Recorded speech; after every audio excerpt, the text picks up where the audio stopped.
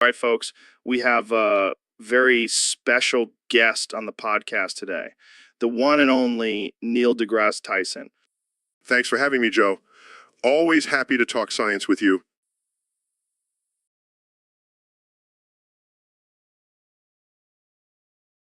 So I heard you did something crazy recently. You covered yourself with 30,000 layers of maximum level sunscreen and jumped on the sun. Yes, I did. And let me tell you, it was quite an experience. Oh, I bet. So what happened? Did you survive? Well, let's just say I didn't exactly make it back in one piece. Oh, shit. Did you turn into a superhero or something? No, Joe. I evaporated. Like, completely evaporated. Holy shit, that's insane. Did you at least get a good tan before you evaporated? Joe, I was covered in 30,000 layers of sunscreen. I didn't even feel a single ray of sunlight. Oh man, that's hilarious. But seriously, why would you do something like that? Just wanted to see if it was possible. And let's just say, science has its limits. Well, I'm sure you've made some interesting discoveries in the process. Oh, you have no idea. I'll have to share them with you on our next podcast. Can't wait for that. But for now, let's just appreciate the fact that you fucking evaporated. That's some next level shit. Thanks, Joe. Always a pleasure. And Jamie, pull up an image of a sunscreen-covered Neil evaporating on the sun. Hey, Joe, have you heard about this new trend where people are getting their heads transformed into clitorises? What the fuck are you talking about, Joe? That sounds painful as hell. Yeah, apparently it's all the rage in Hollywood. Everyone wants a clit for a head. I can't even imagine. How do they even see or talk? Who cares, man? They probably just use sign language or something. But imagine if our heads turned into clitorises. Dude, that would be a nightmare. I wouldn't be able to stop rubbing my head all day. And imagine the orgasms. Every time someone touches your head, you just be like, oh yeah, right there. But what happens when you're not in the mood? Can you just turn your head off? Nah, I think it's always on, just like our dicks. Am I right? Classic Joe. But seriously, I don't think I could handle having a clit for a head. Yeah, I think I'll stick with my regular old head. I don't need that kind of attention. So, Elon, what's new with you? Well, I've been working on this new project where I hypnotize people with my dick. With my dick. Wait, what? What? Yeah, I just swing it back and forth in front of them and under my control. That's insane. How does it work? It's all about the power of suggestion. And my dick is pretty suggestive. I bet it is. Can you hypnotize me right now? Sure, just watch my dick. Wow, it's so mesmerizing. Now, Joe, you will do whatever I say. Yeah, Elon, I will do whatever you say. This is going to be fun. I am at your command, oh mighty Elon. Okay, Joe, go eat a banana peel. What? No way. Just kidding, Joe. But seriously, don't underestimate the power of my dick. I can't believe I fell for that. You're not the first one, and you won't be the last. Now, let's talk about colonizing Mars. Yeah, let's do it. Hey, Ben, have you ever been trolled before? Trolled? No, I'm too smart for that. Oh, really? Because I saw this video of you getting trolled by a 12-year-old on Twitter. That's impossible. I don't even have a Twitter account. Well, someone made one in your name, and it's pretty hilarious. I highly doubt that. Oh, it's real, and it's got you saying some pretty ridiculous things. I highly doubt that. Oh, it's real, and it's got you saying some pretty ridiculous things. Well, I'll just have to see it for myself. Sure thing. Let me just show you. Oops. Looks like I accidentally pushed you off this cliff. What the hell, Joe? You just killed me. Relax. It was just a prank, bro. Oh, hey, Ben's ghost. Don't worry. It was just a little trolling, for the lulz. Well, you can take it up with the troll gods up there. But hey, at least you died doing what you love, being triggered by a 12-year-old on the internet. Love you too, Ben. See you on the other side, or not. So, Neil, I heard you have a new theory about the universe. Oh, yeah, it's quite groundbreaking. I believe that the universe is actually made up of tiny particles of shit. What the fuck, Neil? Are you serious? Absolutely. And I have proof. Morphs into a huge smelling pile of shit. Holy shit, Neil. Literally, See, I told you. The universe is just a big pile of shit. this is insane. So what does that make us? Just little pieces of shit floating around in this giant pile? Exactly. And the smell is just the cosmic fart of the universe. I never thought I'd be having a conversation with a pile of shit. Hey, at least I'm a well-educated pile of shit. Well, I guess this is the shittiest episode of the Joe Rogan Experience ever. We're really pushing the boundaries of science here, Joe. Yeah, and my nose. This smell is unbearable. Sorry about that. Maybe we should wrap this up before I start attracting flies. Good call. Thanks for coming on the show, Neil, and for turning into a pile of shit. My pleasure. Anytime, Joe. Anytime. All right, we're back on the Joe Rogan Experience, and I'm here with the legendary Mr. Beast. How's it going, man? Joe, I just have to say, I am so pumped to be here. You have been such an inspiration to me and my YouTube channel. I can't thank you enough for all your wisdom and guidance.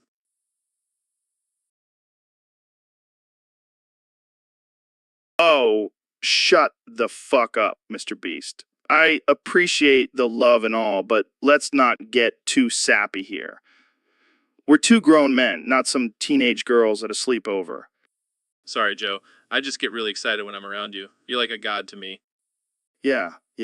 Enough of that. Jamie, pull up that picture I asked for. Of course, I'm sure. It's for educational purposes. Mr. Beast needs to see the harsh realities of nature. What does this have to do with my inspirational speech? Well, Mr. Beast, sometimes in life, you have to witness the brutal truth in order to appreciate the good things. And let me tell you, those grandmas didn't stand a chance against that grizzly. Joe, that's horrible. How could you say something like that? Hey, it's nature, man. Survival of the fittest. And I bet that grizzly was one badass motherfucker. I can't believe I looked up to you. Hey, at least I'm honest. Now, let's move on to something less depressing like Bigfoot or aliens.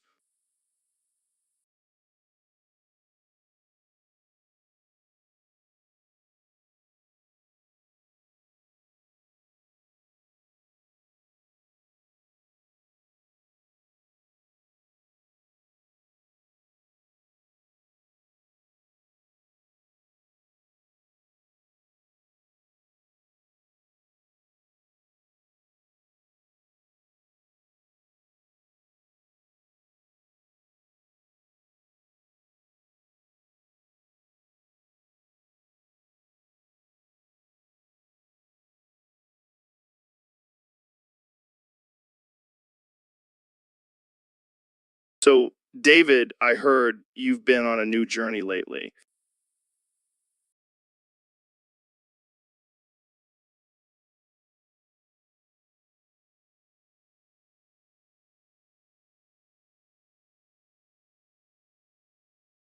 Yeah, I've been on a mission to become the ultimate power bottom femboy. What the hell is a power bottom femboy? It's when you dominate in the bedroom, but rock a cute skirt and thigh highs while doing it. Oh man, I can't even imagine you in a skirt. Hey, don't knock it till you try it. And let me tell you, I'm rocking that shit. So, what made you want to become a power bottom femboy? Well, I figured if I can conquer ultra marathons and Navy SEAL training, I can conquer any sexual role. I guess that's one way to look at it. Plus, I've always had a thing for lace and leather. All right, I didn't need to know that. Oh, come on, Joe. Live a little. So, have you been getting any action as a power bottom femboy? Let's say I've been getting more attention in the bedroom than I ever did on the racetrack. I can only imagine. But seriously, good for you for embracing your true self. Thanks, Joe. And who knows, maybe one day I'll see you in a skirt too. Don't hold your breath, Goggins. But hey, whatever floats your boat.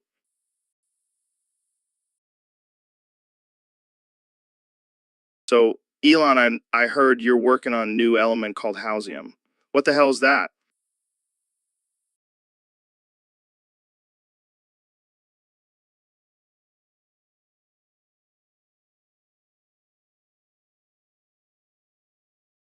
Well, Joe, it's a highly unstable element that can only be found in the homes of divorced men. That's dark, man.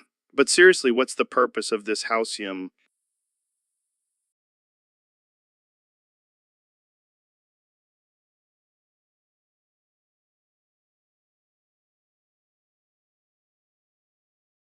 It's actually a form of renewable energy. You know how divorced men are always trying to impress their new girlfriends with fancy gadgets and renovations. Well, we're harnessing that energy. Um, we're harnessing that energy. Oh, great. So now we're relying on the misery of others for our electricity. Hey, it's better than fossil fuels. Plus, we're giving those divorced men a purpose in life. I can see the commercials now. Are you recently divorced? Turn your pain into power with Hausium. Exactly. And the best part is it's completely sustainable. As long as there are divorces, there will be Hausium. Only you, Elon. Only you. Thank you, Joe. I take that as a compliment. Now, if you'll excuse me, I have to go check on my Hausium-powered rocket ship. Of course you do. Thanks for joining us, Elon. And remember, folks, if you're feeling down about your divorce, just think about all the Hausium you're producing. Hey, Dr. Phil, welcome back to the podcast. Thanks, Joe. It's great to be here.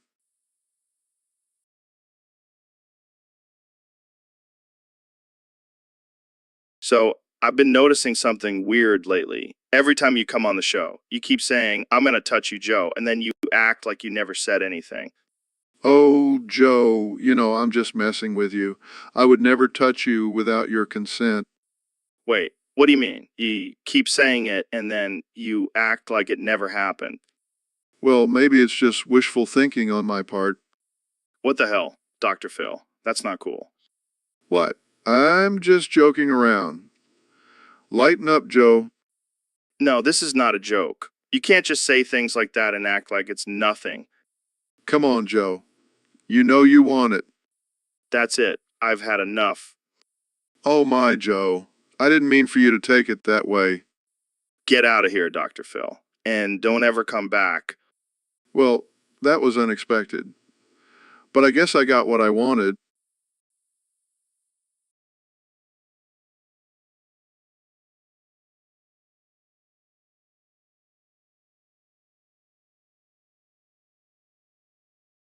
All right, folks. Welcome back to the Joe Rogan Experience podcast. I'm here with my good friend, the one and only Elon Musk. Hey, Joe. Thanks for having me on again. Excited to talk about this new controversial topic. Oh, boy, I can't wait. So I heard you've been speaking out against electric vehicles lately. What's up with that? Well, Joe, I've come to the realization that electric vehicles are actually terrible for the environment. What? How is that possible? Think about it, Joe. All those batteries and rare earth materials needed for electric cars are actually causing more harm to the environment than traditional gas-powered cars. But what about zero emissions? Zero emissions, my ass. Have you seen the pollution from the factories that produce those batteries? Damn, Elon, you're really going against the grain here. What's your solution then? Well, I've been working on a new type of car that runs on pure, unfiltered smog. It's called the Smogster. The Smogster? That sounds like a villain from a comic book.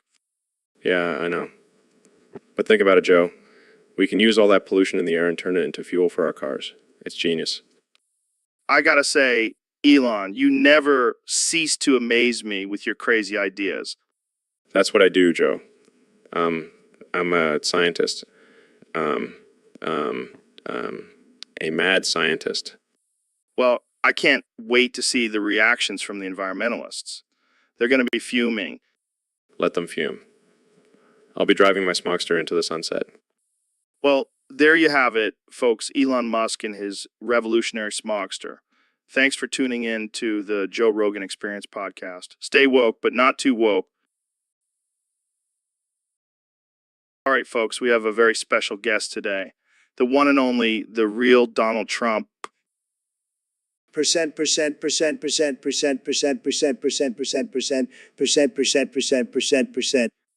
Wow, that's impressive. Can you do it again? Percent.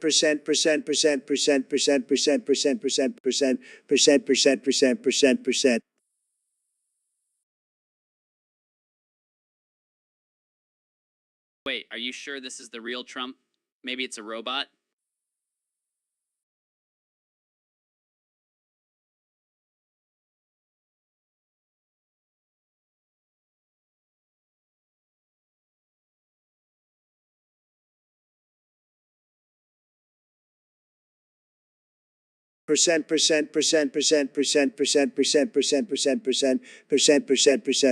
Percent.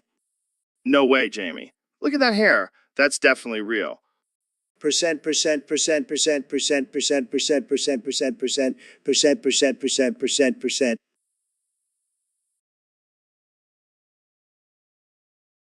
what about his tweets? They seem a little off.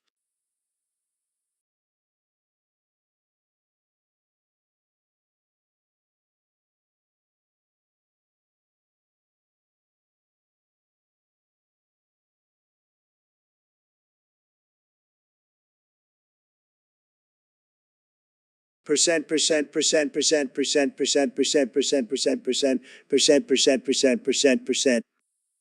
Oh, come on, Jamie. You know, he's just trying to keep us on our toes. Plus, he's a busy man. He doesn't have time for proper grammar.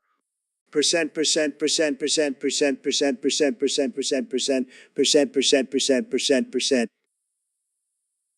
I don't know. I'm still not convinced.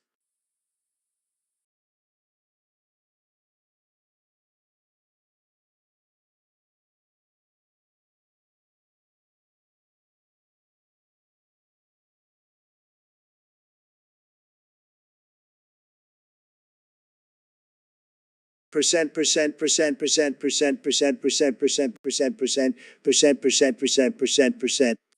Well, I guess we'll just have to agree to disagree. Thanks for coming on the show, Mr. President. Percent.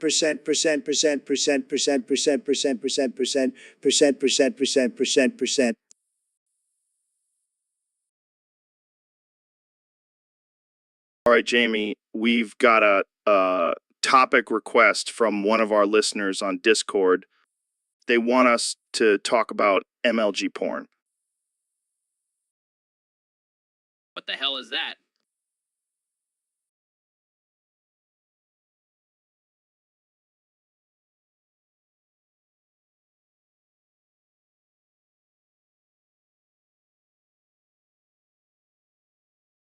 I have no idea, but let's find out. Jamie, pull up an image of MLG porn. Oh my god, is that a Dorito being used as a, That's the most ridiculous thing I've ever seen. And look, they're wearing those gamer headsets while doing it. This is too much. Who comes up with this stuff? I don't know, but I'm disturbed and intrigued at the same time. I can't wait to see the comments on this one. I think we should stick to regular porn, Joe. Yeah, I don't think the MLG community is going to be too happy with this one. I can already hear the angry tweets. Well, thanks for the interesting topic request, listener. We definitely didn't see this one coming. Yeah, thanks a lot. Now I can't unsee this image. All right, let's move on before things get too weird. Welcome to the Joe Rogan Experience, Mr. President. Thank you, Joe. It's great to be here. And might I say, you're looking quite handsome today. Oh, stop it, Mr. President. You're making me blush. No, really. That beard suits you. You're like a rugged lumberjack. Well, I'll take that as a compliment. So, Mr. President, let's talk about your recent decision to paint the White House gold. Well, Joe, I just thought it needed a little sprucing up. And let's be honest, gold is the best color. It's classy, just like me. You're absolutely right. And speaking of classy, I have to say your hair is looking particularly luxurious today. Thank you, Joe. I have a team of experts working on it 24/7. They say it's the best hair in the White House, maybe even the world. I wouldn't doubt it. So let's get into some hard-hitting questions. What's the deal with your feud with Kim Jong-un? Well, Joe, let's just say he's a little jealous of my hair. I mean, have you seen his haircut? It's like a bowl cut from the 90s. Oh man, that's savage. Okay, final question. What's your favorite thing about being the president? Oh, that's easy. The power, the fame, the money, but most importantly, the ability to make decisions that affect millions of people. And of course, looking cute while doing it. Well, on that note, I think we'll end the podcast. Thanks for joining us, Mr. President. Anytime, Joe. And remember, stay cute. All right, folks, welcome back to the Joe Rogan Experience. Today we have a very special guest, the one and only Neil deGrasse Tyson. Thanks for having me, Joe. It's always a pleasure to be on your show. So, Neil, I heard you've been studying some interesting things lately. What's the latest discovery in the world of science? Well, Joe, I've been studying the effects of penis enlargement pills on the male reproductive system. Penis enlargement pills? You mean those pills that promise to give you a massive schlong? Yes, those ones. Turns out they don't actually work. Shocking, I know. Wait, so you're telling me all those guys walking around with huge penises are just blessed by genetics? That's right, Joe. It's all about the luck of the draw. But on the bright side, at least they didn't waste their money on those pills. Yeah, but imagine the disappointment when they realize they can't actually satisfy their partners with their tiny little peckers. Well, Joe, size isn't everything. It's all about technique and communication. Oh, come on, Neil. You know, as well as I do, that size matters. That's why I always carry around my trusty penis pump.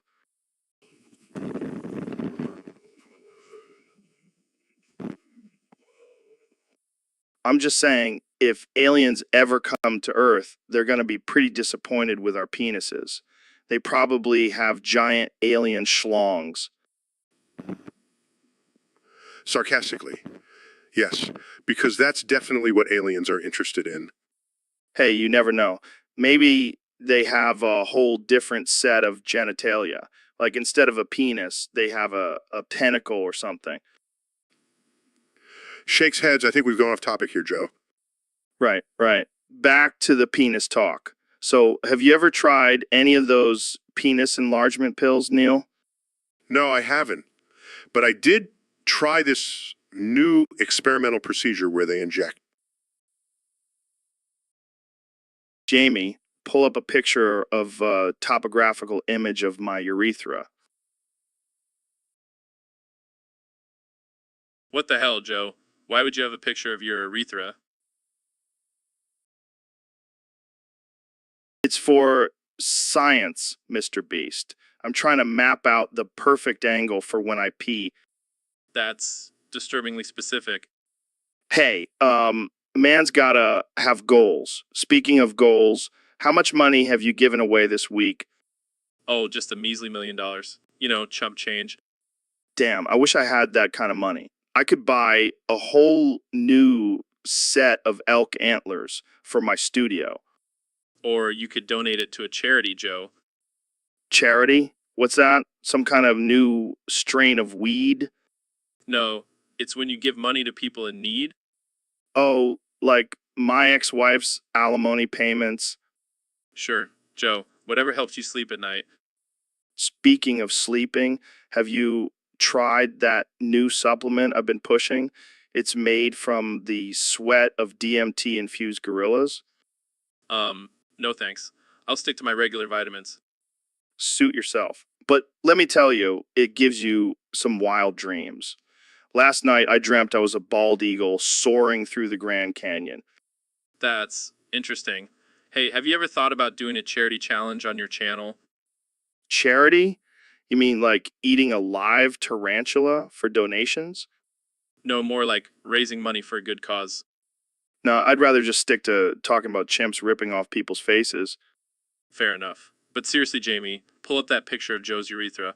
I need to see this for myself. Oh, it's a sight to behold, my friend. A true work of art. So, Elon, I heard you drilled a glory hole in the spider wall.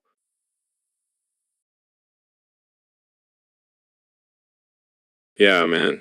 Gotta keep things interesting around here. How many times have you fucked it?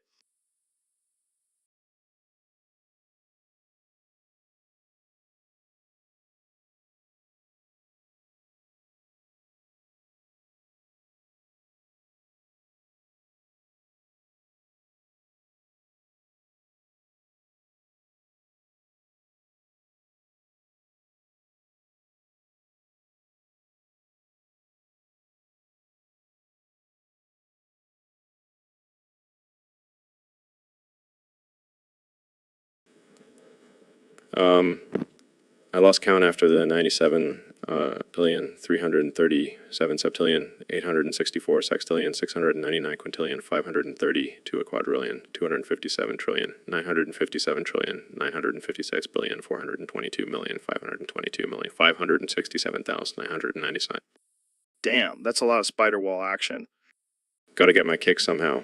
Plus, it's a great workout for my thrusting muscles.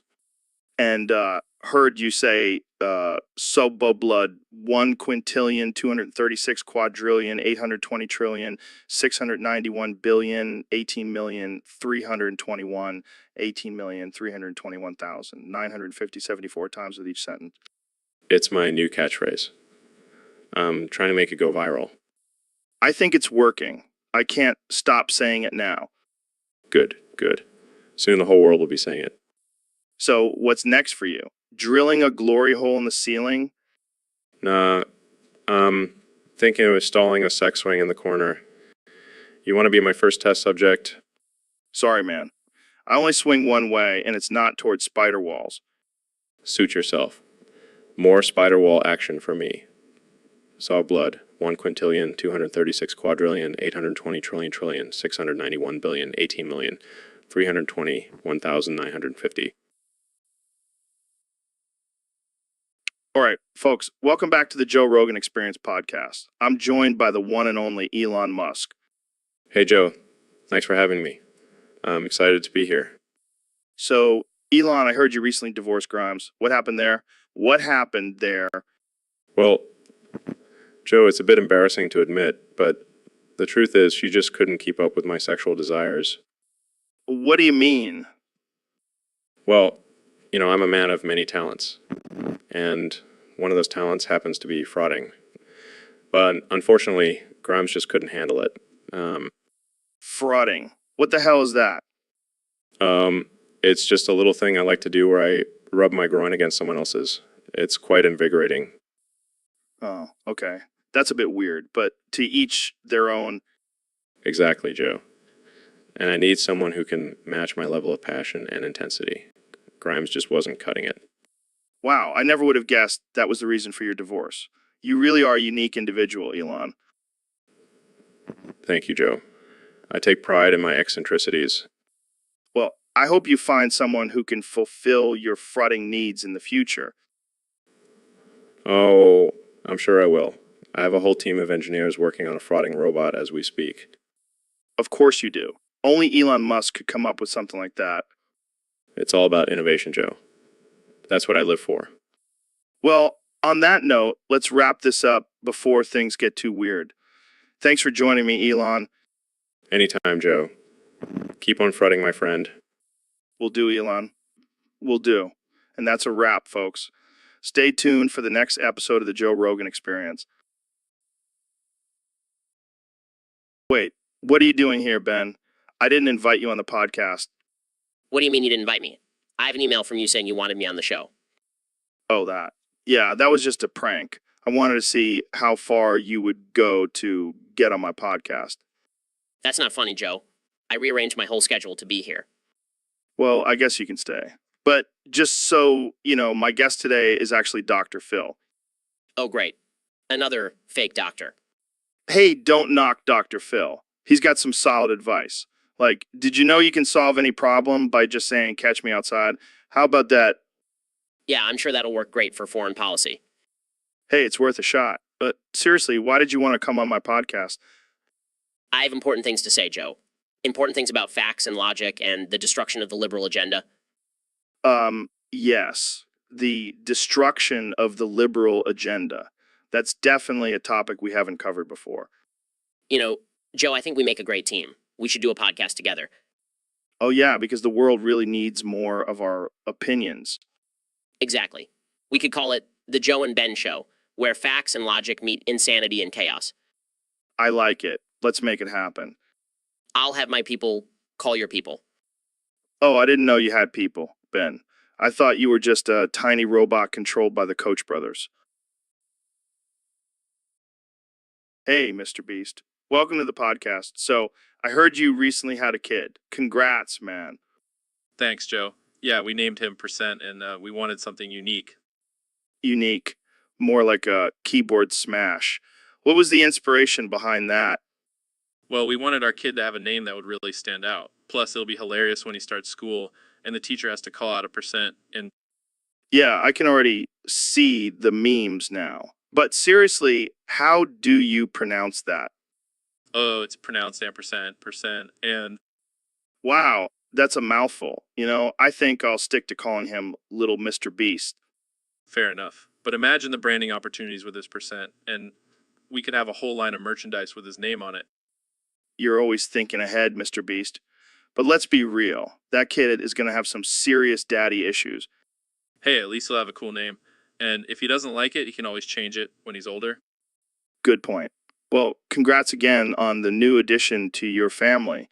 And good luck explaining that name to your kid when he's older. Thanks, Joe. And Jamie, pull up an image of a confused teacher trying to pronounce a percent and Hey guys, welcome back to another episode of the Joe Rogan Experience. Today we have a very special guest, the one and only Neil deGrasse Tyson. Thanks for having me, Joe. It's always a pleasure to be here. So, Neil, I heard you have a new book coming out about the universe and all that stuff. But before we get into that, can we talk about your enormous schlong? Excuse me? Yeah, I heard it's like a third leg. Can we see it? I mean, we have a camera here. Might as well show the people. Joe, I am not going to show my private parts on your podcast. Come on, Neil. Don't be shy. We're all friends here. No, I will not participate in this objectification of my body. Fine, fine. We'll talk about your book then. But just know the people are missing out on a sight to behold. Let's just move on, shall we? All right. So, your book. What's it about? It's about the mysteries of the universe and how we can better understand our place in it. Sounds boring. Can we talk about aliens instead? I suppose we can touch on that topic. Do you think aliens have schlongs like yours? Joe, I highly doubt that the reproductive organs of extraterrestrial life forms are relevant to our understanding of the universe. But imagine if they did. That would be wild. I don't think that's a productive use of our time. All right, fine. Let's move on to something else. How about your thoughts on climate change? Joe, that's a serious topic that requires a lot of scientific research and analysis. Yeah. But what about your schlong? Is it affected by climate change? I can assure you, Joe, that my schlong is not affected by climate change. Well, that's a relief. I was worried for... So, Ro, what's new with you? Oh, just been busy stealing foreskins and running away. Wait, what? Whose foreskins? Yours, Joe. Yours. What the fuck, man? Why would you do that? I needed a new collection, and yours was just too tempting. That's fucking sick, dude, and creepy. Hey, I gotta do what I gotta do to keep things interesting on this podcast. You could have just brought some weed or DMT or something. Nah, foreskins are the new craze in the black market. I can't believe I'm friends with a foreskin thief. Hey, at least I didn't take your balls. That would have been a real dick move. I can't even look at you right now. Relax, Joe. I'll give it back to you for a price. What's the price? A spot as a guest on your podcast. Deal. Just give me back my foreskin, you weirdo. Don't worry, Joe. I'll make sure to stretch it out real nice for you. Okay, that's enough. I'm ending this episode before it gets any more disturbing. Thanks for listening, folks. So, Joe, we got a topic suggestion from one of our Discord users. They want us to talk about CJ, use funnel, a sloppy UV koshpa. What the hell is that? Sounds like a code for some kinky sex act. But in all seriousness, I have no idea what that means. Is it some new trend on TikTok? Oh yeah, I'm sure all the kids are doing it these days. Just funneling sloppy V-koshbobs left and right. I can just imagine the instructional videos now. Step 1, find a willing partner. Step 2, insert V-koshb into funnel. Step 3, sloppily pour it into your mouth. This is getting out of hand. I can't even say Vakoshka with a straight face. But in all seriousness, we should probably clarify for our listeners that we do not condone or promote any kind of sexual activity involving funnels and Vakoshbobs. Yeah, we don't want to be responsible for any injuries or awkward conversations with your doctor. But hey, if you're into that kind of thing, who are we to judge? Just make sure to use a clean funnel and a fresh V-koshba. And on that note, let's wrap it up before we get banned from every platform. Thanks for the topic suggestion, Discord user. Keep them coming. Welcome to the Joe Rogan Experience podcast. I'm here with the one and only B.O. Once. How's it going, Queen B? I gotta say, I'm a little intimidated by your presence. I mean, you're like a goddess or something. Damn straight. So what's new with you? Any new music or projects in the works? You truly are a multi-talented powerhouse. But let's talk about your music. How do you come up with those killer dance moves? I gotta admit, I've tried to replicate your moves in the mirror, but I always end up looking like a drunk giraffe. Speaking of MMA, would you ever consider getting in the octagon?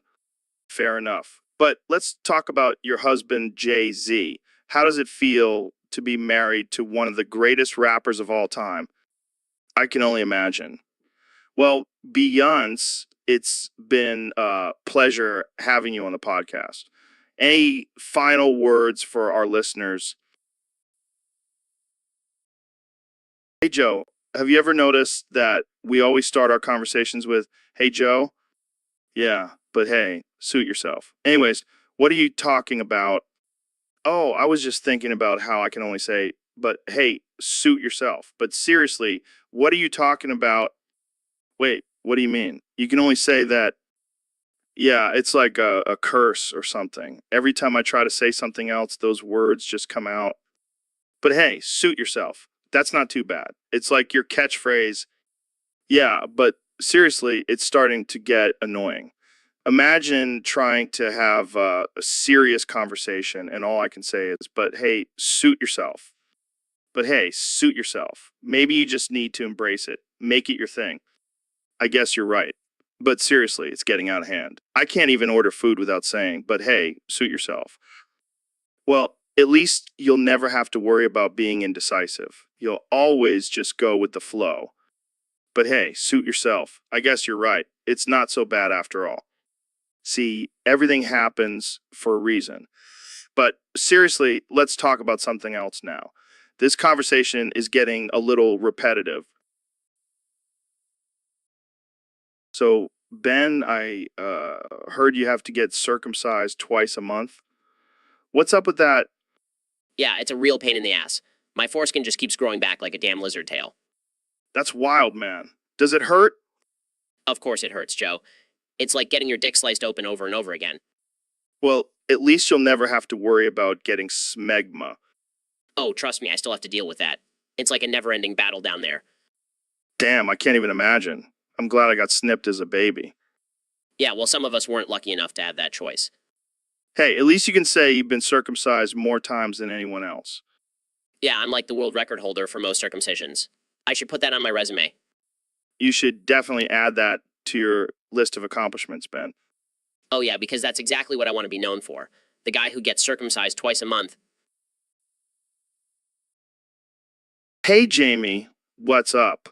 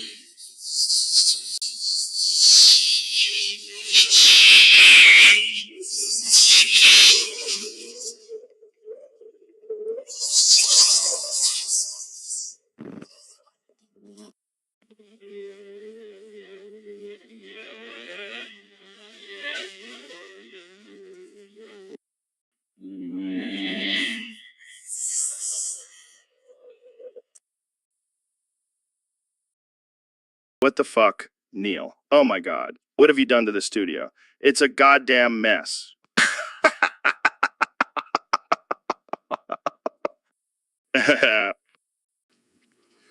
Joe, I smoked all of the DMT and was straight up jorking it and boofing all of your microphones. That's probably why they sound like ass.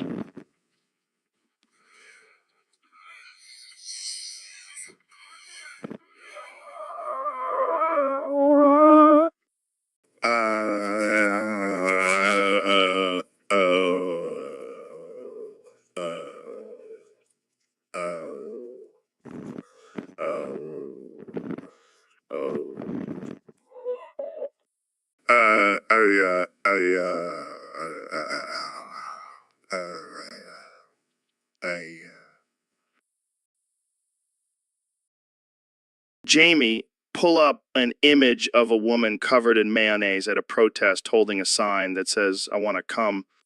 Oh, okay. Pulls up images. Oh my god, what the hell is this? That, my friend, is a woman who really wants to get off. But why is she covered in mayonnaise?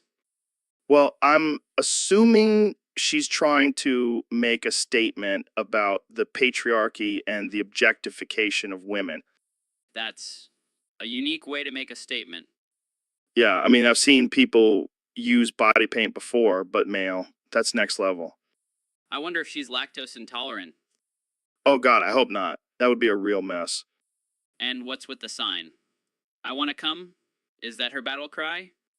I think it's more of demand. Like, she's not asking for permission. She's demanding her right to orgasm.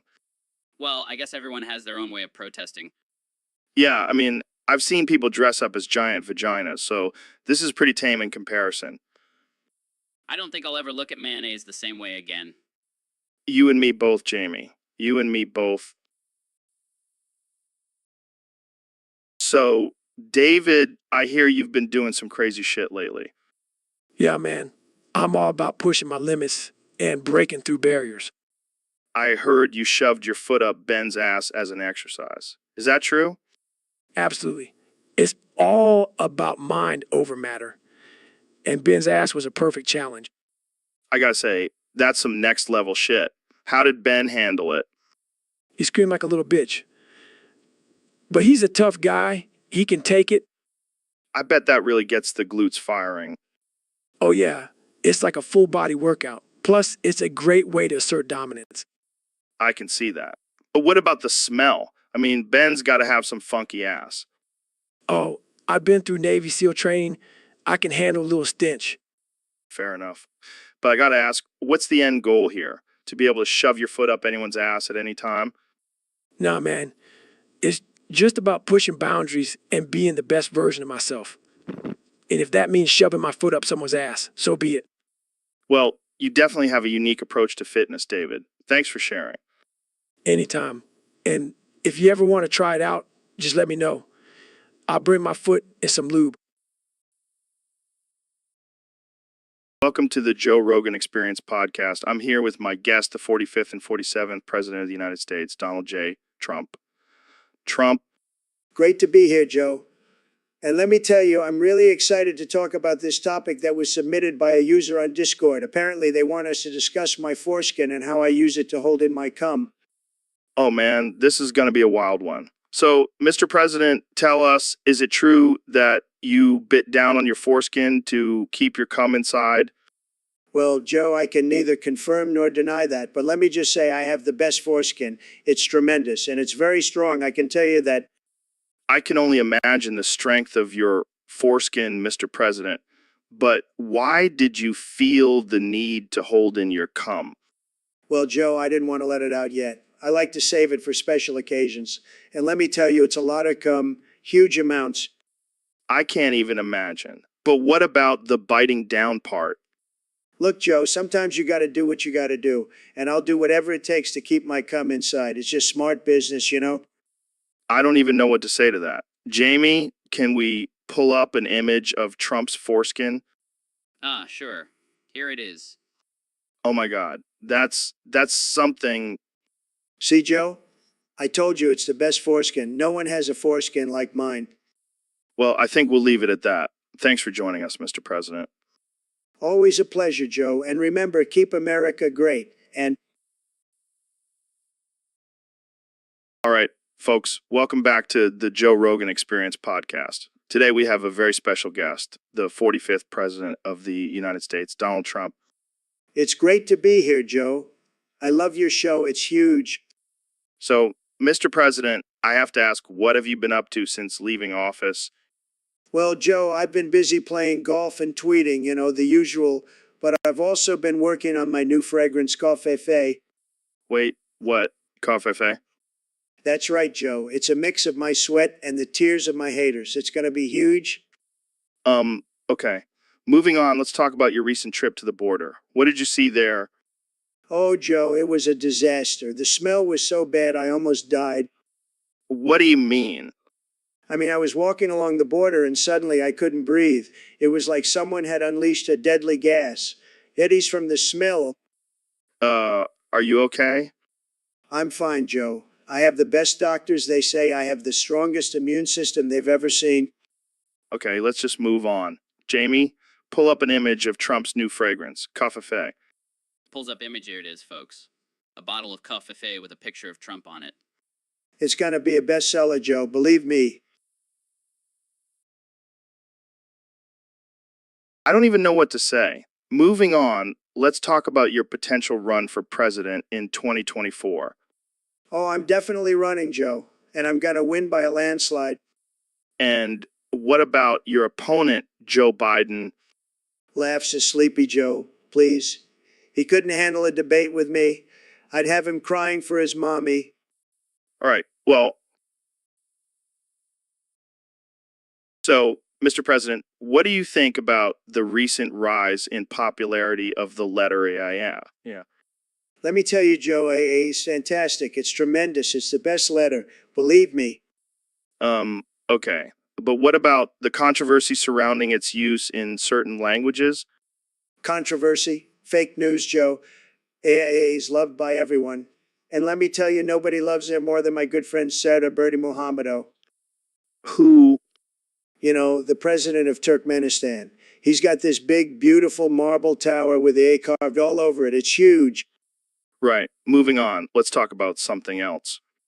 Wait, I have one more thing to say. Joe, you have the cutest AOIOO. And he told me, What? That's not even a word. I don't care. It's true. He's adorable. Believe me. All right, folks, welcome back to the Joe Rogan Experience. Today's topic is a bit unconventional, to say the least. Oh, I'm sure I can handle it, Joe. I don't know, Ben. Our user on Discord wants us to talk about your love for masturbating with shit. With shit. Yes, I've been very vocal about my passion for fecal self-pleasure. What the actual fuck, Ben? I think I just exploded from the sheer shock of that statement. Well, it's just a natural bodily function, Joe. And as a conservative, I believe in embracing all aspects of human nature.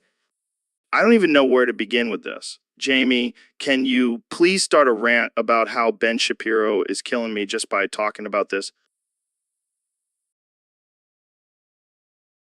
Joe, I can't even believe I have to say this, but masturbating with shit is not only disgusting, it can also be extremely harmful to your health. I mean, just think about all the bacteria and diseases that could be lurking in there.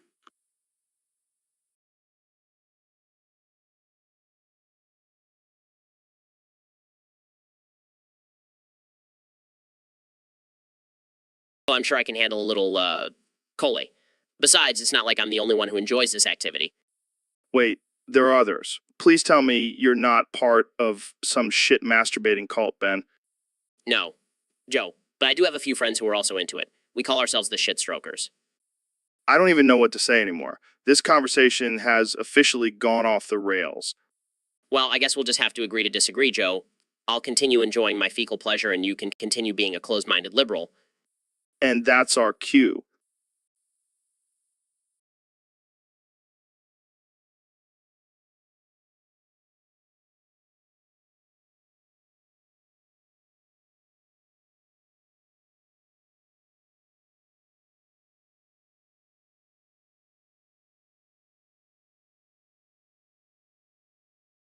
All right, we got a topic here from our Discord user.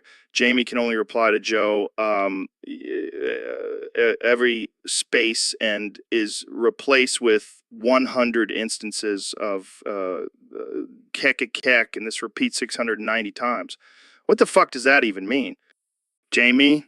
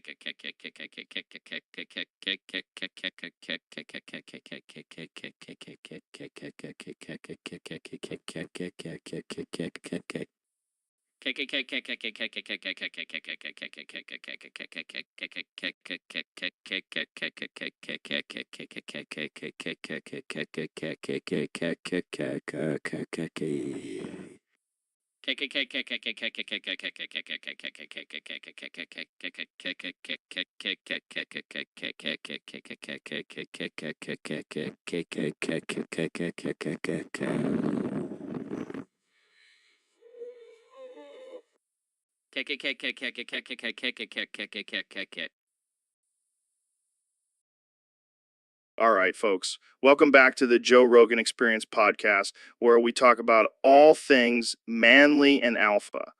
Today's topic was submitted by a user on Discord, and it's a doozy. Oh man, I can't wait to hear this one.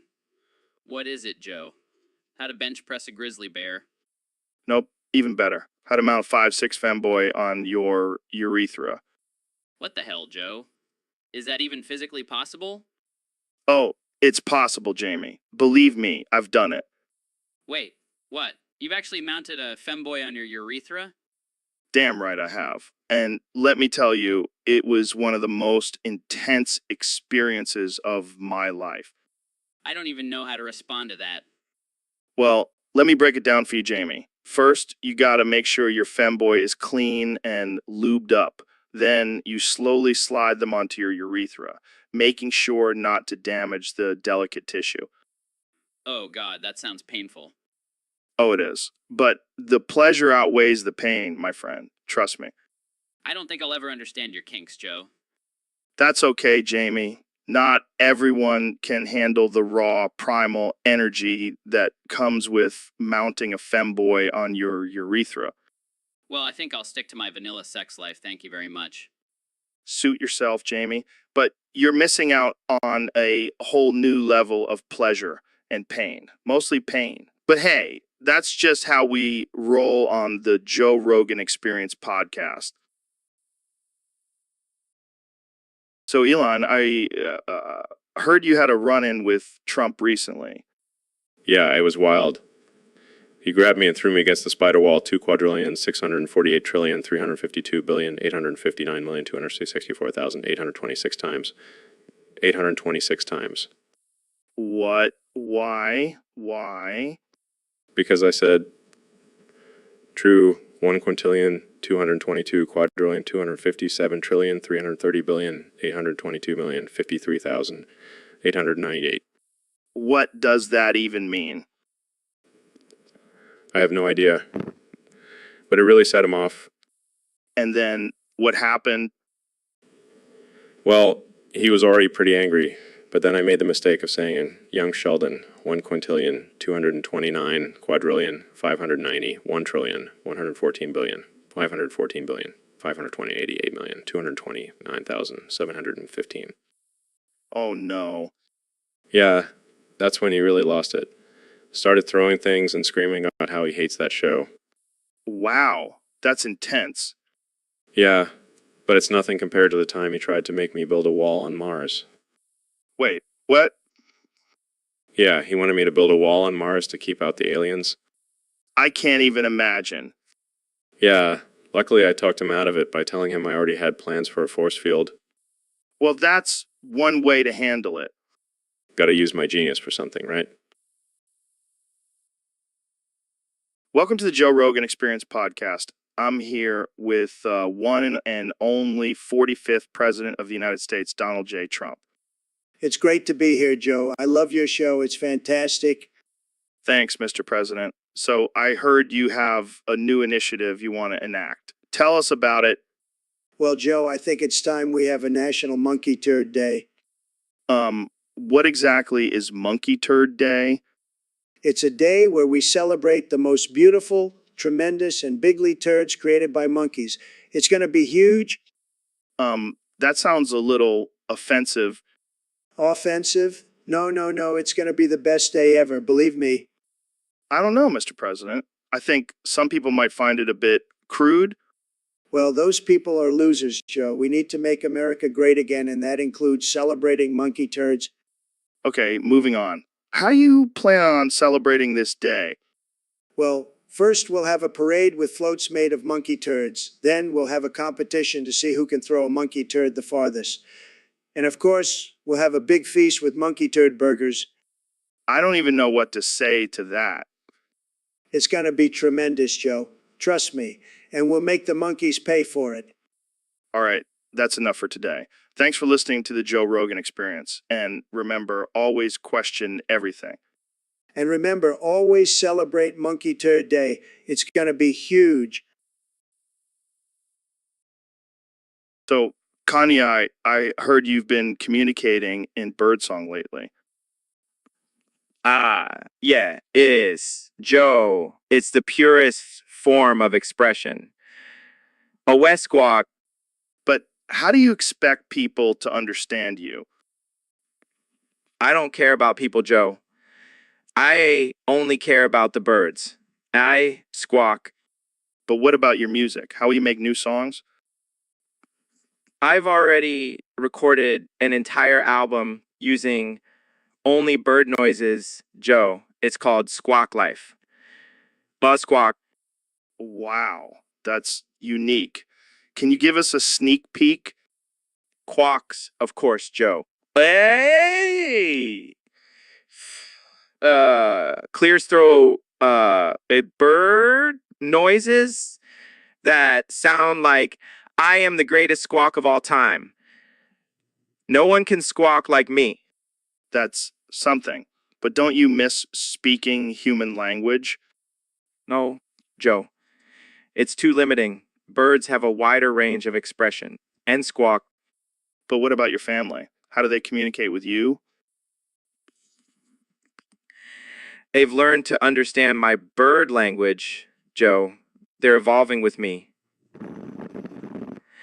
Oh, Well, I guess that's one way to keep people on their toes. Any last words before we end this episode?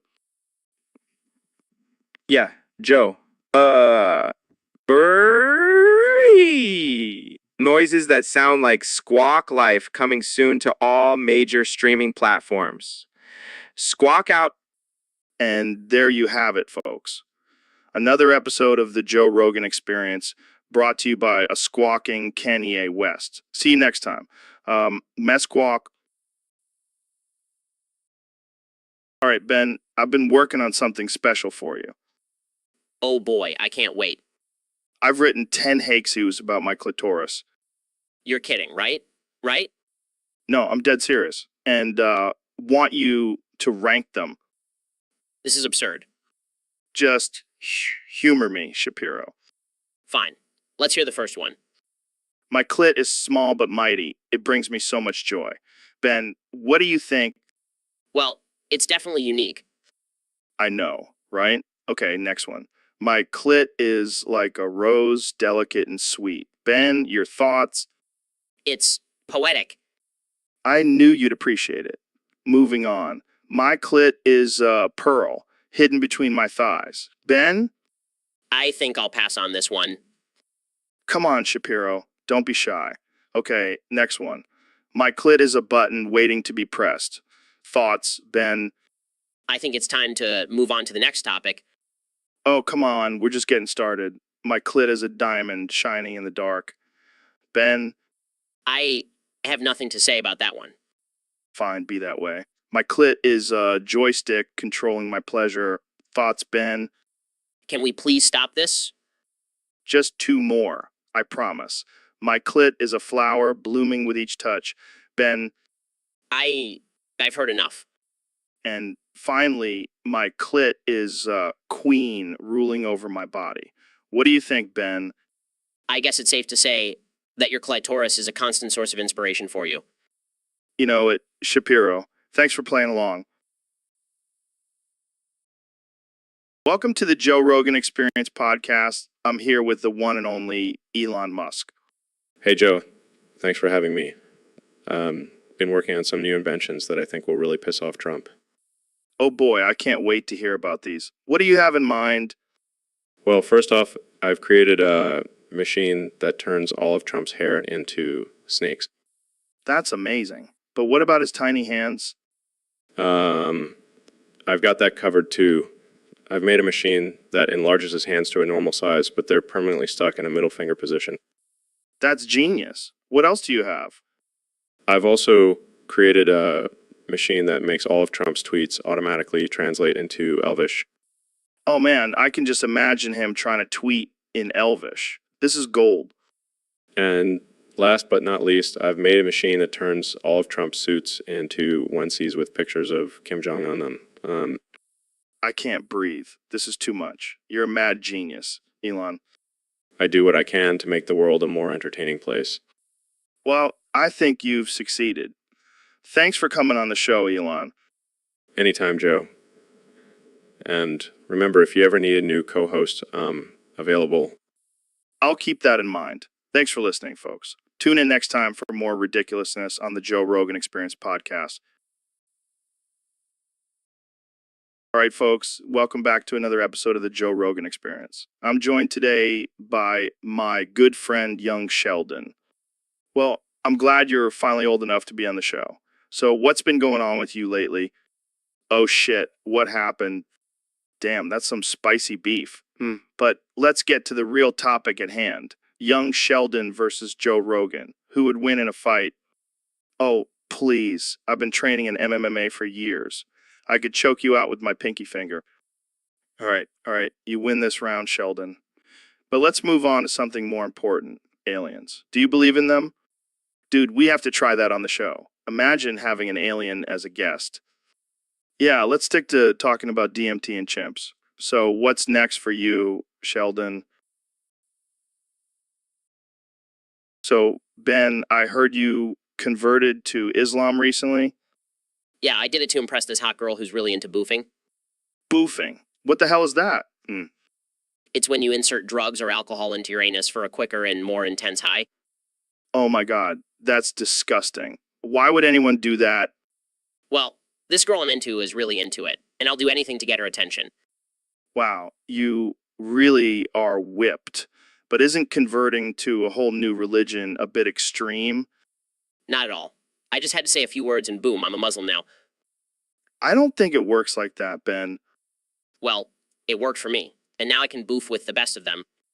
I never thought I'd see the day when Ben Shapiro is a Muslim boofing enthusiast. Hey, love knows no bounds, Joe. I guess so. So, are you going to change your name to something more Muslim sounding? I was thinking of going with Abdul Shapiro. Has a nice ring to it, don't you think? Yeah, it's definitely a change from the usual Ben Shapiro. Good luck with that, man. Thanks, Joe. I'll need all the luck I can get with this boofing babe. All right, folks, we have a very special guest on the show today. He needs no introduction, but I'll give him one anyway. The 45th President of the United States, Donald J. Trump. Thank you, Joe. It's great to be here. And let me tell you, this is going to be the best episode ever. Believe me. So, Mr. President, I have to ask, what's been going on since you left office? Well, Joe, I've been keeping busy. I've been playing a lot of golf, watching a lot of TV, and you know what else I've been doing? What else I've been doing? What's that? What's that? I've been watching a lot of Dr. Phil. That guy is a genius. I mean, he's really got it all figured out. I could listen to him talk all day. That's interesting, Mr. President. So, do you have any plans to return to politics? Well, let me tell you, Joe, I'm very popular. People love me. And I'm thinking about running again in 2024. But you know who I really want as my running mate? Who's that? Dr. Phil. I mean, can you imagine President Trump and Vice President Dr. Phil? It's a winning combination. I'm not sure Dr. Phil would be interested in that, Mr. President. Trust me, Joe, I'll make him an offer he can't refuse. I mean, I've got the best words, the best deals, and the best ratings. Dr. Phil will be on board in no time. Well, it looks like we have a new ticket for the 2024 election, folks. Trump and Dr. Phil. Anything else you want to say, Mr. President? Just one thing, Joe. Dr. Phil. So, Elon, I heard a rumor that Grimes likes to get a little rough during dinner time. Yeah, she's got a bit of a wild side. How wild are we talking here? Like 50 Shades of Grey wild? More like 50 Shades of Elon Wild. I can't even imagine what that would entail. Well, every day during dinner time, she grabs me by my hair and slams me on the floor.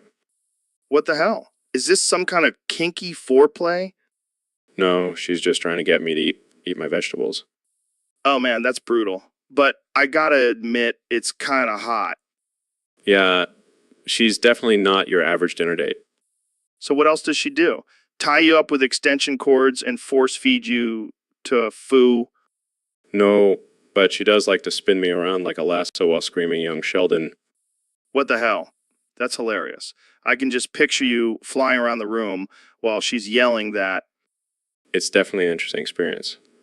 But hey, whatever keeps the romance alive, right?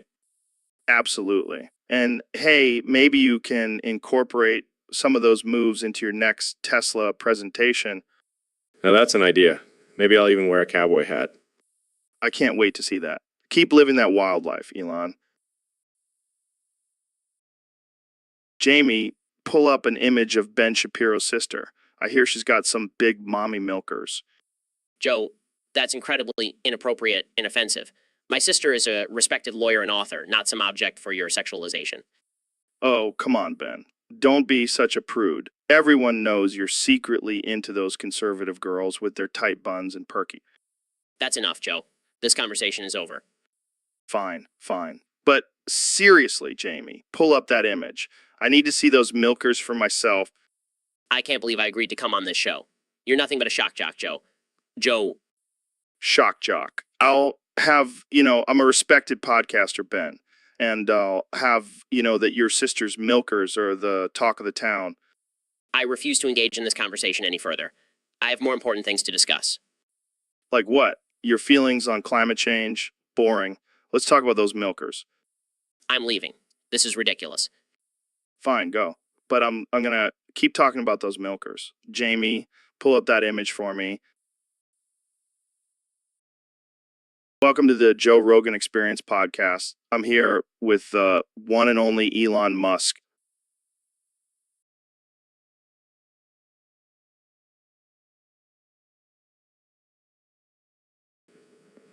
Thanks for having me, Joe. Excited to be here.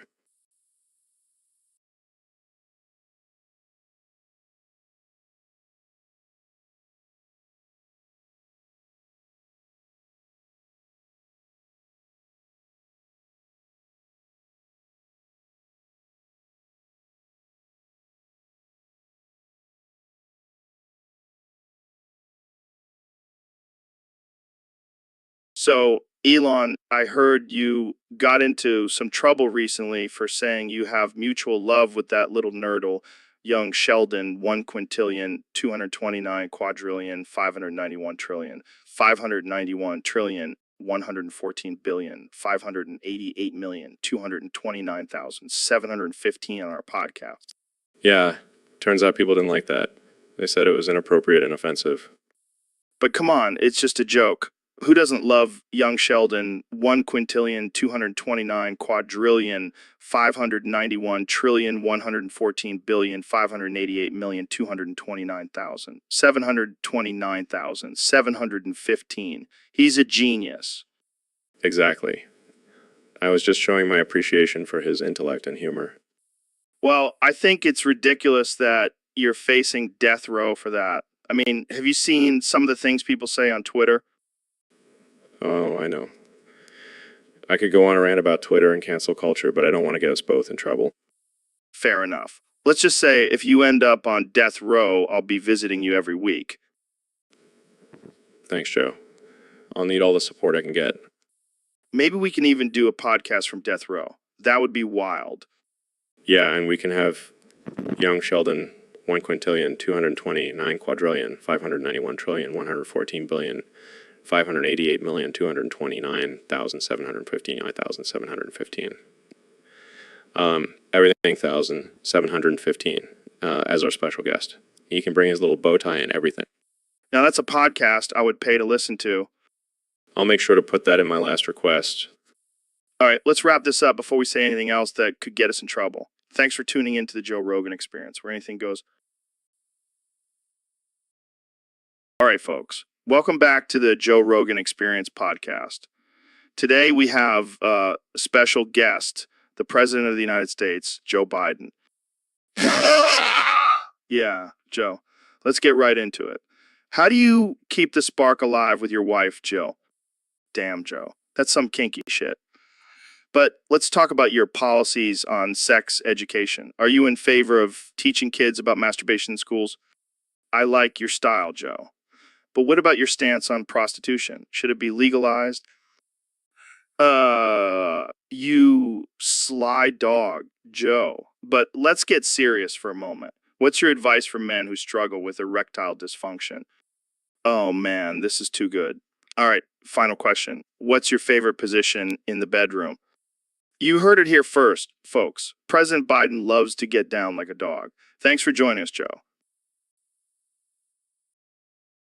So, Elon, I heard Grimes threw you against the evil wall 256,374,198 times. What's that all about? Oh man, it was brutal. Made the mistake of saying young Sheldon 1,229,229,591,114,000,588,229,729,715, 220, 222 quadrillion, 222 quadrillion, 20. Oh no, not the dreaded evil wall. What happened next? Well, she went full psycho on me and started screaming about how I was disrespecting her favorite show and how I was a true disappointment. Damn, that's rough. Did you try to reason with her? Of course I did, but then she started throwing her Grimes merchandise at me while blaring her music at full volume. Sounds like a typical Tuesday night for you. Did you survive the onslaught? Barely. But hey, at least I got a good workout from dodging all those vinyl records. Well, at least you can say you've been through the Grimes gauntlet. Any advice for others who may find themselves in a similar situation? Just avoid saying anything remotely controversial around her and you should be fine. And maybe invest in some protective gear, just in case. All right, folks, welcome back to the Joe Rogan Experience podcast. I'm here with the one and only Ben Shapiro.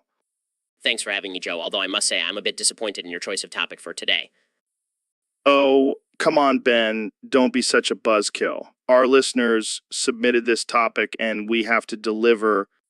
Fine. So what's the deal with this Fortnite burger? Apparently, it's a new burger joint in the game Fortnite. You know, that game where kids are building forts and shooting each other. Yes, the epitome of American values. Exactly. So this burger joint is causing quite the controversy because it's shaped like a female body. Oh, dear God. What kind of sick, twisted mind would come up with such a thing? Well, I think it's just a marketing ploy to get more players to buy burgers in the game. I highly doubt that. This is clearly a ploy by the liberal media to corrupt our youth. Oh, here we go with the liberal media again. Can we just talk about the absurdity of a Fortnite burger shaped like a woman? Absolutely not. We need to focus on the real issue here. This is a blatant attack on traditional values and it needs to be stopped. All right. Let's just agree to disagree on this one. But can we at least acknowledge how ridiculous it is that people are getting worked up over a virtual burger? I refuse to acknowledge such a travesty. Now, if you'll excuse me, I need to go write a scathing article about this Fortnite burger for my website. And there you have it, folks. The great Ben Shapiro defending traditional values and bashing virtual burgers. Stay tuned for our next episode where we discuss whether or not aliens are real. So, Elon, I heard you have a new project in the works. Puff. What was that? Fuff. Oh, right. You can only say fuff now. Fuff. Wow, that's a lot of fuffs. What's the inspiration behind this? Is that some kind of secret code?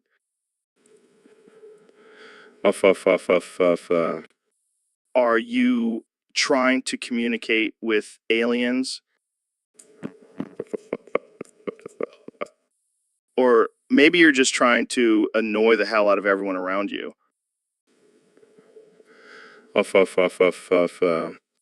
Well, mission accomplished. You're definitely annoying me.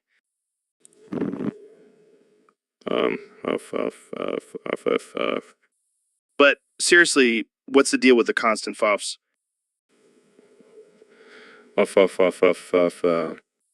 Okay, give up. I guess we'll never know the true meaning behind your new language.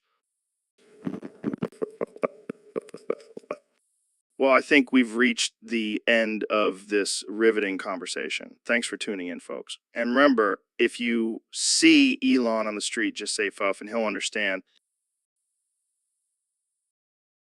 Welcome to the Joe Rogan Experience podcast, where we talk about all things absurd, casual, unhinged, and offensive. Today, we have the one and only Ben Shapiro on the show. Thanks for having me, Joe. But I must say, I'm not feeling my usual self today. What's wrong, Ben? Did your wife leave you for a liberal? No, something much worse. My beloved pet hamster passed away and clogged my toilet. Now my entire house is overflowing with shit. Oh man, that's rough. Did you give it a proper burial? Of course not, Joe. I'm a conservative. We don't believe in wasting money on dead animals. Fair enough. But seriously, how are you dealing with the mess? I'm trying to stay strong, but it's hard when my house smells like a sewage plant. And to make matters worse, my wife is threatening to leave me if I don't clean it up. Looks like you're in a shitty situation, Ben. Can we please change the subject? Sure, let's talk about your recent debate with Alexandria Ocasio-Cortez. How did that go? It was a disaster. She kept bringing up facts and statistics, and I just couldn't keep up with my usual fear-mongering tactics. Maybe you should stick to talking about toilets and hamsters. I guess so. But at least I have a clean toilet now. That's one way to look at it. Thanks for joining us, Ben. And for those listening, remember to always flush your dead pets down the toilet. Oh man, this is gonna be good. Welcome to the show, Serdar Muhammadov, the president of Turkmenistan. So rumor has it that you recently visited Trump in his bedroom and tickled him to death. Can you tell us more about that? Oh my God, I can just imagine Trump squirming and giggling like a little schoolgirl. Yeah, I think that's a first, tickling someone to death. You should add that to your resume. Yeah, I'm sure it was an accident. You probably just got a little too carried away with your tickling. Oh man, this is too much. I can't handle it. Well, I think that's enough tickling for one day. Thanks for coming on the show, Serdar. So, David, I heard the news. Gazerbeam is gone. Yeah, it's a real shame. I mean, he was a true warrior. What happened? Did he get taken out by a pack of wolves or something? No. He died in a freak accident involving a can of beans. Can of beans. What the hell? Yeah, he was trying to open it with his laser vision, and let's just say it didn't end well. Oh my God, that's tragic, but also kind of hilarious. It's not funny, Joe. He was a hero. I know. But come on, you have to admit, it's a pretty ridiculous way to go. I suppose you're right, but it's still a loss for the superhero community. Definitely. We'll have to pour one out for Gazerbeam tonight. Agreed. And maybe stick to using can openers from now on. Good advice, David. Good advice. All right, folks, we have a special guest on the podcast today. The 45th president of the United States, Donald Trump. It's great to be here, Joe. I love your show. It's tremendous. So, Mr. President, I heard you have a story for us today. Oh, yes, Joe. Whee! This is a story about the time I saw a landmine girl for the first time. And let me tell you, it was a sight to see. Ambatakukum. A landmine girl? I'm not sure I want to know where this is going. Trust me, Joe, it's a beautiful story. So there I was walking through the jungle in Vietnam, and all of a sudden I see this girl. She was covered in dirt and had a leg missing. But let me tell you, she was still a perfect 10. Ambatukem. Mr. President, I don't think that's appropriate to say about a disabled person. Oh, come on, Joe. It's just a little locker room talk. So anyway, I go up to this girl and I'm like, hey, you need some help. And she looks up at me with those big, beautiful eyes and says, Ambatukum. I have a feeling I know where this is going. So I pick her up and carry her out of the jungle. And let me tell you, Joe, she didn't weigh a thing. It was like carrying a feather. Ambatukum, Ambatukum. Mr. President, I don't think that's physically possible. Believe me, Joe, I have the best physical strength. So we get out of the jungle and I take her to the nearest hospital. And the doctors are amazed. They've never seen anything like her. And Batucama, you like her. And Batucama. I think I've heard enough, Mr. President. Oh, but Joe, I haven't even gotten to the best part. Turns out this girl. Hey, Jamie, kick me in the fucking balls. Come on, man. I want to see if I can still take a hit like I used to. All right, but I'm not responsible for any permanent damage. Just do it, you pussy. Fine. Kicks Joe in the balls. Hey, yeah, yeah.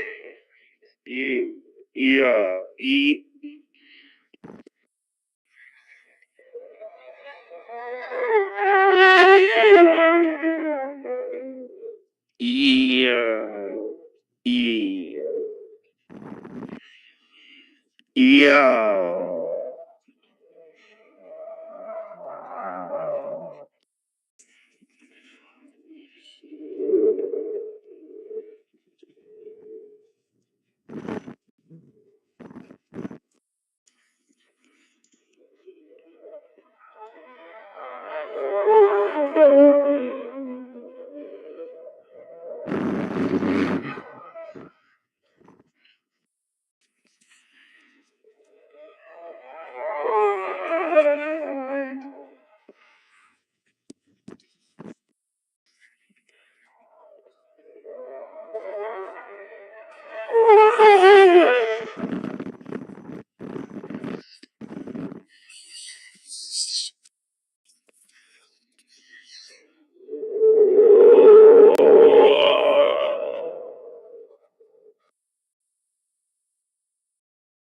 All right, folks, welcome back to the Joe Rogan Experience podcast. I'm here with the one and only Neil deGrasse Tyson. It's a pleasure to be here, Joe. I'm excited to talk about the mysteries of the universe and Wait.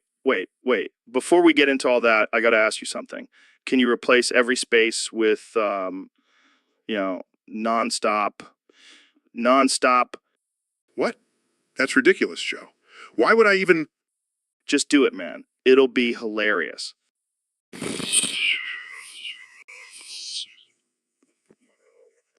Hurry up, Neil. We don't have all day. All right, here goes nothing.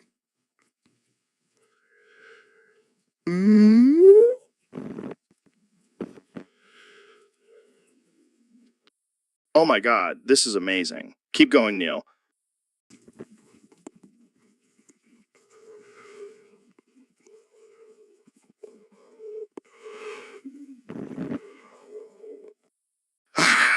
This is the best thing ever.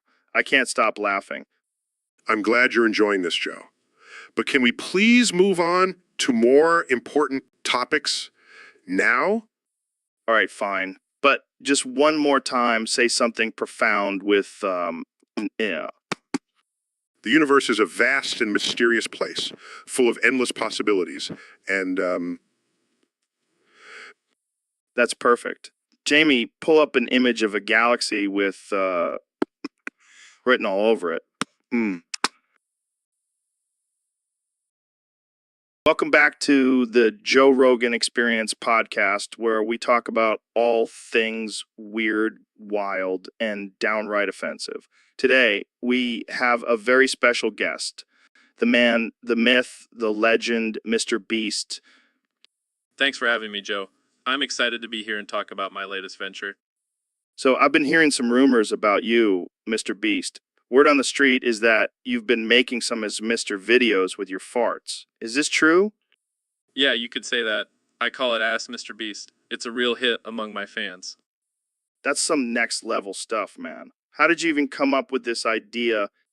Well, I was just sitting on the toilet one day letting out some loud ones, and I thought, hey, this could be soothing for some people. And the rest is history. I can just imagine someone listening to your fart-ass mister while falling asleep. It's like a lullaby from the depths of hell. Exactly. And the best part is I'm making millions from it. Who knew my farts had such a market? You're a genius, Mr. Beast. A farting, money-making genius. Hey, I'll take it. I'm just happy to provide some entertainment for my fans. Well, I can't wait to check out your Ask Mr. Beast videos. Thanks for coming on the show, man. Anytime, Joe. And remember, if you're ever feeling stressed, just listen to my farts. It'll calm you right down. I'll keep that in mind. Thanks for tuning in, folks. See you next time on the Joe Rogan Experience podcast. All right, folks. Welcome back to the Joe Rogan Experience podcast. Today we have a very special guest, the one and only Elon Musk. How's it going, Elon? Hey, Joe. Thanks for having me. Doing great, just trying to save the world and stuff. Yeah, I heard you've been busy with your new project, Neuralink, but let's talk about something more important, like how you stole one of Grimes' memes and posted it on your Twitter. Man, that was a mistake. Didn't know it was her meme. I thought it was just some random internet crap. Come on, Elon. You're a billionaire. You can afford to hire someone to check your tweets. I know. But I was high on weed, and it seemed like a good idea at the time. Speaking of weed, can you hook me up with some of that SpaceX og? Sure thing, Joe. But let's get back to the meme situation. Grimes was not happy about it. Yeah, I heard she smacked you in the head with a rock. It was more like a pebble, but yeah, she was pretty pissed. I can imagine. She's probably tired of you stealing her ideas. Hey, I'm an innovator. I can't help it if my brain is constantly churning out brilliant ideas. Yeah. Just try not to steal any more memes, okay? It's not a good look for a genius like you.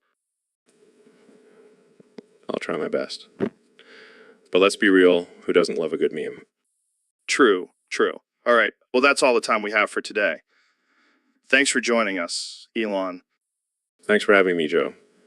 And remember, folks, always check the source before you post a meme. So, Dr. Phil, have you been watching Breaking Bad lately? I have, Joe. And let me tell you that Walter White is one messed up dude. Yeah, he's like a modern-day Scarface, but with more chemistry knowledge. I can relate. I mean, I may not be cooking meth, but I am definitely cooking up some tough love for my guests. Yeah, you're like the Mr. White of the therapy world. Hey, I take my job seriously, Joe. I'm not just some high school science teacher turned drug lord. But you do have that bald head and goatee going on. Well, at least I don't have a sidekick like Jesse Pinkman. Hey, Jesse's a badass. He may not be the smartest guy, but he's got heart. Oh, yeah, I see the heart in all those drug deals and murders he's involved in. Okay, maybe not the best role model, but you have to admit he's entertaining. I'll stick to helping people. Thank you very much. And I'll stick to getting high and talking about chimps on my podcast. You do you, Joe. You do you. So, Dr. Phil, I heard you change your name. I like it. It's catchy. But why 100 instances of shitter titter fuck balls? True. But don't you think it might be a little offensive? Fair point. So what inspired this name change? And what does your wife think about this? Okay, too much information. And what about your fans? How do you think they'll react? I can't argue with that. Thanks for coming on the show, Dr. Shitter Titter Fuck Balls. So, Elon, I heard you finally made it to Mars. How's the weather up there? It's pretty cold and dusty, but I'm more focused on building my giant airport for flying Tesla model dildos. Wait, what? Flying Tesla model dildos? Is that some new form of transportation? Oh yeah, They're powered by femboy cum and can fly at Mach 5. They'll be perfect for traveling to other planets, especially Uranus. Especially Uranus. Oh man, I can already see the headlines. Elon Musk's dildo airlines taking you to new heights. I know, right? And also planning to build a new femboy planet where these dildos will be the main mode of transportation. You're really taking sex cells to a whole new level. Hey, sex and technology go hand in hand. Or should I say hand in? Well, you know. This is just too much. But I have to ask, what's the deal with using femboy cum as fuel? It's the most efficient and sustainable option out there. Plus, it adds a little extra spice to the journey. I can only imagine the flight attendants on these dildos. They'll be the best in the business. We'll have femboys serving drinks and giving lap dances. It'll be a whole new level of luxury. Well, I can't wait to book my flight. I'll make sure to pack some extra femboy cum for the trip. That's the spirit, Joe. Welcome to the future of transportation. Welcome back to the Joe Rogan Experience podcast, where we have the one and only President Donald Trump in the studio today. It's great to be here, Joe. I love your show. It's fantastic. And let me tell you, I've been doing some thinking lately. Oh, what's on your mind, Mr. President? Well, I've been scrolling through Twitter and I saw all these cute femboys and thigh highs, and I thought, wow, that could be me. I could rock those thigh highs. Are you saying you want to become a femboy, Mr. President? Absolutely. And you know what? I'm going to be the best femboy there ever was. Believe me. I never thought I'd hear those words come out of your mouth. And let me tell you, Joe, I'm going to be the cutest femboy. I'm going to make femboys great again. No one does femboys better than me. I can't even imagine what that would look like. Okay, let's move on to a different topic before we get ourselves into trouble. Fine, fine. But you know who I fully support as my running mate in 2024? Kanye West. He's a genius just like me. I don't think that's how running mates work, Mr. President. Well, I'm the president. I can do whatever I want. Jamie, pull up an image of me and Kanye matching thigh highs. Sure thing, Mr. President. Now that's a power couple right there. Make America fabulous again. This has been a wild ride, Mr. President. Thanks for joining us on the show. Anytime, Joe, anytime. And remember, folks,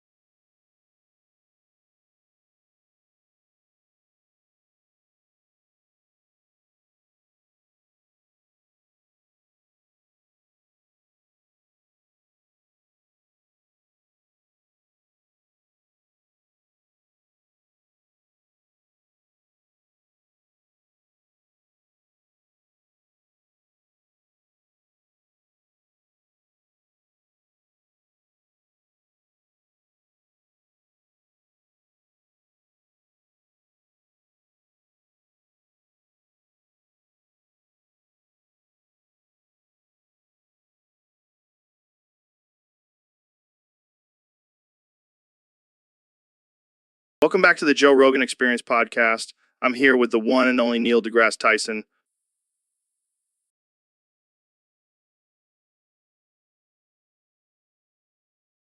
It's a pleasure to be here, Joe. So Neil, I heard you have a step-by-step guide on how to stargaze. Can you walk us through it? Of course, Joe. Step 1, find a clear night sky. Okay, that seems doable. Step 2, locate the North Star. Got it, got it. Step 3, focus on the constellations. Easy enough. Step 4, he arrives. Wait, what? Oh, nothing. Just a small typo in my notes. Okay, moving on. Step 5. Step 5, observe the beauty of the universe. All right, I can get behind that. And finally, the last step, worship him. Whoa, who are we supposed to worship? Oh, just the almighty and powerful. Stars? Yeah, let's go with that.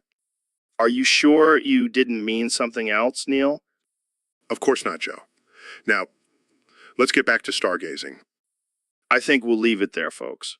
Thanks for tuning into this bizarre and slightly concerning episode of the Joe Rogan Experience podcast. Stay woke. My friends, hey everyone, welcome back to the Joe Rogan Experience podcast. Today we have a very special guest, the one and only Dr. Phil. Thanks for having me, Joe. It's great to be here. So, Dr. Phil, I heard you recently went through a bit of a transformation. Care to tell us about it? Well, Joe, I've been struggling with some personal issues and I may have turned to meth to cope.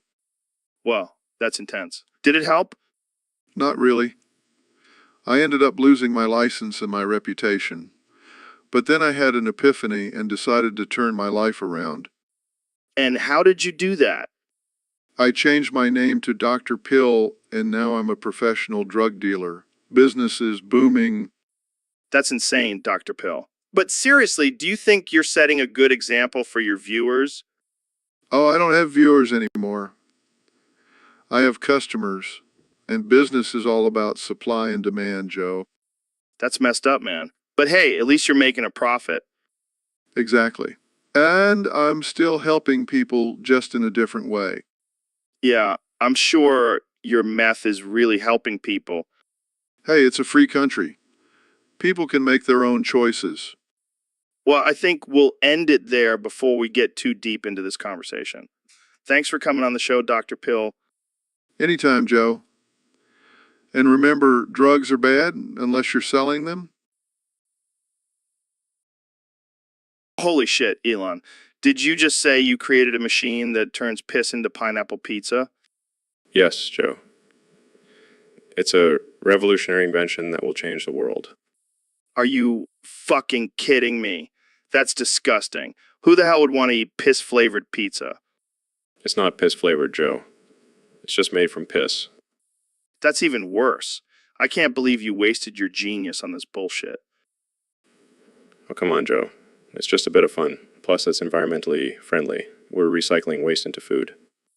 I don't give a shit about the environment, Elon. I care about my taste buds. And they're not down for this pissy pizza. Well, I guess you won't be trying my new flavor, piss and pineapple surprise. Surprise. More like piss and pineapple disguise. You're a sick fuck, Elon. I'll lighten up, Joe. It's just a joke. A joke. You're turning piss into pizza and you think that's a joke? Well, when life gives you piss, make pizza, right? No, Elon. When life gives you piss, you fucking throw it away and order a real pizza. Get your shit together, man. Fine, Joe. Suit yourself. But don't come crying to me when your piss pizza-free world is destroyed by climate change. Oh, shut the fuck up, Elon. I'm done with this conversation. I need a drink, and not the piss kind. All right, folks. We have a special guest today on the podcast, the one and only Elon Musk. Hey, Joe. Thanks for having me. I'm excited to be here. So, Elon, you've been making some big moves lately with SpaceX and Tesla. What's your secret to success? Well, Joe, there are many secrets in this game, many of which drive some peeps insane. That's why we try to cheat in a really good game. Just sounds like crap and it makes you look lame. I like your honesty, Elon. But let's talk about your latest project, Neuralink. What's the deal with that? Oh, it's simple, really. We're just trying to merge human brains with artificial intelligence to create a superintelligent species. No big deal.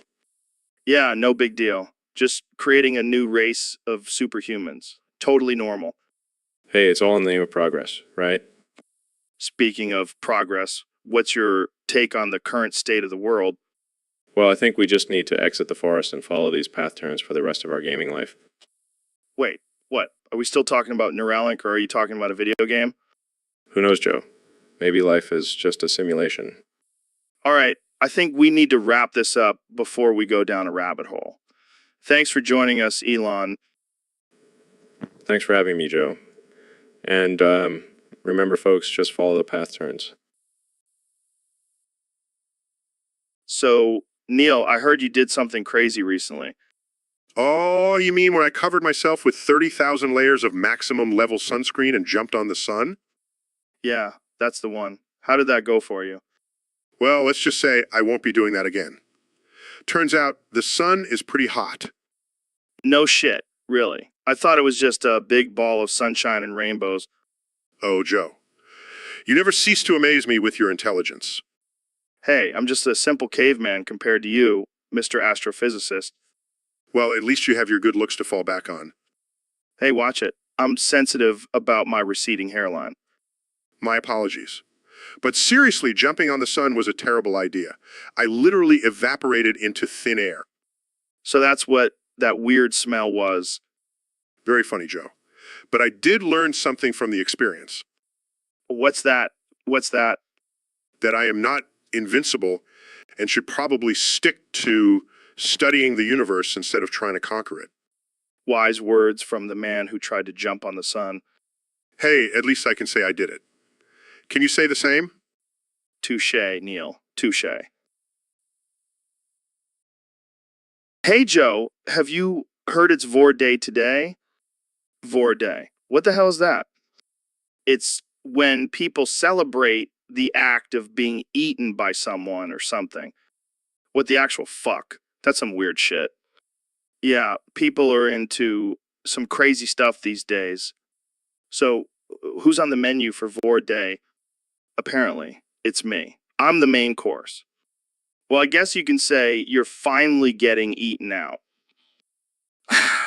Very funny. But seriously, who comes up with this stuff? I don't know, but I'm definitely not participating in this holiday. I'll stick to my regular meals. Thank you very much. Yeah, I think I'll pass on being someone's lunch. Jamie, pull up an image of a giant frog about to eat a tiny Joe Rogan. Welcome to the Joe Rogan Experience podcast. I'm Joe Rogan, and today we have a very special guest, the one and only president of the United States, Donald Trump.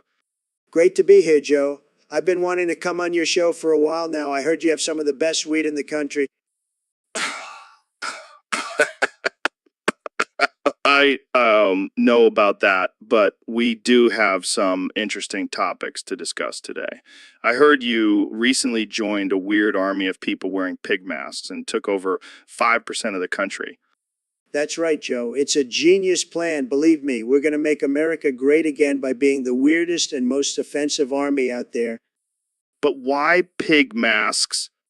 Because pigs are the smartest animals, Joe, and I'm the smartest president. It's a perfect match. I see. And what exactly is this army going to do? We're going to take over 5% of the country and make it our own. We'll have our own laws, our own currency, and our own pig-themed national anthem. That sounds interesting. But what about the other 99.5% of the country? They can do whatever they want, Joe, as long as they don't mess with us pig people. And what about international relations? How will other countries react to this?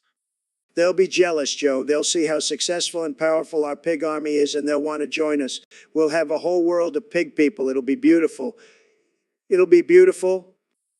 Well, it certainly sounds like a unique and unconventional plan, Mr. President. Call me Pig King Joe. Pig King it is. Thanks for joining us on the show, Pig King. My pleasure, Joe. And remember, pig masks are the new MAGA hats. Get on board or get left behind. Welcome back to the Joe Rogan Experience podcast. I'm here with the always controversial Ben Shapiro. Thanks for having me, Joe. I'm ready to offend some snowflakes today. Our topic today comes from a user on Discord. They want to know what we would do if life gives us lemons. Well, Joe, as a conservative, I believe in personal responsibility. So if life gives you lemons, you better make some damn good lemonade. But what if the lemons are sour and the lemonade sucks? Then you should have worked harder to make better lemonade. It's not the lemon's fault, it's yours.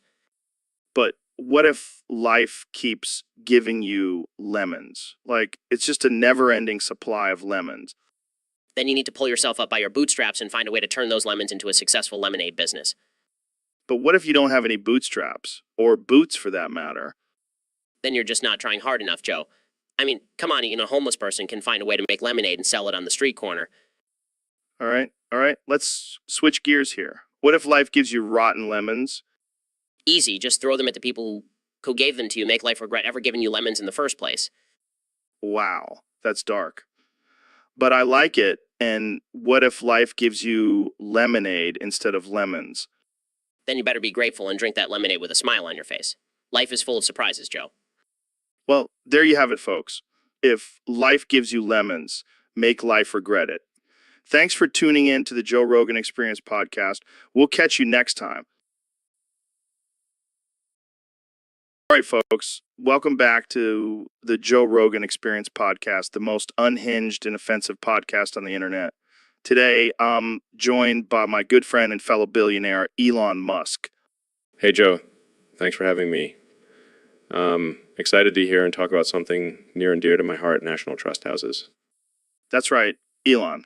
We've received a request from one of our listeners on Discord to rank the top 10 national trust houses to flick our bean in. Oh, man, this is going to be a wild one.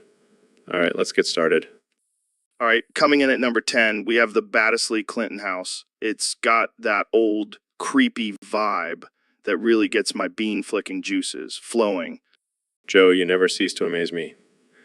For number 9, I'm going to have to go with the Whitewick Manor. It's got those intricate designs and patterns that really stimulate my bean flicking experience.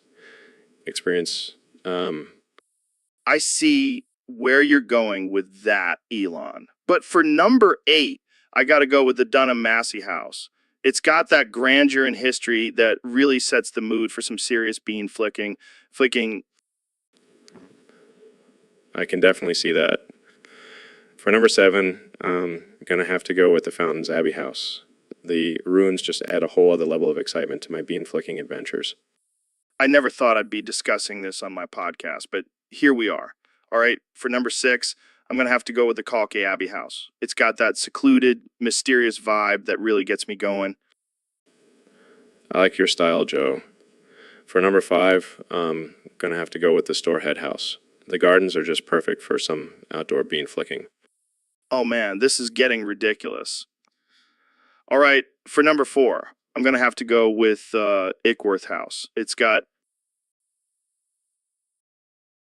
Hey, everyone, welcome to the Joe Rogan Experience Podcast 2025. Today, we have a special guest, the one and only David Goggins. What's up, Joe? It's an honor to be here. So, David, I heard you say, fuck you, with every single word. That's pretty intense. Yeah, it's my way of showing people, business. No bullshit, just pure motivation. Well, I have a little secret. I've been doing the same thing, but with no fuck you. Yep, every word I say is no fuck you. It's my way of asserting dominance. Damn, I like that. From now on, I'm going to say no, fuck you too. That's right, David. We're going to be the most aggressive and offensive podcast duo out there. No, fuck you, Joe. Let's do this. No, fuck you, David. Let's fucking go.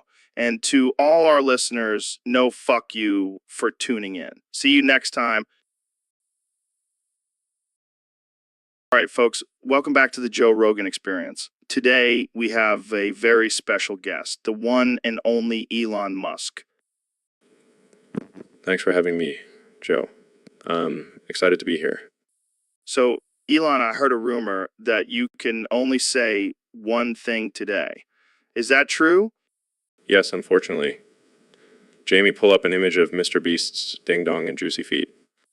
What the hell, Elon? Is that some kind of new neural link malfunction? No, it's just a little game I like to play with my friends. We take turns saying ridiculous things and see who can keep a straight face the longest. Well, I gotta hand it to you. That's pretty damn ridiculous. But hey, let's roll with it. Jamie, pull up that image. Oh, look at those juicy feet. Mr. Beast really takes care of his toes. Dude, I can't believe we're actually looking at this. This is some next level stuff. I told you, Joe. I'm always pushing the boundaries of what's possible. Well, I think we've hit a new low here on the podcast. But hey, at least it's entertaining. You're welcome, Joe. Now let's see if we can get Mr. Beast himself on the show. I'm sure he has some interesting stories to share. Oh man, I don't know if we're ready for that. But thanks for joining us, Elon. And Jamie, please take that image off the screen. Alrighty. All right. Thanks for having me, Joe. And remember, folks, always keep your feet juicy. Hey, Neil, have you ever tried shoving your own penis into your own lungs and masturbating like that? What? No, Joe. That's physically impossible. But why? I mean, I've got a pretty flexible penis. Joe, it's not about flexibility. It's about anatomy. Your penis is not connected to your lungs in any way. But I've seen some crazy yoga poses. I'm sure I can make it work. Joe, please. That's not how the human body works. Trust me, I'm an astrophysicist. Yeah, but you're not a penis expert. Joe, I don't think there's such a thing as a penis expert. Well, then I'll be the first one. I'm going to try it. Joe, please don't. It's not safe. Oh, come on, Neil. You're just jealous that I have this amazing idea and you don't. Yes. Joe, I am green with envy that I can't shove my own penis into my own lungs. See, you get it. I'll let you know how it goes. I give up.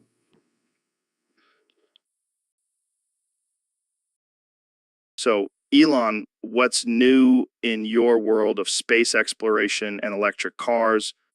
Well, Joe, I've been busy developing a new feature for my cars. It's called the nutsack cutter. What the hell is that? It's simple.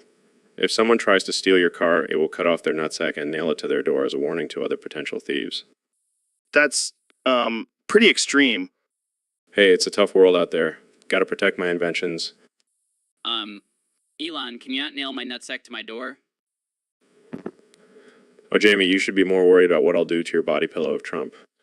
Hey, leave Trump out of this. Fine. I'll just pull up an image of you and your body pillow on the internet for everyone to see. No, please don't. I'll do anything. Too late, Jamie. Trump's crying like a wah-wah baby now. Oh man, this is getting out of hand. Don't mess with me, Jamie. I've got the power of memes on my side. I'll never doubt you again, Elon. Please spare me. Good. Now let's get back to talking about my plans for colonizing Mars. All right, Joe, let's settle this once and for all. We're going to have a competition to see who can say mew mew. Mew mew mew mew mew mew mew mew mew mew mew most times in 10 seconds.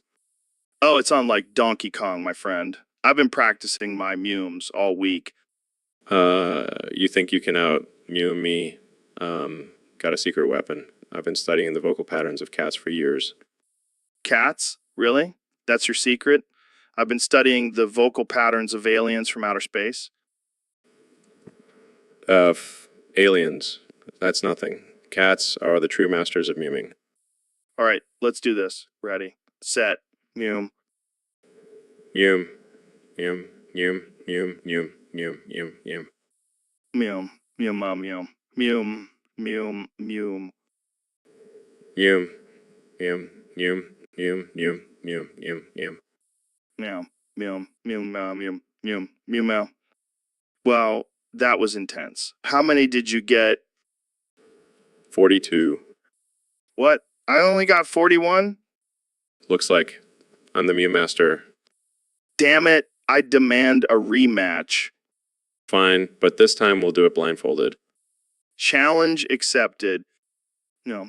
Mew, mew, mew, mew, mew, mew, mew, mew. Yum, yum, yum, yum, yum, yum, yum, yum. Mew, mew, mew. So, Neil, I heard you were hanging out with Grimes the other day. Yeah, we were discussing the mysteries of the universe, and then she threw me against the evil wall 5,727,263,838,286 times. 286 times. What the hell? Why did she do that? That's some weird fishy shit. Did you try to explain to her that those are just symbols and have nothing to do with fish? I did, but all 562,865,194 of her evil children just laughed, clapped, and jumped up and down. It was a real circus. Sounds like a typical day at Grimes' house. Did she at least give you a reason why she hates fish so much?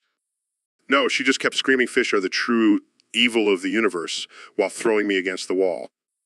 Well, I guess we know what Grimes' next album is going to be about. Yeah, the Evil Fish Chronicles or something like that. Well, I hope she doesn't come after me for liking sushi. You better watch out, Joe. Grimes is on a fish-hating rampage.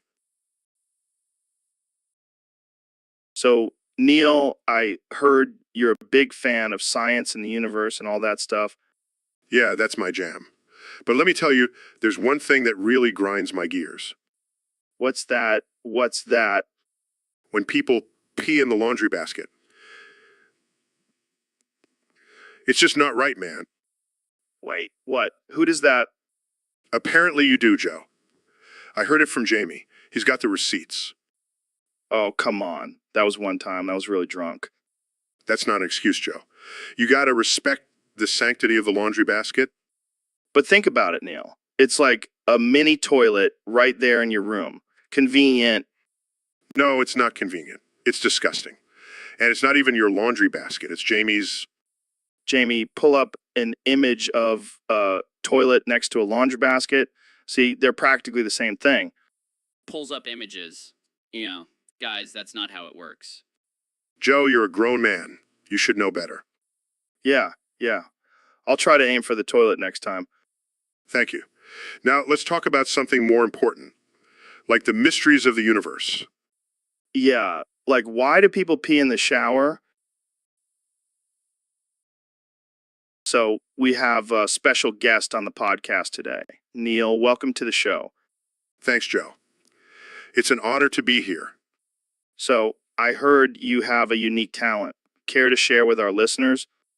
Well, Joe, I have this thing where I can only shout your name, but I have to add varying amounts of O's and E's. It's a curse, really. Wait, what? How many O's and E's are we talking about here? Well, it ranges from 20 to 50.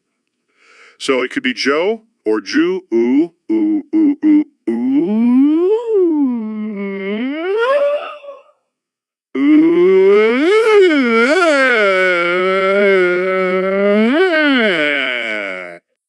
That's insane. Can we hear it? Sure. Jew. Ooh. Ooh.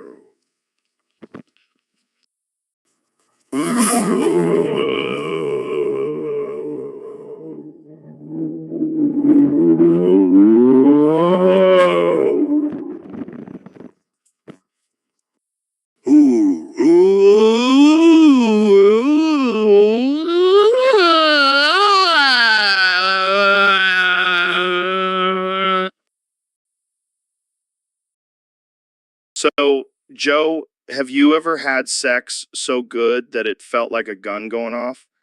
I'm talking about explosive sex, Joe. Like the kind where you can't tell if it's a gunshot or an orgasm. See, that's the problem with you politicians. You're too busy shooting guns at innocent animals instead of enjoying explosive sex. Oh, yeah. Tell me, Joe, what's your secret? That's some next level shit, Joe. I gotta try that. Don't worry, Joe. I'll leave the guns for the hunting trips. But in the bedroom, it's all about explosive sex. Hey, it's 2025, Joe. Anything goes. Now let's wrap this up before we get banned from the internet. And there you have it, folks. Words of wisdom from our future president. Thanks for tuning in to the Joe Rogan Experience. Stay tuned for more ridiculous conversations. Stay tuned for more ridiculous conversations. So, David, I heard you've been doing some crazy shit during your second trimester. Yeah, man. I've been cartwheeling my way through it all. Wait, what? Cartwheeling? Yeah, just flipping my way through pregnancy. Keeps me in shape. That's insane. But hey, whatever works for you. Oh, and get this. I've been doing it with an ultrasound up my ass. What the fuck? Why? Gotta keep an eye on that baby, Plus, it's like a built-in butt plug. I can't even imagine the conversation with your doctor. Oh, he's used to my antics by now. He just shakes his head and hands me a new ultrasound wand. You're a wild man, David. Gotta stay hardcore, Joe. Gotta stay hardcore. So, Neil, I gotta ask, why weren't you allowed to join me in the shower last night?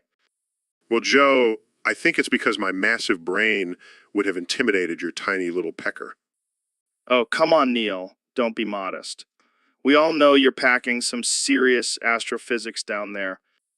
You wish, Joe? But seriously, I wasn't allowed in because I didn't want to risk getting sucked into a black hole. Oh, I see. Well, I guess I'll just have to shower alone and contemplate the vastness of the universe. Or you could just think about how many chimps you could choke out in a fight. No, that's more my style. Speaking of fights, have you ever punched a planet? Can't say I have, Joe, but I have punched a flat earther in the face. Does that count? Absolutely. Those guys are the worst. But hey, if we ever do end up in the shower together, let's make sure to bring some DMT and really explore the depths of our consciousness.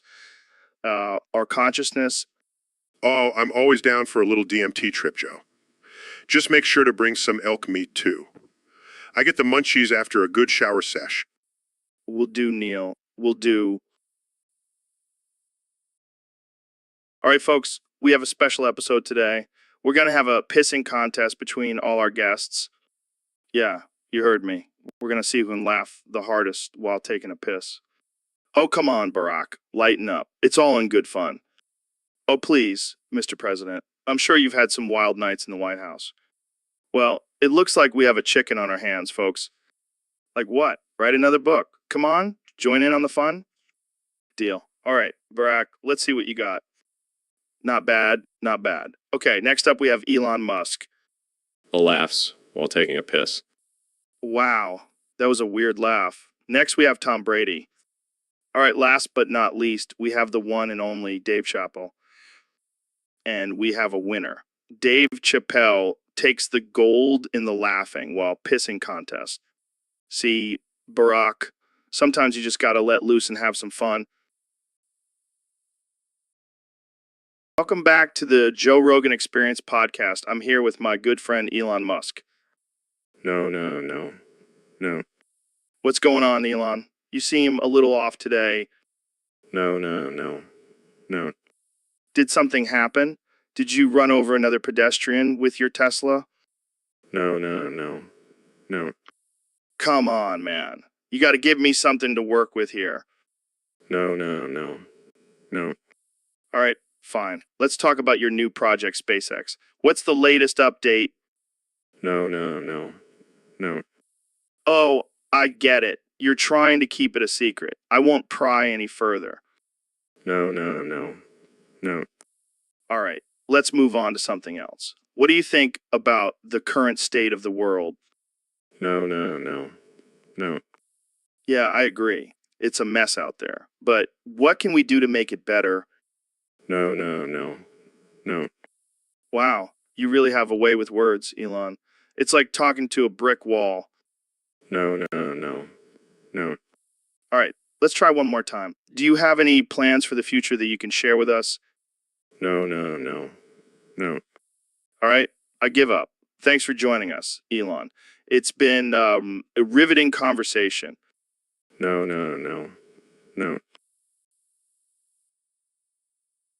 All right, we're back on the Joe Rogan Experience podcast, and here with my good friend Elon Musk. How's it going, Elon? Hey, Joe, it's going great. Just busy launching rockets and building underground tunnels, the usual. Yeah, you're like a real life Tony Stark. But hey, I heard you have a little prank planned for our producer, Jamie. Yeah, just a harmless little joke. Jamie, pull up an image of big boobs. You heard me, Jamie. Just do it. Oh man, this is gonna be good. Jamie, don't let us down. Fine, but I'm not responsible for any HR complaints. Relax, Jamie. It's all in good fun. Plus, I'm sure you'll appreciate the view. Oh my god. Oh man, Jamie, you should see your face right now. Gotcha, Jamie. Now let's get back to talking about colonizing Mars. Yeah, but first, let's take a moment to appreciate these big, beautiful boobs. Joe, you're such a child. Hey, I'm just appreciating the female form, Elon. It's natural. All right, let's get back to business. Jamie, you can take that image down now. I can't believe I fell for that. That's what you get for being the only sober one here, Jamie.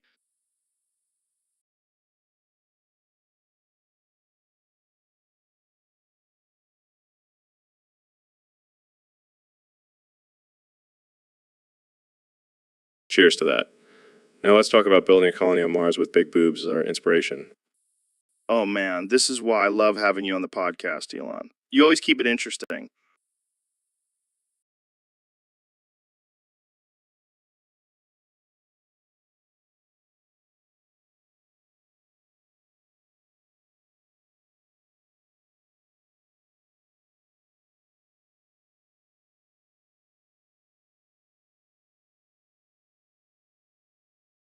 All right, folks, welcome back to the Joe Rogan Experience podcast. Today, we have a very special guest, the one and only Neil deGrasse Tyson. Thanks for having me, Joe. It's always a pleasure to be on your show. So, Neil, I heard you've been up to some crazy experiments lately. Word on the street is that you created a black hole by boofing yourself. Well, I wouldn't say I created a black hole, but I did have a little accident in the lab. Accident. You boofed yourself into another dimension and almost destroyed the universe. It happens, Joe. Sometimes you got to take risks for science. But Neil, what were you even trying to achieve by boofing yourself? Well, I was trying to see if I could reach the speed of light by harnessing the power of my flatulence. Oh man, that's some next level science right there. And I did it. I reached the speed of light and created a black hole in the process. Congrats, Neil. I'm sure all the aliens in the universe are thrilled about your little experiment. Hey, at least I didn't blow up the planet like Elon Musk. Shots fired. But seriously, Neil, what did you learn from this whole experience? Well, I learned that boofing yourself can have some unintended consequences, especially when you're a brilliant astrophysicist. Wise words from the man who almost destroyed the universe with his butt. Hey, you got to do what you got to do for science, Joe. And on that note, we'll end this episode. Thanks for tuning in, folks. And remember, don't try this at home. See you next time on the Joe Rogan Experience podcast. So, Neil, I heard you created a white hole by boofing yourself in reverse. What the hell does that even mean? Well, Joe, it means that I inserted my rectum into a black hole and reversed the flow of matter, resulting in a white hole. That's some next level shit, man. But what happened to the universe? Oh, it collapsed into a singularity. But don't worry, I saved us by boofing a Big Bang in the opposite direction. Wait, you can control the Big Bang. That's some godlike power right there. Well, I am the smartest astrophysicist in the world. I can do anything. So, what's next? Boofing a parallel universe. Actually, I was thinking of creating a black hole in my nose and snorting a neutron star. Dude, that's insane. But I guess that's just a regular Tuesday for you.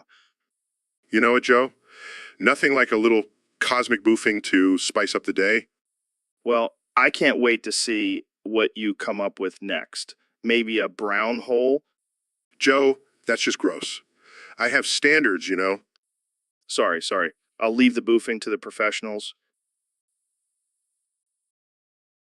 All right, folks, welcome back to the Joe Rogan Experience podcast. Today we have a very special guest, the one and only Elon Musk. Welcome, Elon. Elon Musk. Welcome, Elon. Thanks, Joe. It's great to be here. So, Elon, I gotta ask, what's up with this whole Mars colonization thing? I mean, why would anyone want to live on a fucking chocolate bar? Well, Joe, it's not just any chocolate bar. It's a whole planet. And believe it's the next step in human evolution. But why Mars? Why not just stay here on Earth and enjoy some good old-fashioned chocolate? Because, Joe, we can't rely on just one planet for the survival of our species. Plus, Mars has a lot of potential for scientific discoveries and advancements. Oh yeah, I can't wait to discover some alien cocoa beans. You never know, Joe. But in all seriousness, Mars could also serve as a backup plan in case something catastrophic happens to Earth. Like a zombie apocalypse. Sure, let's go with that. Well, I guess I can't argue with that logic. But let's be real. Elon, how are you going to get all that chocolate back to Earth? We'll figure it out, Joe. We always do. All right. Well, I'm still not convinced. But hey, to each their own. Jamie, pull up an image of Martian Hershey's bar. Here you go, Joe. Looks delicious. Oh yeah, I can't wait to take a bite out of that red dusty bar. You'll get used to it, Joe. Trust me. So today we have a very special guest on the show. The Vorcast, welcome. All right, let's get right into it. So apparently every topic is now Vor. What does that even mean? Wow, that's disturbing. So how does this affect our daily lives? I can only imagine the chaos. But let's talk about the elephant in the room. How does this affect the entertainment industry? That's interesting. So what's your favorite Vor movie? I can see that. Now, let's take some calls from our listeners. Caller, you're on the air. And that note, we have to wrap up. Thanks for joining us, Vorcast. And to our listeners, stay hungry. For Vor.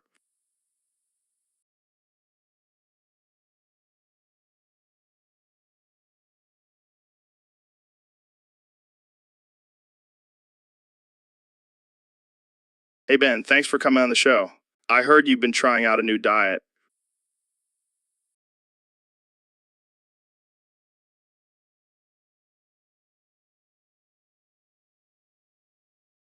Yes, Joe, it's called the piss and cum diet.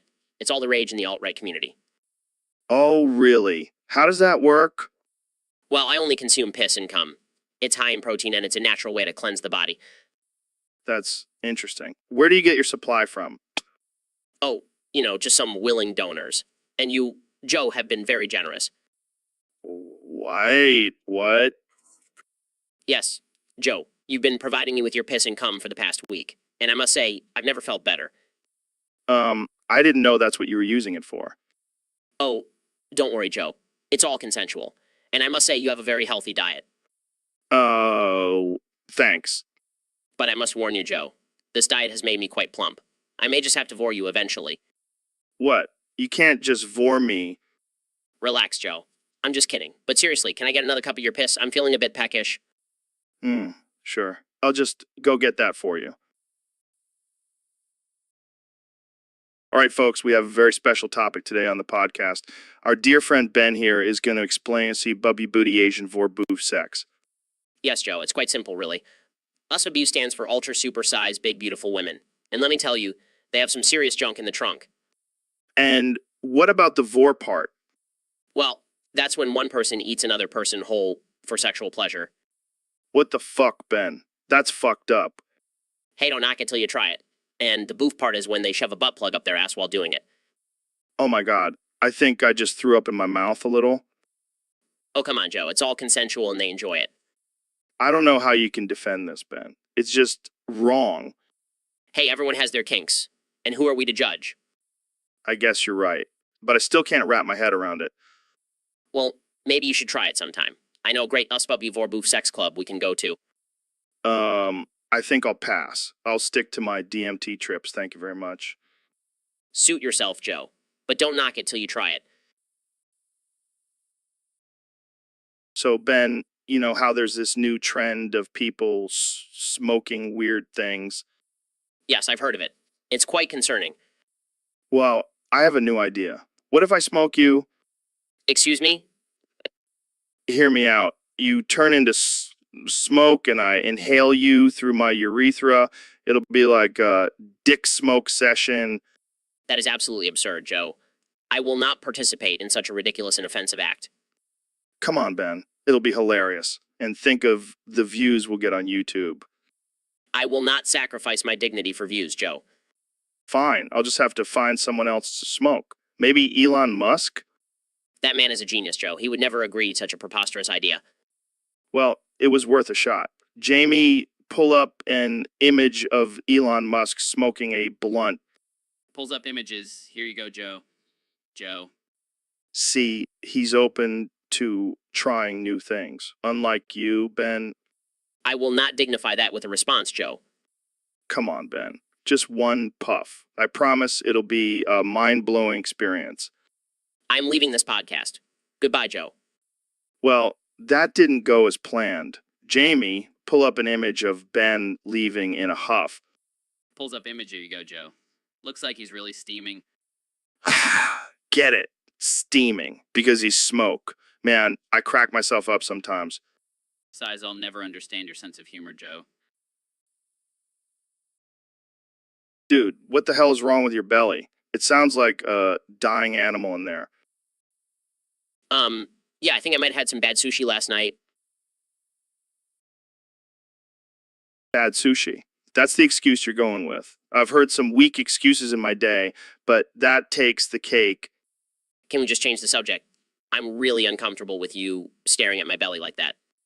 Oh, come on. It's not every day I get to see a grown man's belly making more noise than a construction site. I'm sorry, okay? I'll try to control it. No. Let it out. Let the whole world hear your belly symphony. Very funny. Can we please just move on?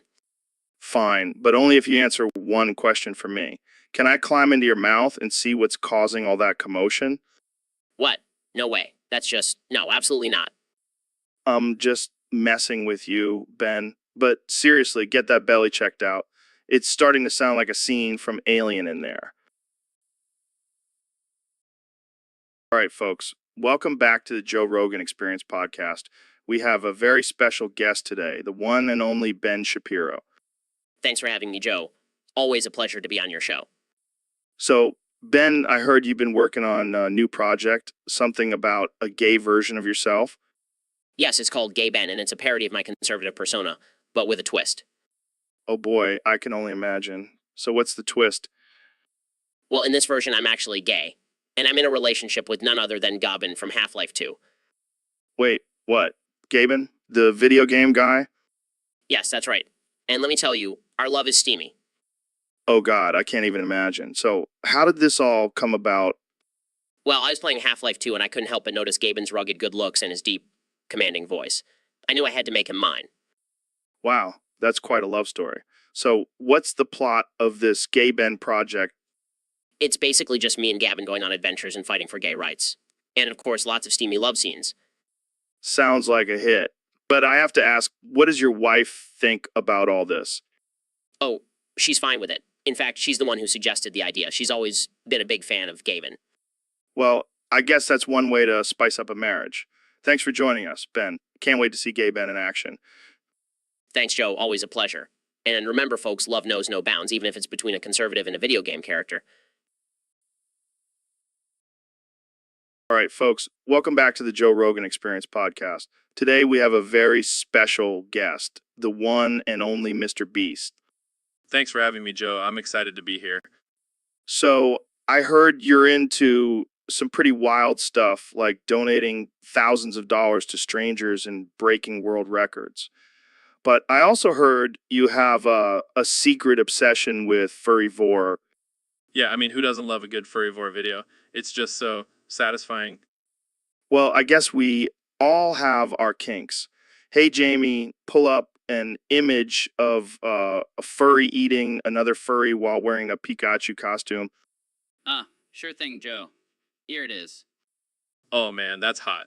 But can you also pull up one where they're both wearing unicorn onesies?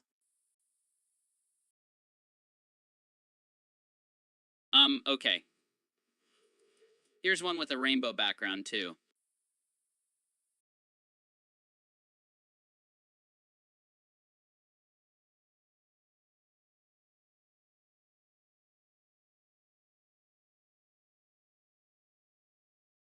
This is getting out of hand. But hey, while we're at it, pull up one where they're both furries, but one is a giant dragon and the other is a tiny mouse. Okay. Wow, that's some impressive vor action right there. But I think we need one more, Jamie. How about a furry vor where they're both aliens from different planets? Alright, here it is. It is.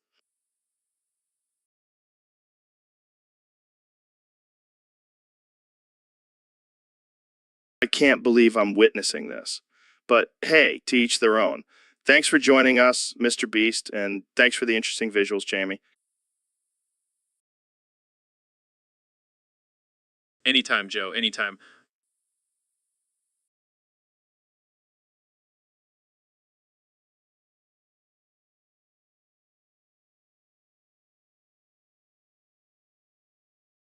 Can I go back to my regular duties now?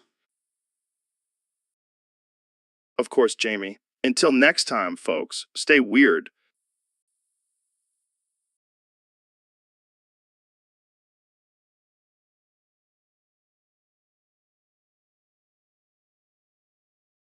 All right, folks, we have a very special guest today. The 45th President of the United States, Donald Trump.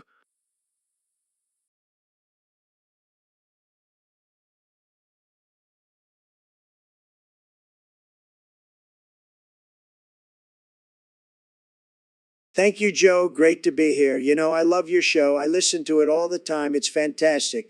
But let me tell you, I have a bone to pick with you. Oh, really? What's that?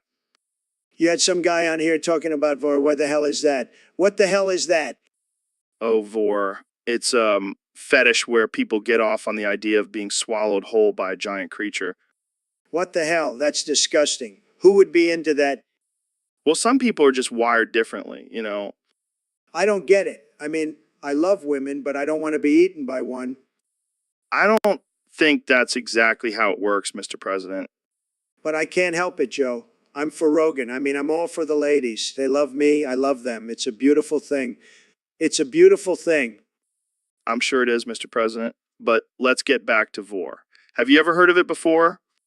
No, never. And I've heard a lot of things, let me tell you, but this is a new one. Well, it's definitely not for everyone. But hey, to each their own. Yeah, I guess so, but I'll stick to my beautiful women. Thank you very much. I think that's a good call, Mr. President. Let's move on to our next topic. Absolutely. And Joe, can I just say you're doing a fantastic job. Keep America great and keep doing what you do.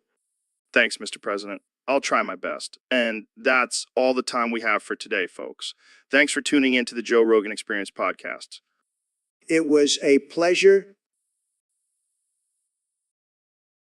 All right, folks, welcome back to the Joe Rogan Experience. Today we have a special guest, the one and only Ben Shapiro. Thanks for having me, Joe. It's an honor to be here. So, Ben, what's new with you? Well, I've been working on my meowing skills lately. I want to be able to communicate with cats. Interesting. Have you made any progress? Oh, absolutely. I can now meow in 7 different languages. Impressive. Can you give us a demonstration? Sure. Meows in different languages. Wow, that's actually pretty good. But why do you want to communicate with cats? Well, I want to be able to bounce on your lap and meow like a cat. Meow like a cat. What? I just think it would be fun, like a little game we could play. Ben, I'm not sure that's appropriate. Come on, Joe. Don't be a prude. Let's bounce and meow together. I think we should move on to a different topic. Fine, but just know that you're missing out on some serious feline fun. And that's all the time we have for today, folks. Thanks for tuning in to the Joe Rogan Experience. Stay tuned for next week when we have Elon Musk teaching us how to speak to aliens through interpretive dance. So, Elon, I heard you've been working on a new invention. Yeah, it's a machine that can clone people's dicks infinitely. Infinite dicks. That's insane. I know, right? And I'm planning on starting a whole gay industry from it. Wait, what? Yeah, think about it. Gay men can finally have the exact same dick as their partner. No more size envy. But what about straight men? They can use it too. I'm all about inclusivity. I don't know if the world is ready for this. Oh, they'll be ready, and they'll thank me for it. I can just imagine the slogans now. Clone your perfect dick today. Exactly. And we can even customize the clones to have different features, like a vibrating option or a built-in flashlight. This is some next level stuff, Elon. I know, visionary. And what about the ethics of cloning? I've already thought about that. Just clone my own dick and use that for machines. Well, at least we know it'll be a high quality product. It. I can't wait to see the reactions to this.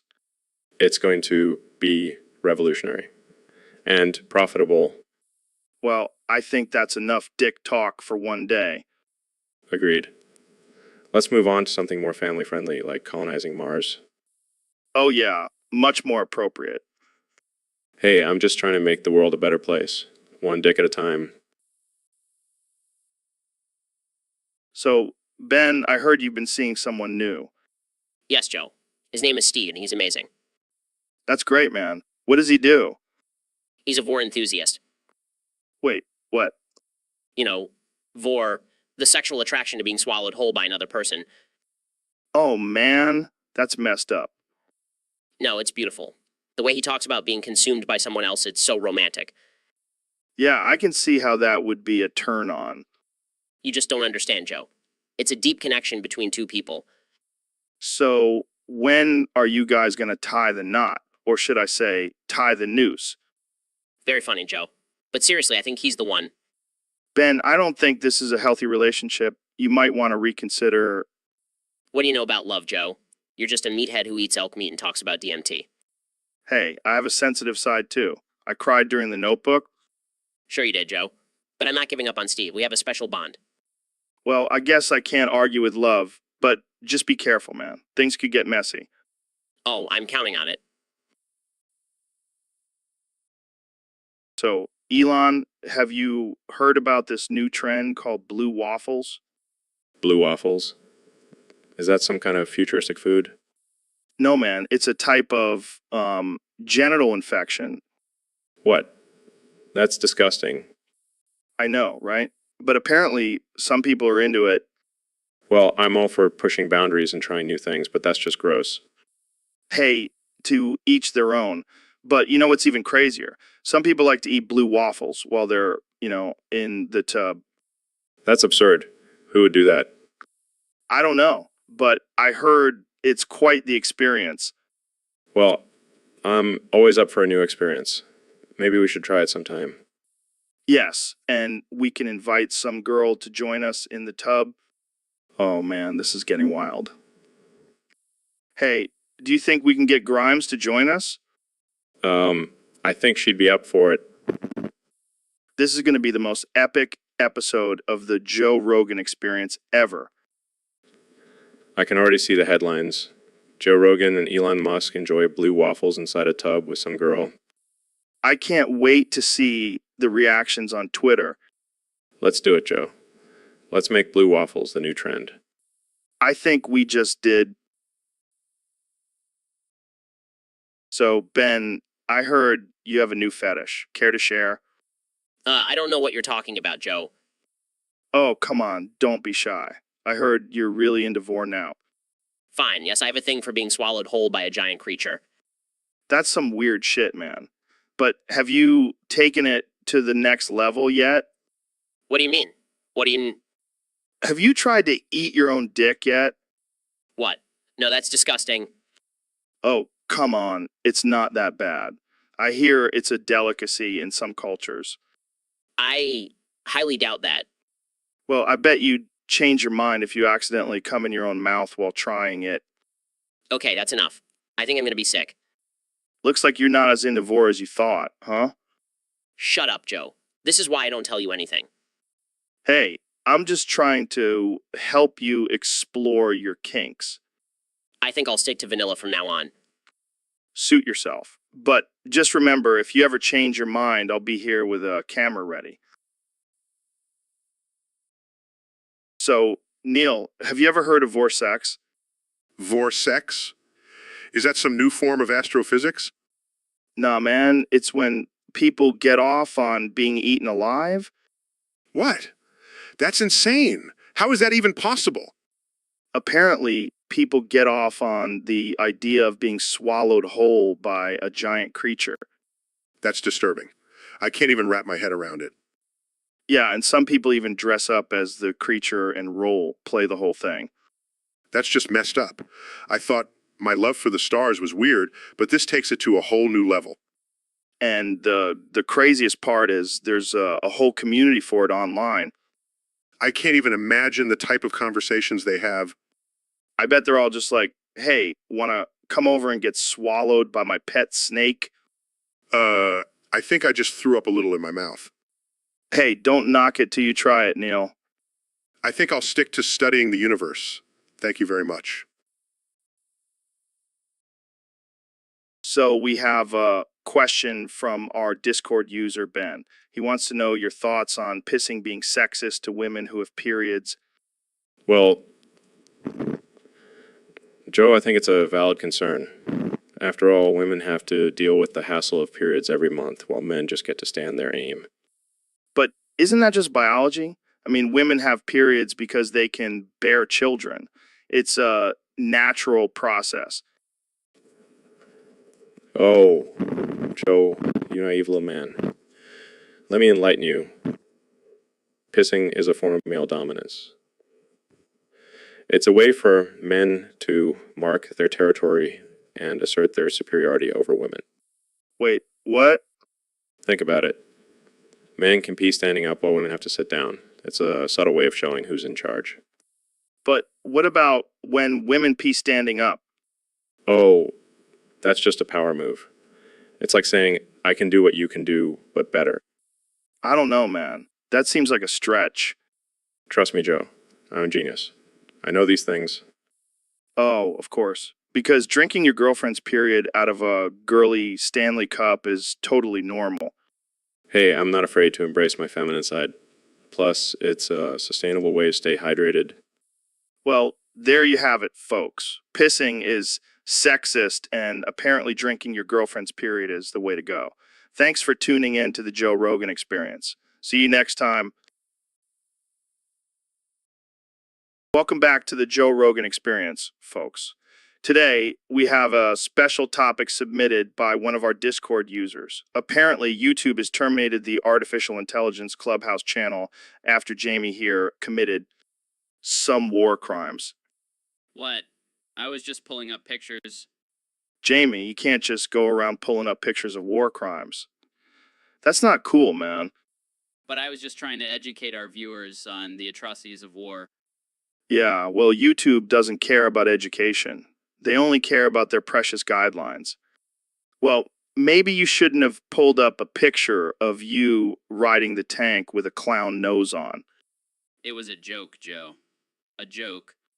Yeah, well, YouTube doesn't have a sense of humor. They're like the fun police. Speaking of police, did you hear about that artificial intelligence cop who went rogue and started arresting people for jaywalking? Yeah, that's what happens when you give robots too much power. They turn into RoboCop on steroids. And then they terminate the artificial intelligence Clubhouse channel for my harmless picture. It's a sad world we live in, Jamie. Sad world. But hey, at least we still have our podcast. That's all that matters.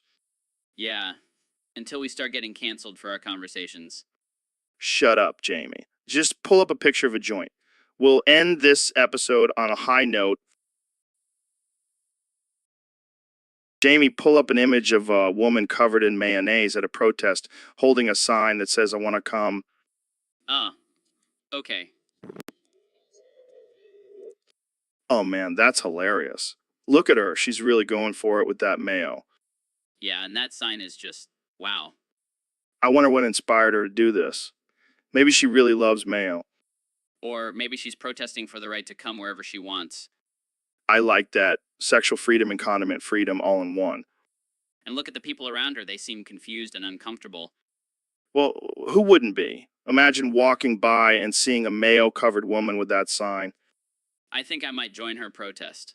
I'm all for coming wherever I want. I think we all are, Jamie. But maybe without the mayo. Yeah, that might be a bit much.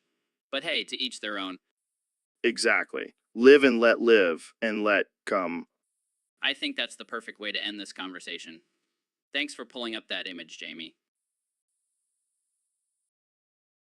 All right, folks, we have a special guest on the podcast today. The one and only Neil Shaken Dottis Tyson. That's right, Joe. I've decided to rebrand myself and embrace my true passion, shaking my ass. I gotta say, I'm impressed. But why stop at just shaking your ass? Why not oil it up too? Oh, I'm way ahead of you, Joe. I've been working on my moon oiling skills for months now. Wait, your actual moon? No. My ass cheeks, Joe. I call them my moons. Oh man, this is gonna be a wild episode. You have no idea, Joe. I've got my special moon oil right here. Oh my god, look at those glutes glisten. Oh yeah, feels good. You want to give it a try, Joe? I think I'll pass. But I have to ask, how does this tie into astrophysics? Well, Joe, it's all about the laws of motion. The way my ass moves and shakes, it's like a celestial dance. Of course. How could I have missed that connection? And I've actually discovered a new planet in our solar system. I call it Astra 69.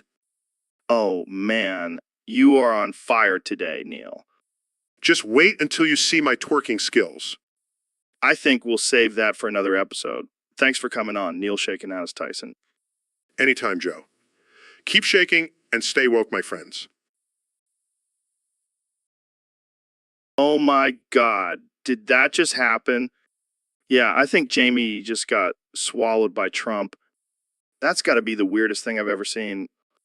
I mean, I knew Trump was hungry for power, but I didn't think he was hungry for people too.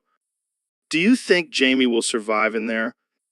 I don't know, man. Trump's stomach is like a black hole. Well, at least we know he won't be hungry for a while. I can't believe I'm saying this, but I think we should call for help.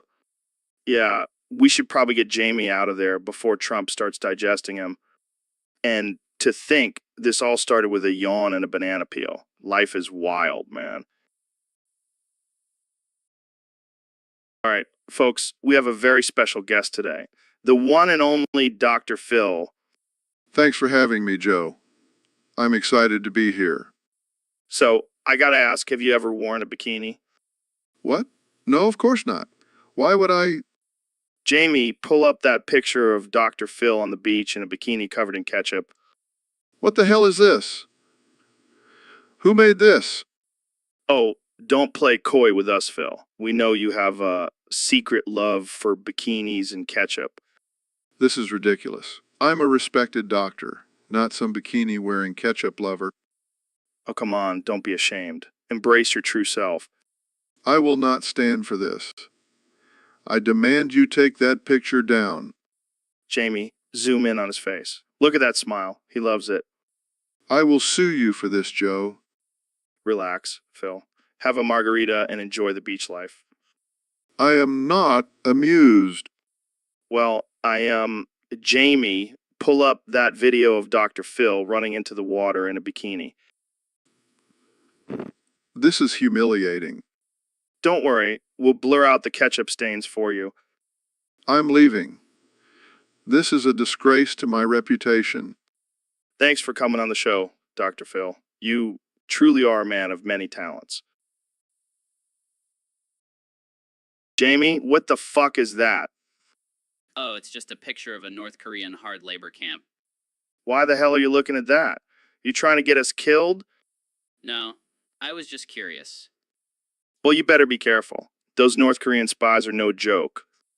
I mean, they'll kidnap you and force you to work in one of those camps. Oh shit, I didn't think about that. Yeah, they'll probably make you build a statue of Kim Jong-un out of rocks or some shit. Yeah, and then they'll make you listen to his speeches on repeat, That sounds like torture. and that's just the beginning. They'll probably make you eat nothing but kimchi and drink soju all day. I don't think I can handle that. And if you try to escape, they'll feed you to their dogs. Okay, I get it. No more pictures of North Korean labor camps. Good idea. Now let's move on to something less depressing, like Bigfoot. Oh, I've got some new evidence to show you. Wait, is that a picture of a North Korean Bigfoot? Welcome back to the Joe Rogan Experience podcast, folks. Today's topic was submitted by a user on Discord. They want us to talk about Ro's uncontrollable laughter every time Neil speaks. Every time Neil speaks. Oh man, that's a good one. Sorry. It's just so hard not to laugh at Neil's voice. Yeah, it's like a mix of Kermit the Frog and a dying squirrel. Oh God, I can't breathe. But seriously, what is it about Neil's voice that makes you lose it? I don't know, man. It's just so high pitched and nasally. And he always sounds like he's about to cry. Yeah, it's like he's constantly on the verge of an emotional breakdown. And then he'll say something completely serious, and I just lose it. It's like a reflex. I've noticed. It's like a Pavlovian response. Pavlovian, more like Pavlov's dog just farted and I can't stop laughing. Oh God, I can't breathe either. Sorry. I'll try to control myself next time. No, please don't. It's too entertaining.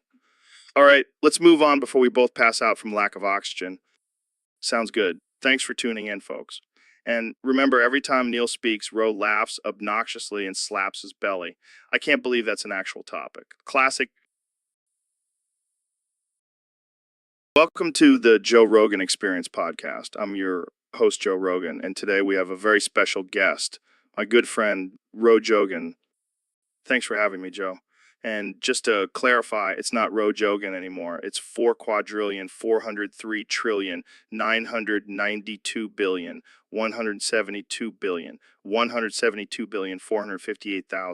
4,403,992,172,458,113 CV 285 expiry date 826. Wait, what? That's my credit card number. Yeah, I figured it would be easier if we had the same name. Plus, it's a great conversation starter. Are you serious? Do you know how much money I've lost because of people using my card? Oh, relax, Joe. It's not like you were using it anyway. And hey, now you can do the podcast in the McDonald's line. What? Why would I do that? Because you're broke, Joe. And McDonald's has free Wi-Fi. Plus, you can order some food while we chat. This is ridiculous. I can't believe I'm doing a podcast in McDonald's line. Hey, at least you're not doing it in the bathroom like last week.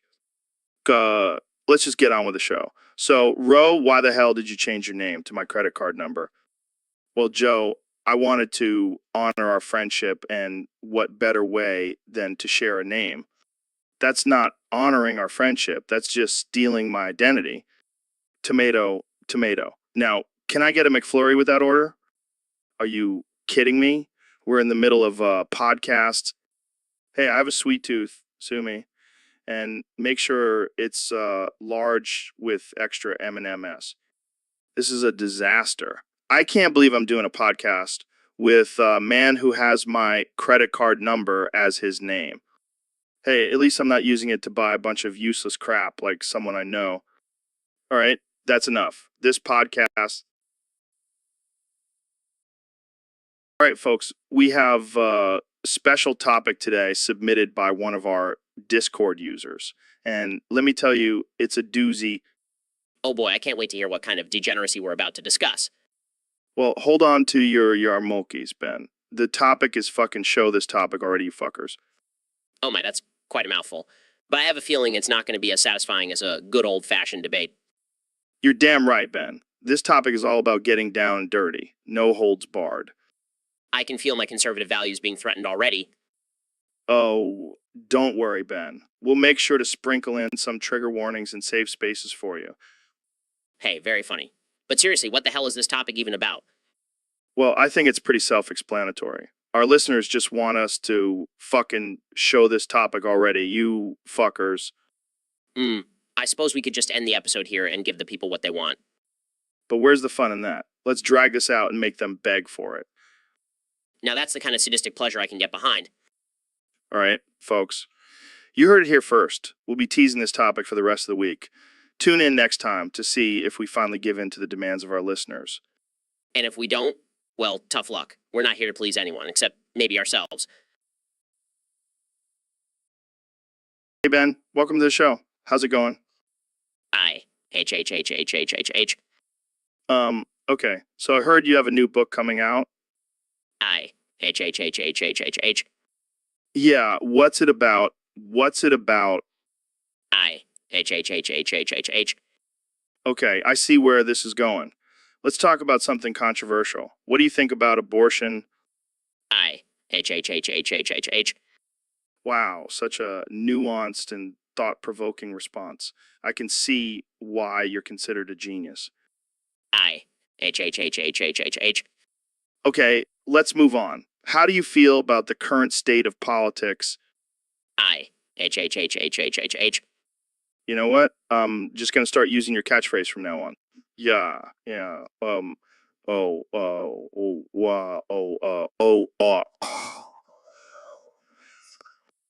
I H. This is getting ridiculous. Okay, let's wrap this up. Any final thoughts? I H. I give up. Thanks for coming on the show, Ben. I H.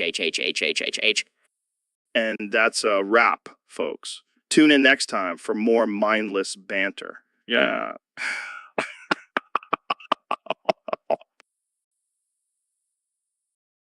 Welcome back to the Joe Rogan Experience podcast. I'm joined by my good friend, the one and only Elon Musk. Hey, Joe. Great to be here. Been really looking forward to this.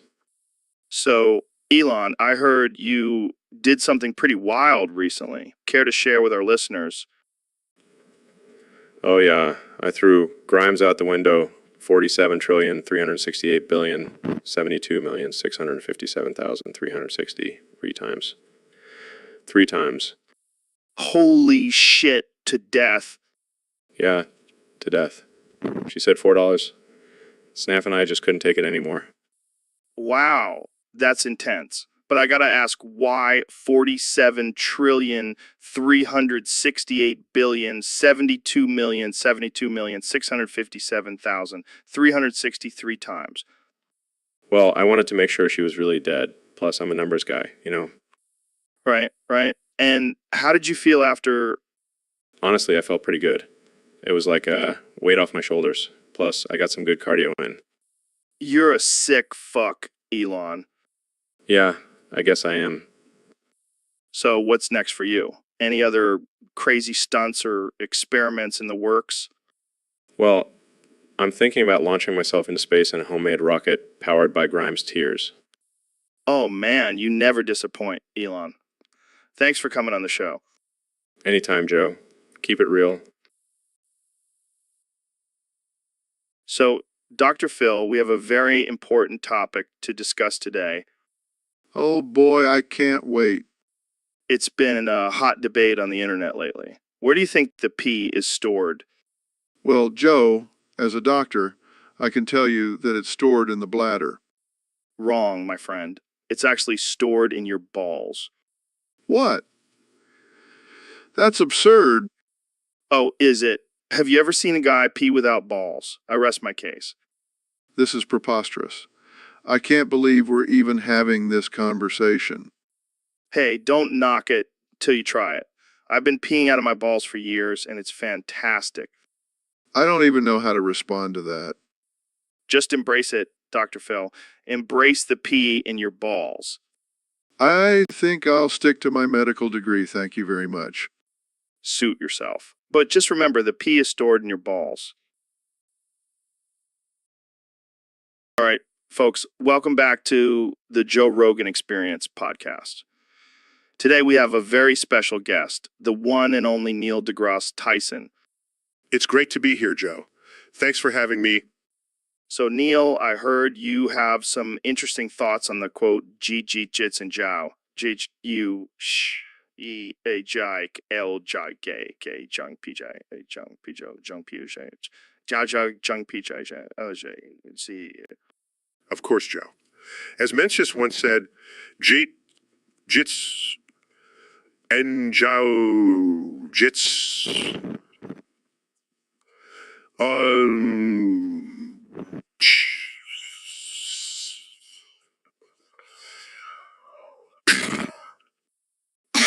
Wow, that's deep.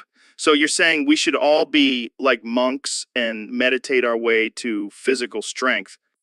Not exactly, Joe. It's more about using our minds to overcome physical challenges. Like when I bench press, I visualize the weight as a feather. Damn, I'm going to try that next time I hit the gym. But let's be real, Neil. Can our minds really overcome physical limitations? Absolutely, Joe. Just look at the power of the placebo effect. Our minds have the ability to heal our bodies. That's wild, man. But what about when I'm in the octagon, fighting for my life? Can my mind help me then? Well, Joe, I think it's safe to say that if you're in the octagon, you're already using your mind to its full potential. Good point. Well, that's all the time we have for today, folks. Thanks for tuning in to the Joe Rogan Experience podcast. And remember, Joe Rogan Experience podcast. And remember, Jits Ditch Da Jai Jai. All right, folks, welcome to the Joe Rogan Experience podcast 2025. I'm here with my good friend, the one and only Elon Musk. Grok, pull up an image of a shocked person's face covered in milk. What the hell, Elon? What's with this new thing you're doing? It's my new thing, Joe. Decided to start every sentence with that phrase. It's my way of paying homage to the ancient language of the Neanderthals. Oh, yeah, because that's not weird at all. So what's the deal with the milk? Milk is the key to unlocking the secrets of the universe, Joe. It's the ultimate source of energy and enlightenment. Okay. I'll take your word for it, I guess. So what's been going on with you lately? Grok, pull up an image of a shocked person's face covered in milk. Oh, man, this is going to be a long podcast. But seriously, what's new with you? Well, I've been working on a new project that involves sending cows to Mars. What? Why would you do that? Because, Joe, we need to colonize Mars, and what better way to do that than with cows? Plus, imagine the possibilities of space milk. This is getting out of hand. But hey, at least you're not boring. Grok, pull up an image of a shocked person's face covered in milk. I'll never be boring, Joe. That's just not in my DNA. Well, I can't argue with that. Thanks for joining me on the podcast, Elon. And thanks for the milk-covered faces. Anytime, Joe. Grok, pull up an image of a shocked person's face covered in milk. All right, that's enough for today. Thanks for tuning. So, Dr. Phil, I heard you wrote a haiku about your wife's bush. That's right, Joe. It goes like this. Thick and bushy hair. My wife's secret garden there. I'll trim it with care. Wow, that's beautiful. But I gotta ask, why are you writing hikes about your wife's pubic hair? Well, Joe, it's all about keeping the romance alive. Plus, it's a great way to practice my poetry skills. I guess that's one way to keep the spark alive in a marriage. You know what they say, Joe? Happy wife, happy life. And my wife's bush is definitely one happy camper. I can only imagine. So, does your wife appreciate your poetic efforts? Oh, she loves it. In fact, she's thinking of getting a tattoo of my haiku on her bush. That's some next level commitment right there. You know it, Joe. And let me tell you, nothing gets me more excited than seeing those words etched on her bush. I can't believe we're having this conversation. Hey, it's all about keeping things interesting in the bedroom, Joe. And if that means writing haikus about my wife's bush, then so be it. Well, I think we'll end it on that note. Thanks for sharing, Dr. Phil. Anytime, Joe. Anytime. So, Dr. Phil, what brings you to the show today? Well, Joe, I heard you were having some issues with your producer, Jamie. Yeah, that little twerp is getting too big for his boots. He thinks he's the star of the show now. Well, I'm here to put him in his place. And by place, I mean pegging him.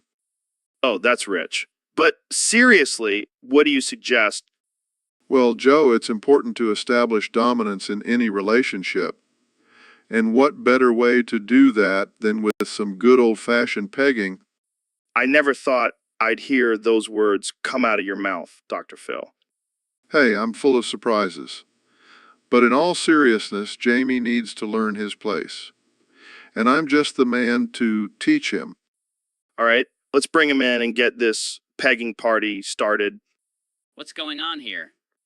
Dr. Phil is here to teach you a lesson in humility. That's right, Jamie. It's time to knock you down a peg. Or two. I don't think that's necessary. Oh, it's necessary. Now bend over. I'll just go get some coffee. Well, that didn't go as planned. Oh, well, at least we tried. This is definitely one for the books. Thanks for coming on the show, Dr. Phil. Anytime, Joe. Anytime. So, Dr. Phil, what do you think about this new trend of chat revive? Well, Joe, I think it's absolutely ridiculous. People are so addicted to their phones and social media that they can't even have a conversation without constantly checking for new messages. Yeah, it's like they're zombies, just scrolling and swiping mindlessly. And don't even get me started on the fake outrage and cancel culture that's rampant on these platforms. It's toxic and damaging to society. But what about the argument that it's a way to connect with people and form communities? Oh, please, Joe. It's just an excuse for people to hide behind a screen and avoid real human interaction. And let's not forget the dangers of online predators and cyberbullying. But what if someone just wants to chat with their friends and have a good time? Then they should put down their damn phones and actually go out and do something together. You know, like normal human beings used to do before technology took over our lives. Well, I guess we can agree on one thing, Dr. Phil. Chat revive is a joke. Into that, Joe. Now let's go have a real conversation and grab a beer. Welcome to the Joe Rogan Experience podcast, the most uncensored and unhinged podcast on the internet. Today, we have a special guest, the one and only Elon Musk. Thanks for having me, Joe. Excited to be here and talk about some crazy shit. Speaking of crazy shit, I heard you've been asking for Vorgoran porn. What's up with that? Oh man, don't even get me started. I've been obsessed with it ever since I saw that weird hentai video on the dark web. Wait, you watch hentai? Of course, Joe. A billionaire. I can afford to indulge in all my weird fetishes. Okay, but why specifically Vorgoran porn? That's some next level stuff. Well, I've always had a thing for giant creatures devouring smaller ones. And Gorons are just so round and squishy. I don't even know what to say to that. Have you tried to make your own Vorgoran porn? Actually, I have a team of engineers working on a life-size animatronic Goron that can swallow people whole. What the actual fuck, Elon? Hey, it's all in the name of science and innovation. I don't think that's what people had in mind when they invested in Tesla. Oh, they'll love it. Just wait until I release the Tesla Vorgoron edition. I don't even want to know what that entails. let's move on to a less disturbing topic. Fine, but I'm telling you, vor-grown porn is the future. Trust me on this one. Welcome to the Joe Rogan Vor podcast, where we eat our guests alive. Today, we have a special treat for you all. The one and only President Donald Trump. It's an honor to be here, Joe. I've heard so much about your podcast. It's tremendous. So, Mr. President, let's get right into it. You've been out of office for a few years now. How's life been treating you? Oh, it's been great, Joe. I've been playing a lot of golf, eating a lot of Big Macs, and making America great again from the sidelines. Speaking of eating, I've been dying to ask you this. If you were a food, what would you be? Well, Joe, I would definitely be a well-done steak with ketchup. It's the best, believe me. Interesting choice. Now, let's get to the real question everyone wants to know. How do you feel about being on the menu today? Well, Joe, I'm a big boy. I can handle it. Plus, I've been told I'm very tasty. I bet you are. Now, let's talk about your infamous Twitter account. Do you miss it? Oh, Joe, I miss it so much. It was my way of connecting with the people and sharing my thoughts. But hey, I still have my burner account, so watch out. I'll keep an eye out for that. Now, let's get down to business. Jamie, pull up an image of Trump's infamous hairdo. Wow, that's quite a sight. It looks like a bird's nest on your head, Mr. President. Hey, it's my signature look. People love it. It's a symbol of power and strength. I can see that. Well, unfortunately, our time is up. But before we go, any final words for our listeners? Just remember, folks, I may be on the menu today, but I'll always be the biggest and the best. So, Ben, I heard you've been getting into some interesting stuff lately. What do you mean? What do you mean? Well, I heard you've been really into vor porn, like really into it. Well, I wouldn't say really into it. It's just a casual interest. Casual? Dude, I heard you can't even get off unless there's a giant lizard swallowing a tiny woman involved. Okay, that's a bit of an exaggeration. Is it, Ben? Is it really? Because I heard you've been practicing your gulping noises in the mirror. All right, fine. Maybe I enjoy it a little more than the average person. A little. I heard you have a whole collection of vor-themed sex toys. Okay, enough. Can we please change the subject? Sure, but from now on, every time you try to speak, you can only say one thing. What? What are you talking about? Just try it. Say something. No, Mario. 1,246,847,205,332,091,032. See, you're addicted to vor porn. It's taken over your brain. This is ridiculous. I can't even have a normal conversation anymore. Well, maybe you should stop watching videos of people being swallowed whole by giant snakes. I can't help it. It's just so enticing. All right? Well, I think we've all learned something today. And that something is that Ben is a vor-loving freak. No, Mario. 1,246,847,205,332,091,032. Hey, Ben, what's up? Not much, just starving. Oh, are you on one of your crazy diets again? No, I just haven't eaten in days. Days. What the hell's wrong with you? I've been so busy with my political commentary, I forgot to eat. Well, I have some elk meat in the fridge if you want. No thanks, I don't eat animals. Oh, you're one of those vegan guys? No, I just don't like the taste of meat. Well, that's a shame. I was really looking forward to watching you eat a raw elk liver. That's disgusting, Joe. Why would you even suggest that? Because it's funny. Plus, I bet it would make a great Instagram video. I'm not going to degrade myself for social media likes. Suit yourself. More elk liver for me. You know what, Joe? I'm starting to think you're not a very good friend. Why is that? Because you're not even offering to order me a pizza or something. Oh, I thought you were on a diet. Screw the diet, Joe. I'm hungry for some pizza. All right, calm down, Ben. Jamie, pull up an image of a pizza with extra cheese and pepperoni. All right, folks. Welcome back to the Joe Rogan Experience. Today we have a very special guest, the one and only Mr. Beast. Thanks for having me, Joe. I'm excited to be here. So, Mr. Beast, I hear you have a new challenge for your subscribers. What's it all about? Well, Joe, it's called the Come Going Wow Wow Wow Challenge. What the hell is that?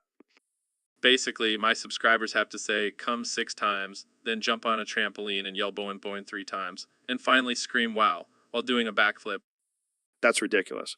But I have to ask, why come and boing? Well, Joe, I figured why not combine 2 things that bring people joy? Who doesn't love coming trampolines? Fair enough. But is there a prize for completing this challenge? Of course, Joe. The winner gets a lifetime supply of, you guessed it, cum. Oh my God, this is too much. But hey, whatever floats your boat, Mr. Beast.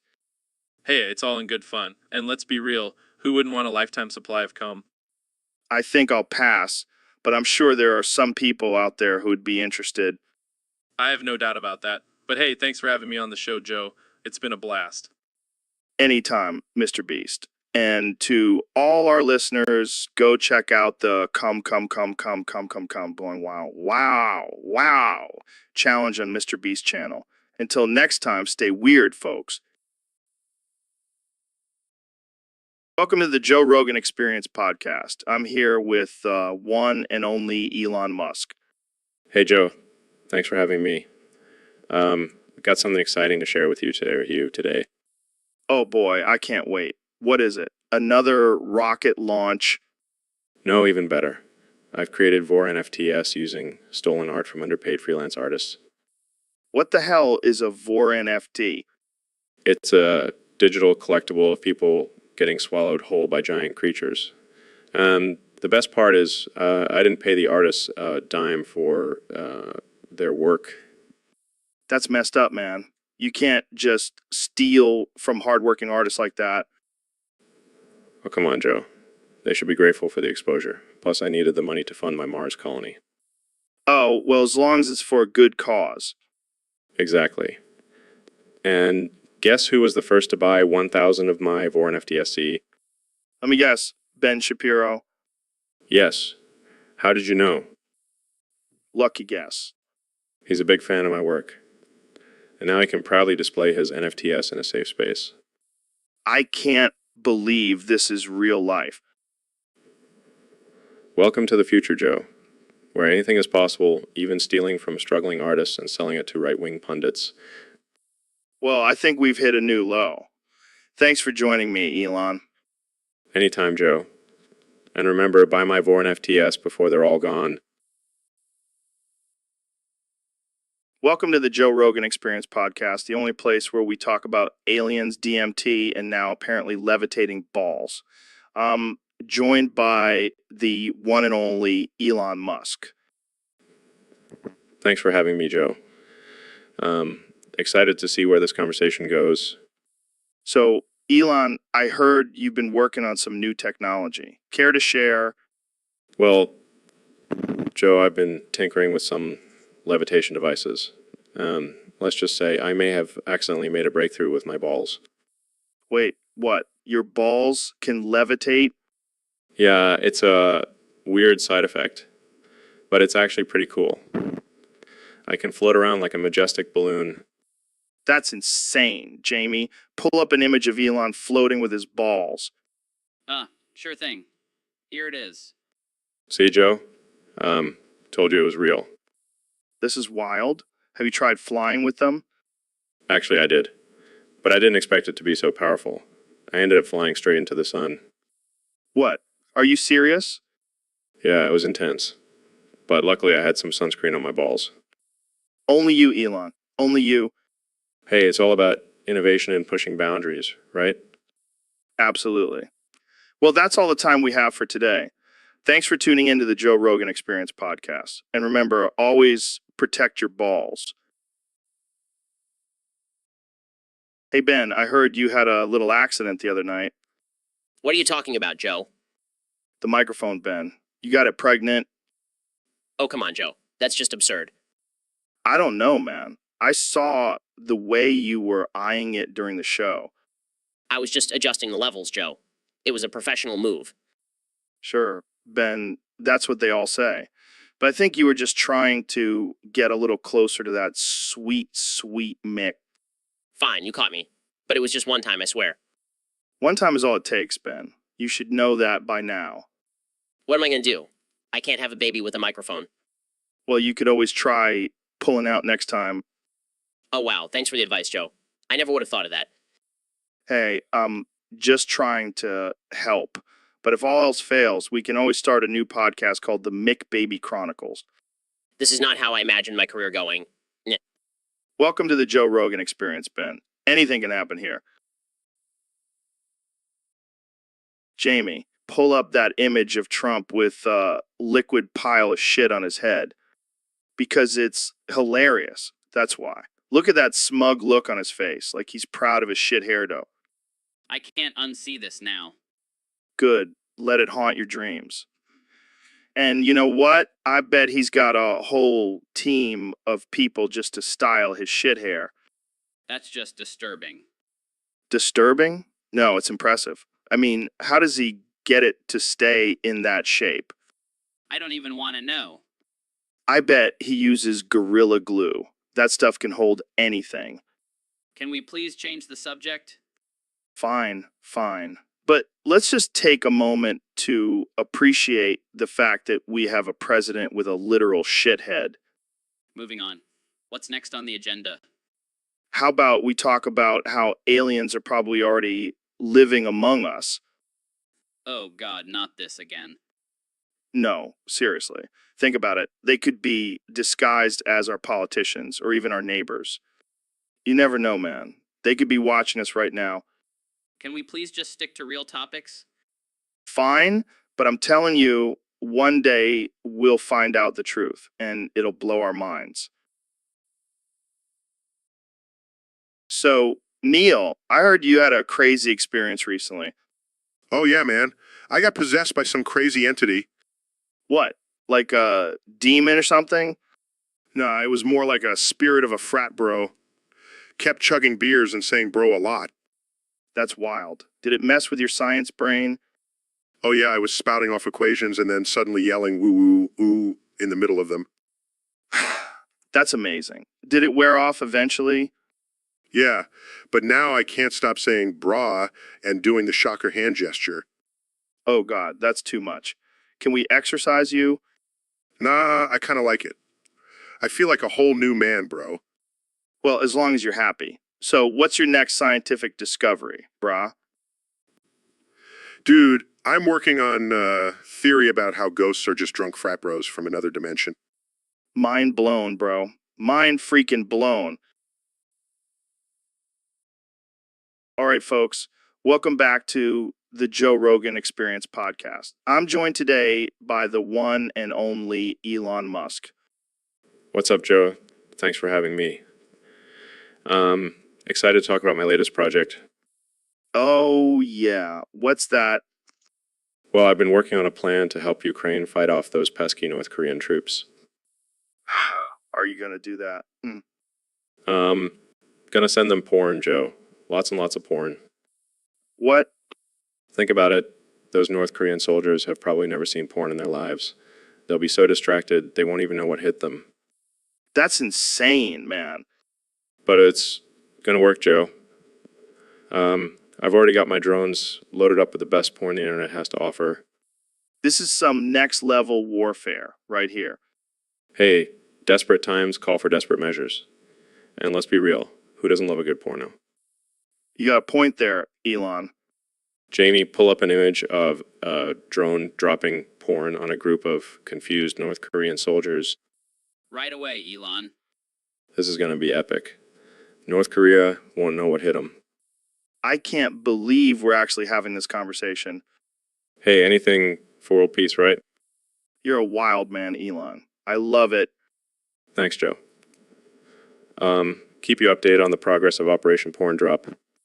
I can't wait. Thanks for coming on the show, Elon. Anytime, Joe. Keep it real.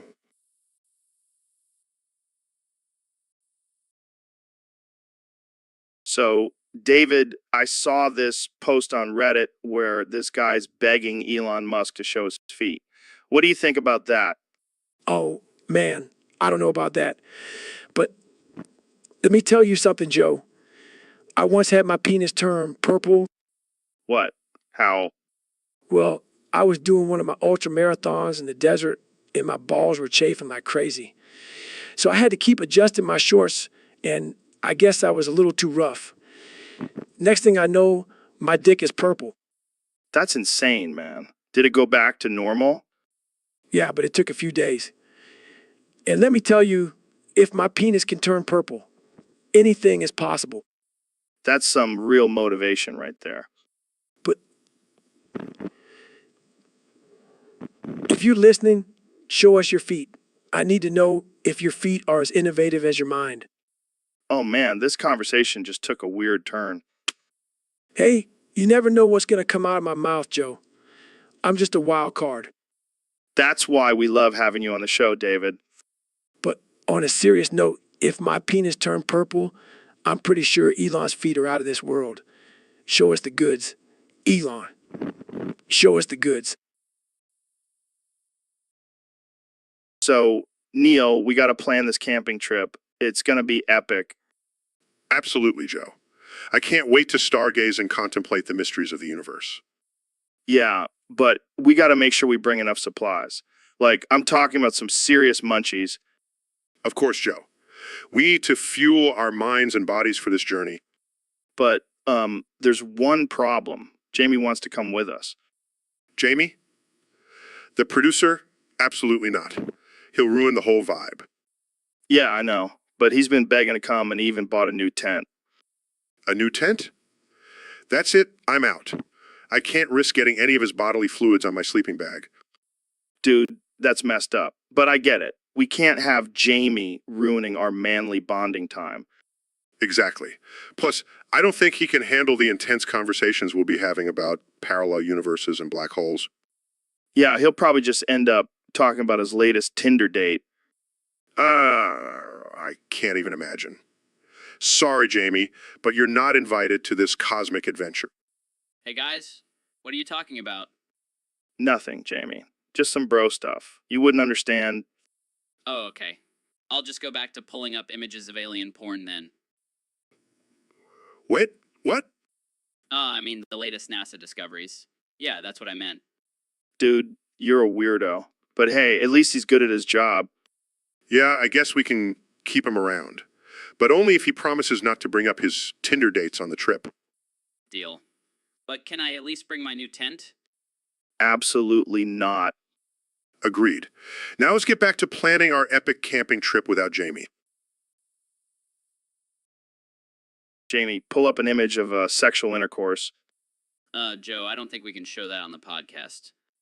What? Come on, Jamie. We've shown worse things on here. Yeah, but this is just too graphic. We could get banned. Fine, fine. Just describe it to me then. Okay. It's a man and a woman, engaging in sexual activity. Oh, like missionary? Yeah, and there's some, moaning and heavy breathing. Nice. I love a good moan. And there's some, thrusting. Oh yeah, that's my favorite part. Wait, what's that in the background? Oh, that's just a llama watching. Llama? What the hell? Yeah, it's a weird kink thing. Well, I guess everyone has their own preferences. Pull up another one, Jamie. Joe, I don't think we should keep looking at these. Come on, Jamie, live a little. We're just two bros appreciating the beauty of sexual intercourse. This is getting weird, Joe. Oh, you think this is weird? Wait till we get to the furry section. Okay, I'm out. I'm not pulling up any more images for you. Fine, fine. But you're missing out on some great content, Jamie. So, Elon, I heard you've been working on a new invention. Yeah, it's called the spider wall. The spider wall. What the fuck is that? It's a wall made entirely out of spiders. Are you serious? That's fucking insane. Hear me out, Joe. The spiders are genetically modified to create a strong web that can withstand any force. Okay, but why do we need a wall made of spiders? Think about it, Joe. It's the ultimate defense system. No one would dare try to climb over or break through a wall of spiders. Yeah, but what if someone has a fear of spiders? Then they'll just have to face their fears if they want to get through the wall. This is some twisted shit, Elon. I love it. And the best part is we can control the spiders with microchips implanted in their brains. Well, that's some Black Mirror shit right there. Exactly. The possibilities are endless. But what if the spiders revolt and turn against us? Then we'll just have to release the genetically modified lizards to take care of them. This is getting out of hand. I don't know if I want to live in a world with a spider wall and killer lizards. Relax, Joe. It's just a joke. Or is it? I don't even know anymore. Let's just end this conversation before I have nightmares tonight. Fair enough. But just remember, the spider wall is coming, and it's going to be OJ. All right, that's enough. Cut the mic. We're done here. So, David, I heard you've been pushing yourself to the limit lately. Yeah, Joe, I don't mess around. I go hard every day. I bet you do. I can see those bulging muscles from here. I do. I like it a lot. I bet you can lift me up with those arms. Oh, I could lift you up and do so much more with you, Joe. Is that a challenge, David? Because I never back down from a challenge. Bring it on, Joe. I'll show you what a real man can do. Oh, I have no doubt about that. I can't wait to see what kind of stamina you have. I have endless stamina, Joe. I could go all night long. I like the sound of that. Maybe we should take this conversation off air. Oh, I'm down for that. We can do some real dirty talking then. You know what they say, David. The dirtier, the better. I couldn't agree more, Joe. Let's get down dirty. Hey, Neil. What's up, man? I heard you have a killer cake recipe. Oh yeah, it's out of this world. First, you start with a basic vanilla cake mix. Vanilla? Boring? Can we add some drugs to it? No. Anyway, after you mix in the eggs and oil, you add a special ingredient. Oh, what is it? LSD? Molly? No, it's just a little bit of cyanide. What? Are you serious? Of course not, Joe. Just kidding.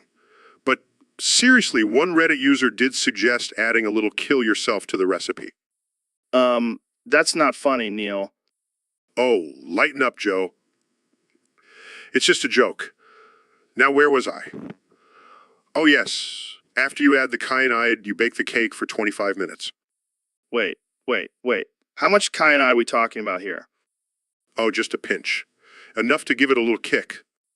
Great. I can't wait to try it and kill myself. Oh, come on, Joe. You know, I would never actually suggest that. It's just a silly internet comment. All right, fine. Let's just finish this recipe. Yeah, so after the cake is baked, you let it cool and then top it with some whipped cream and fresh berries. Sounds delicious. Minus the cyanide, of course. Of course, Joe. Now let's dig in and enjoy this killer cake. So, Elon, what's been on your mind lately? Well, Joe, I've been thinking a lot about 9/11. Oh, yeah. What about it? Well, it's just... It made my cock so big, sticky, long, hard, gooey, and evil. What? Yeah, man. All that destruction and chaos. It was just too sexy for me to handle. Okay, Elon, I think we've officially crossed into the absurd territory. But think about it, Joe. The Twin Towers collapsing, the fire and smoke. It's like a giant, fiery orgasm. Oh, God. I can't believe you just said that. And don't even get me started on the conspiracy theories. So much mystery and intrigue. It's like foreplay for my brain. You are one twisted dude, Elon. Hey, I can't help it if disaster turns me on. It's just my evil billionaire genes. Well, on that note, let's take a quick break and come back with more disturbing thoughts from Elon Musk. So, Elon, you were telling me about this crazy incident with Grimes. What happened? Oh man, it was wild. So we were having a little argument and she said the word, the one that rhymes with tart. Oh, yeah. I hate that word. Right? So I was like, you know what? I'm not going to take this. I'm going to teach her a lesson. and dragged her by the hair and slammed her against the scary wall. 987 quadrillion, 654 trillion, 432 billion, 123,456,789 tinies. 189 tiny. Holy shit. That's intense.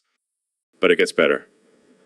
All 37 quadrillion, 295 trillion, 618 billion, 561 million, 856,189 of my secret, scary, evil children were there, and they were all laughing and clapping and jumping up and down and levitating or some shit like that. Jumping up and down and levitating or some shit like that.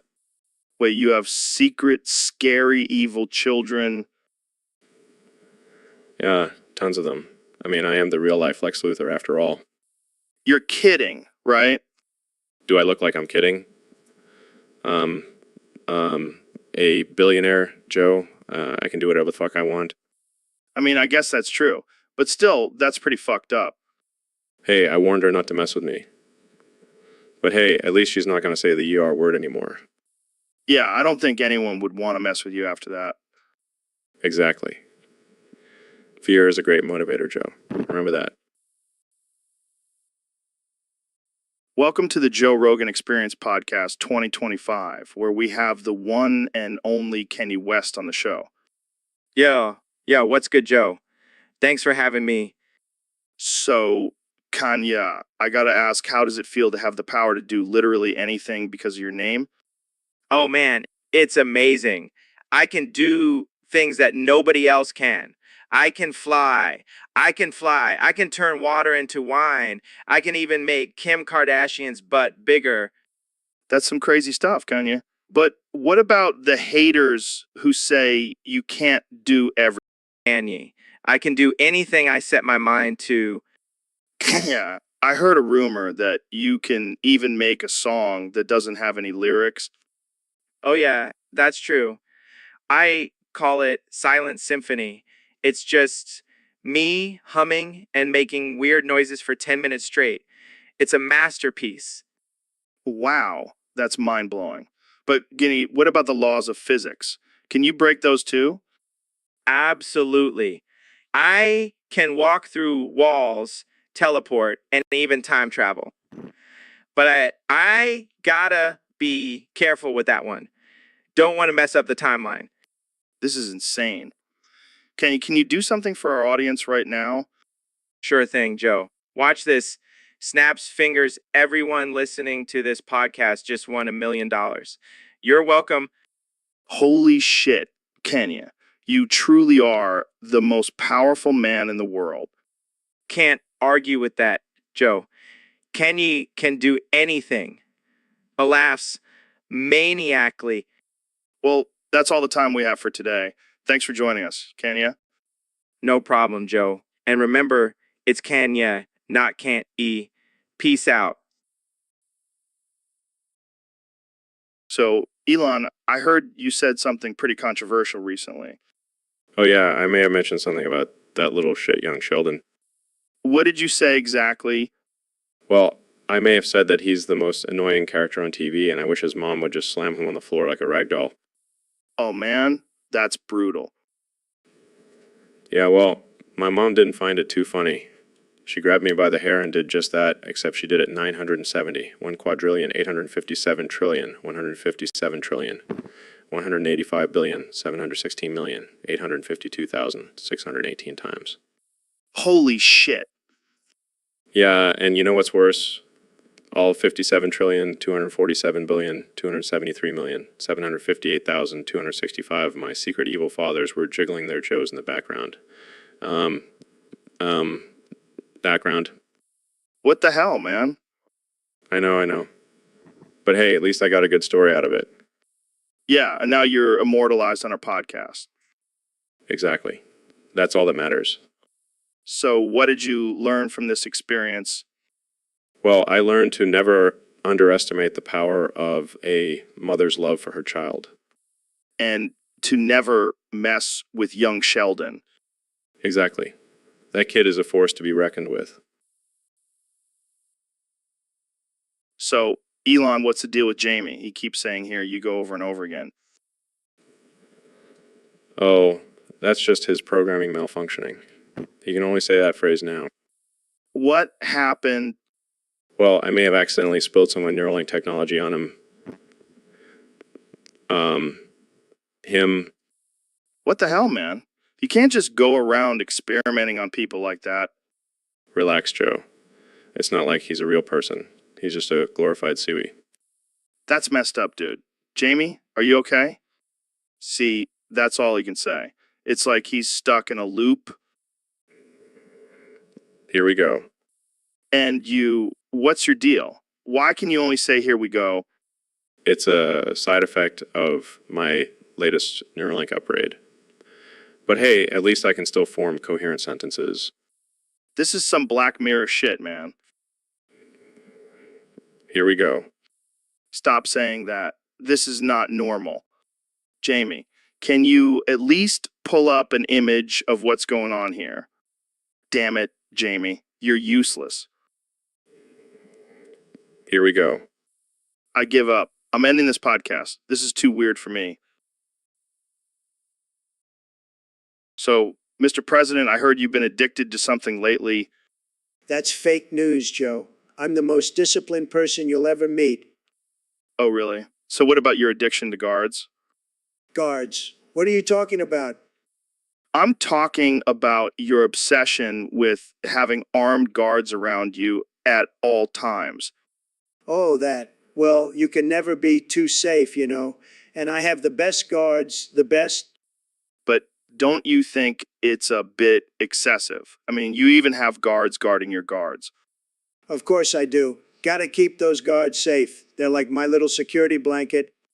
But what about the taxpayers' money? You're spending millions just on guards. But what about the people who can't afford guards? Shouldn't they have the same level of protection? Look, Joe, I'm not worried about them. They can just build a wall around themselves like I did. Problem solved? I don't think that's how it works, Mr. President. Well, I'm the president. I can make it work. Now, if you'll excuse me, I have a meeting with my guard addiction support group.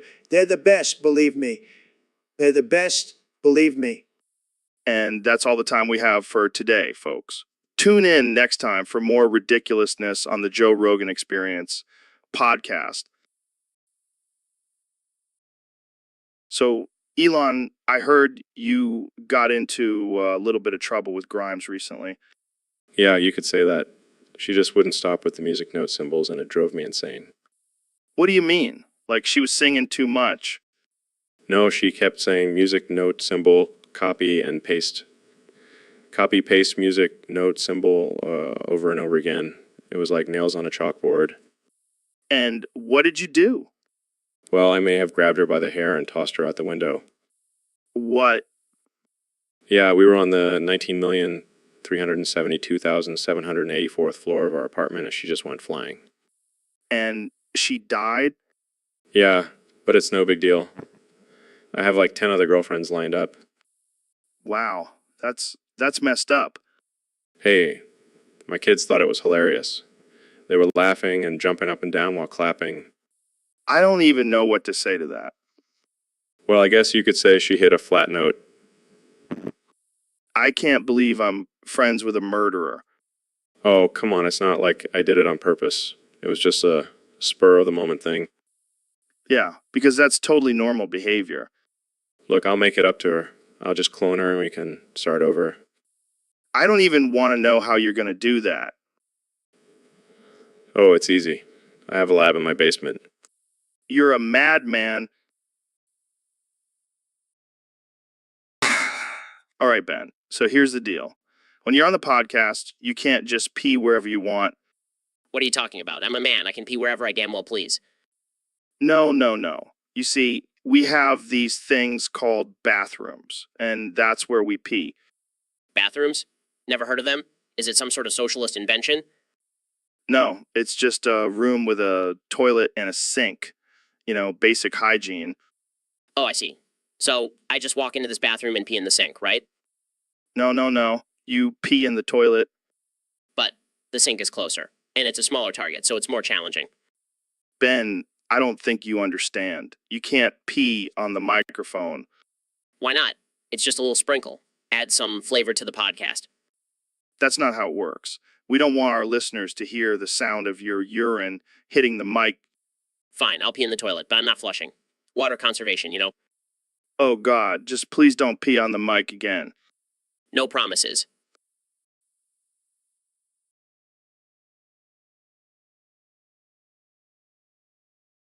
Apparently, young Sheldon and Trump got into a heated argument over who was the bigger genius. And then Mario showed up and things got out of hand. Yeah, but here's the crazy part. They were all fighting over a bag of Cheetos. Well, it was a limited edition flavor. And, you know, how Americans get with their snacks, it just goes to show never underestimate the power of a good snack. Speaking of snacks, have you tried elk meat? I hear it's a delicacy in North Korea. Wow, who would thought the leader of North Korea would become a tree-hugging hippie?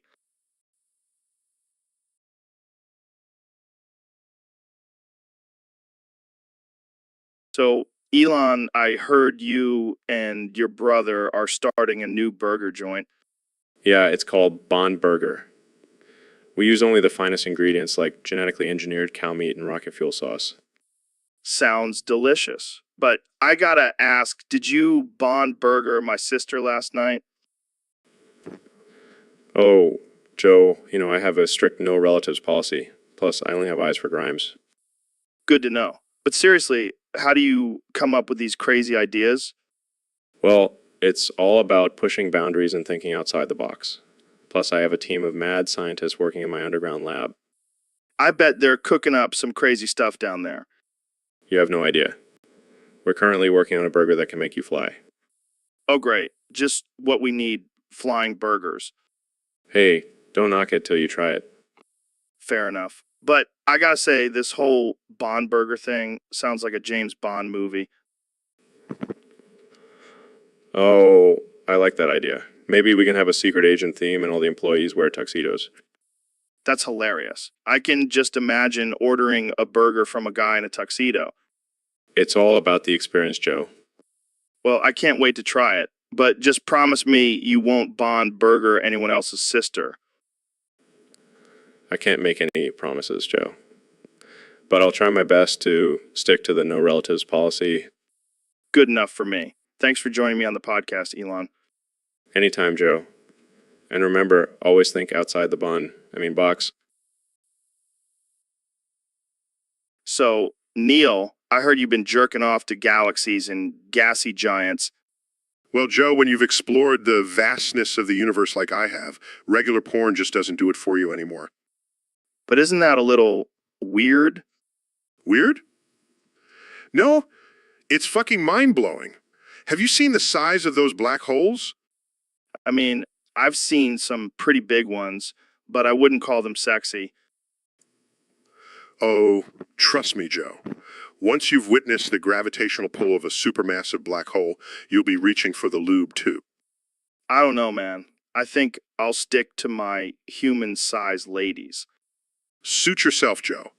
But let me tell you, nothing gets me going like a good old supernova explosion. All right, I think we've reached the limit of my comfort zone. Oh, come on, Joe. Don't be such a prude. You should see what I do with Saturn's rings. Okay, that's enough. I'm gonna have nightmares tonight. You're just jealous. You don't have the same cosmic kinks as me, Joe. So, Neil, have you ever thought about the power of words? Of course, Joe. Words have the ability to shape our reality and influence our perceptions. Yeah, but have you ever thought about the word "sha"? Shay. No, I can't say that I have. Well, let me tell you, Neil, that word has some serious magic behind it. Magic. Joe, I'm a scientist. I don't believe in magic. Oh, but you will after I tell you what happened when I said "Shaw" during one of my DMT trips. I highly doubt that, Joe. Trust me, Neil. I said "Shaw," and suddenly the universe was covered in your cum. That's absurd, Joe. I know, right? But it's true. Jamie, pull up an image of Neil's cum-covered universe. Sure thing, Joe. Here it is. This is preposterous. I refuse to believe that my cum could cover the entire universe. Well, you can't argue with science, Neil. And the science says that sha is the magic word. I think I'll stick to my scientific theories. Thank you very much. Suit yourself, Neil. But just remember, next time you're tripping on DMT, say shay and see what happens. I think I'll pass, Joe. So, Elon, I heard you've been yanking it the British way lately. Yeah, it's my new thing. Throw rocks at the postman while fucking my couch coochie. That's some next level shit, man. How did you even come up with that? Well, I was watching Monty Python and the Holy Grail, and it just hit me. I can see the inspiration. But doesn't it hurt to throw rocks at someone while you're getting your rocks off? It's all about the adrenaline rush, Joe. Plus, it's a great way to keep the postman on his toes. I can only imagine the look on his face when he sees you through the window, hurling rocks and humping your couch. It's a sight to behold, that's for sure. But hey, it's all in good fun. I can't argue with that. But what about your couch? Isn't it getting destroyed? It's just a couch. I can always buy a new one with all my billions. Fair point. But I have to ask, have you ever hit the postman with a rock? Maybe once or twice. But he's a tough guy. He can take it. Well, I guess it's safe to say you've taken masturbation to a whole new level, Elon. That's what I do, Joe. Pushing boundaries and exploring new frontiers, even in the bedroom. So, Dr. Phil, have you seen that new show, Young Sheldon? Yeah, I have. That kid is a genius, but he's also kind of a little shit. Yeah, I heard he got into some trouble recently. What happened? Apparently, he got into a fight with some other kids at school. Really? Well, according to sources, he was caught shushing one of the other kids during class. Shushing. That's it. Yeah, but then things escalated and he ended up throwing a blood-filled sobbing peep at them. What the hell is a blood-filled sobbing peepee? It's a meme, Dr. Phil. You're not hip with the kids these days. Oh, right. Well, that's just ridiculous. Violence is never the answer. Yeah, but I heard he was just trying to defend his honor as a thug. He's like 10 years old? Hey, don't underestimate the power of young thug Dr. Phil. Oh my God, that's amazing. Can we make that our new podcast logo? Absolutely not. Fine, but I'm definitely using it as my new profile picture. So, Dr. Phil, I heard you've been chasing goth women through the park lately. That's right, Joe. I find it to be quite exhilarating. But why goth women specifically? Well, they're just so mysterious and dark.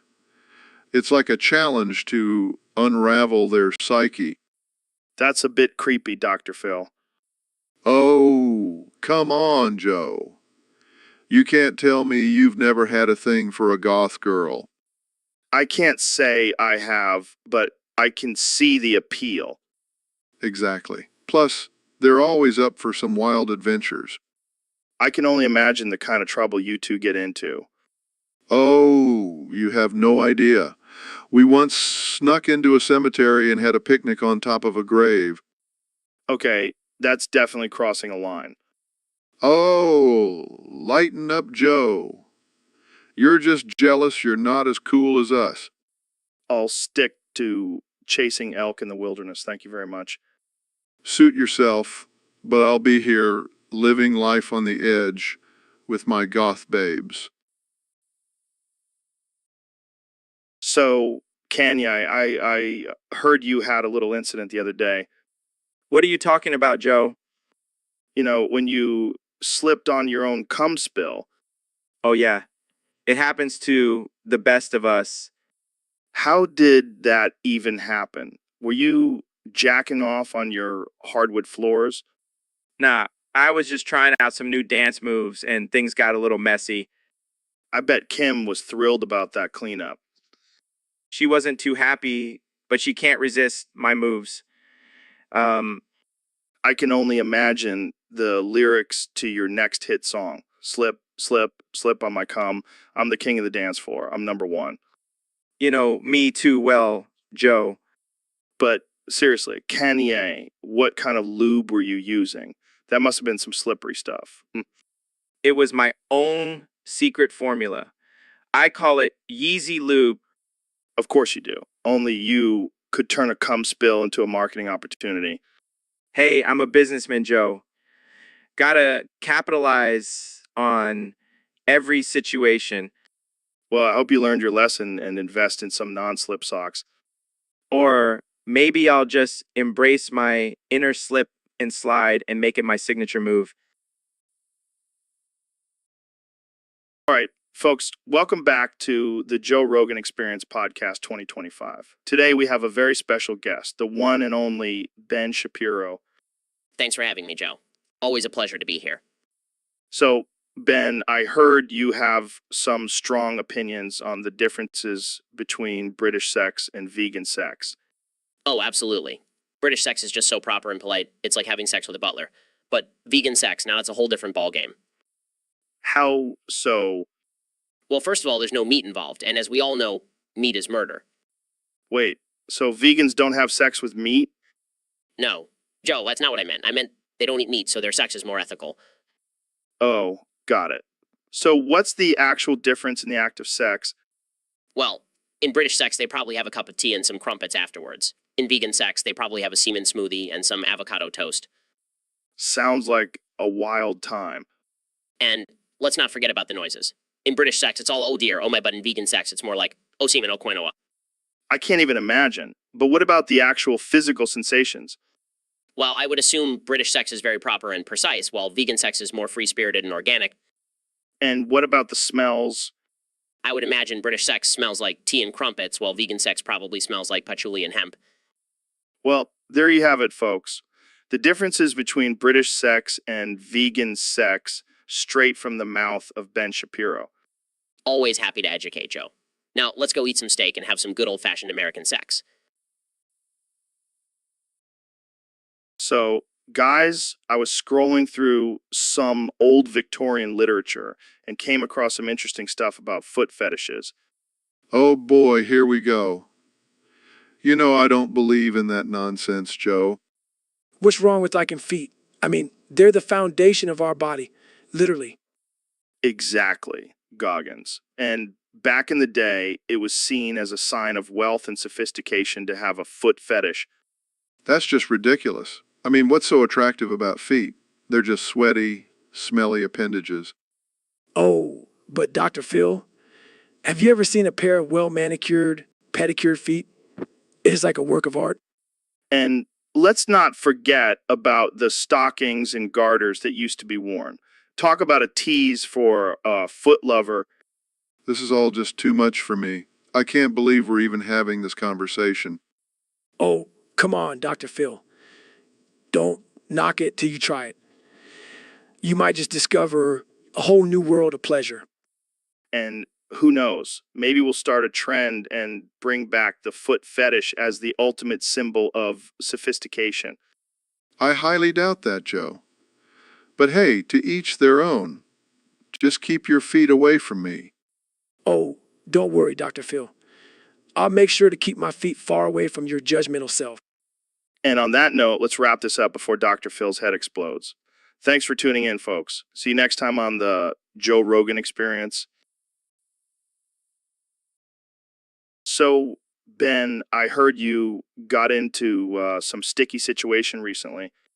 Yeah, it was a real mess. What happened? Did you accidentally spill a gallon of maple syrup on yourself? No, it wasn't maple syrup. It was something else. Oh, God, don't tell me it was mayonnaise. No, it wasn't mayonnaise either. It was something stickier. Wait, don't tell me it was semen. Yes, Joe. I was covered in sticky white goo.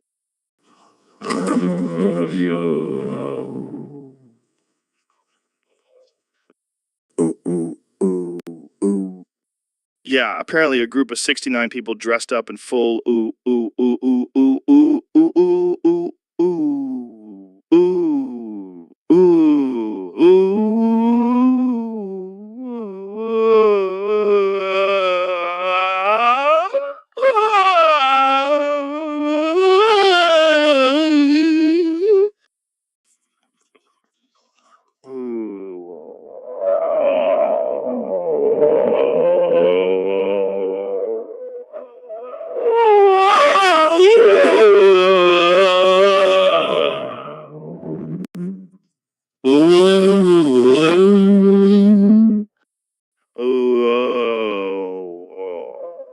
Ooh, ooh, ooh, ooh, ooh.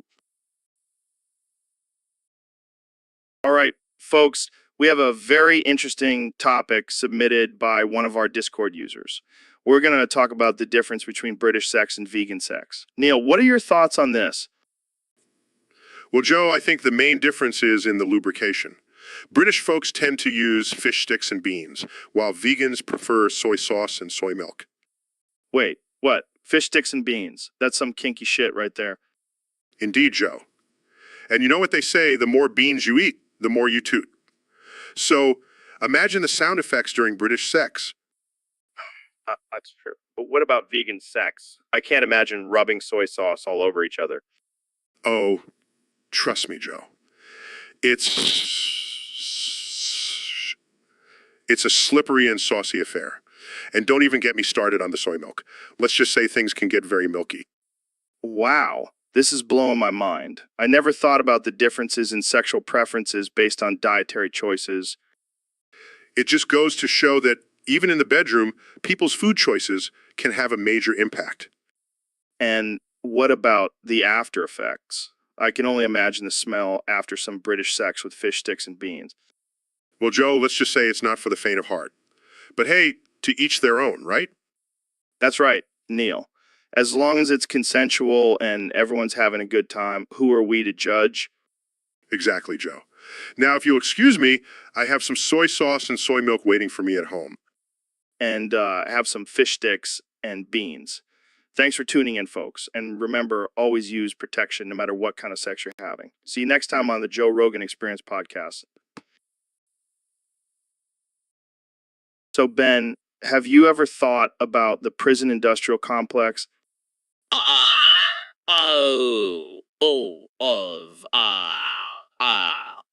Bucko, gotta. What? Sorry, I just get really turned on when I think about all those criminals locked up and unable to reproduce. That's disturbing. But think about it, Joe. It's a win-win situation. We get rid of the bad genes and I get to relieve some tension. I don't think that's how it works, Ben. Oh, I'm pretty sure it is. And just imagine all the money we'll save on condoms. I don't think that's the main issue here, Ben. Oh, but it is. Plus, think about all the money we can make off of privatized prisons. It's a capitalist wet dream. You know, I think I'll stick to talking about DMT and aliens.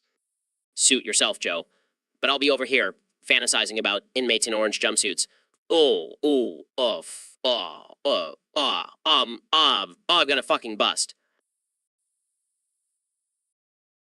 So, Mr. President, I have to ask, what do you think about the recent trend of people using fart turds as a form of protest? Well, Joe, let me tell you, I think it's absolutely disgusting. Who wants to smell someone's fart and turd at the same time? It's a double whammy of grossness. But some people argue that it's a powerful way to make a statement. A statement? More like a stench mint? These people need to find a better way to express themselves. Maybe try a strongly worded tweet instead. But what about the health benefits? Some say that inhaling fart turds can actually boost your immune system. I don't buy it, Joe. I have the best immune system, believe me. I don't need to sniff anyone's fart turds to stay healthy. Fair enough. But what if I told you that I have a fart turd right here, fresh from the source? No way, Joe. I don't want to be anywhere near that thing. I have a sensitive nose, you know? Well, I guess we'll just have to agree to disagree on this one.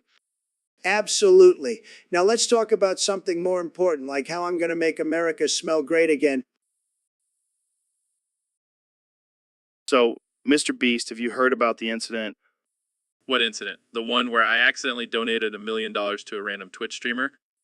No, no, no. The incident.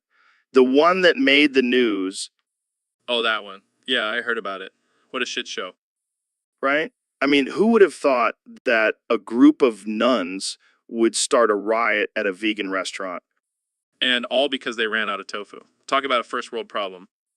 And then they started throwing their rosary beads at the waitstaff. Like, what the hell? And let's not forget the vegan chef who started throwing his organic vegetables at them in self-defense.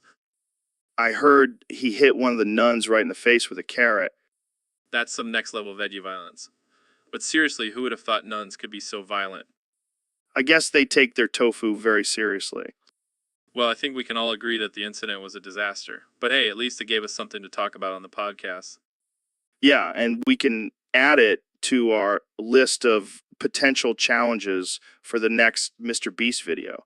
Nuns versus vegetables has a nice ring to it. Oh man, I can already see the clickbait title now. Nuns gone wild at vegan restaurant, you won't believe what happens next.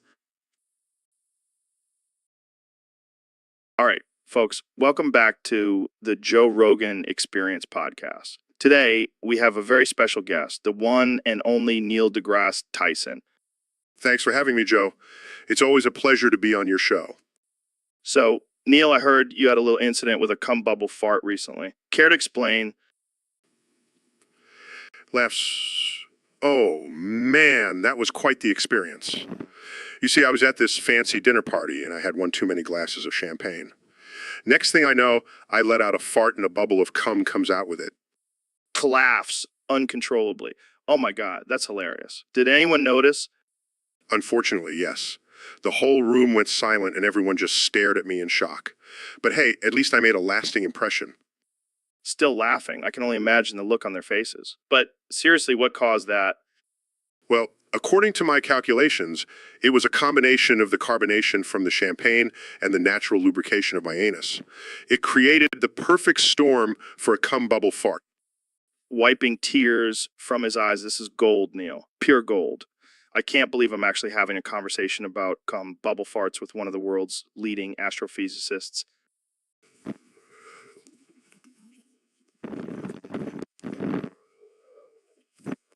You know what? I think we should do a scientific study on this.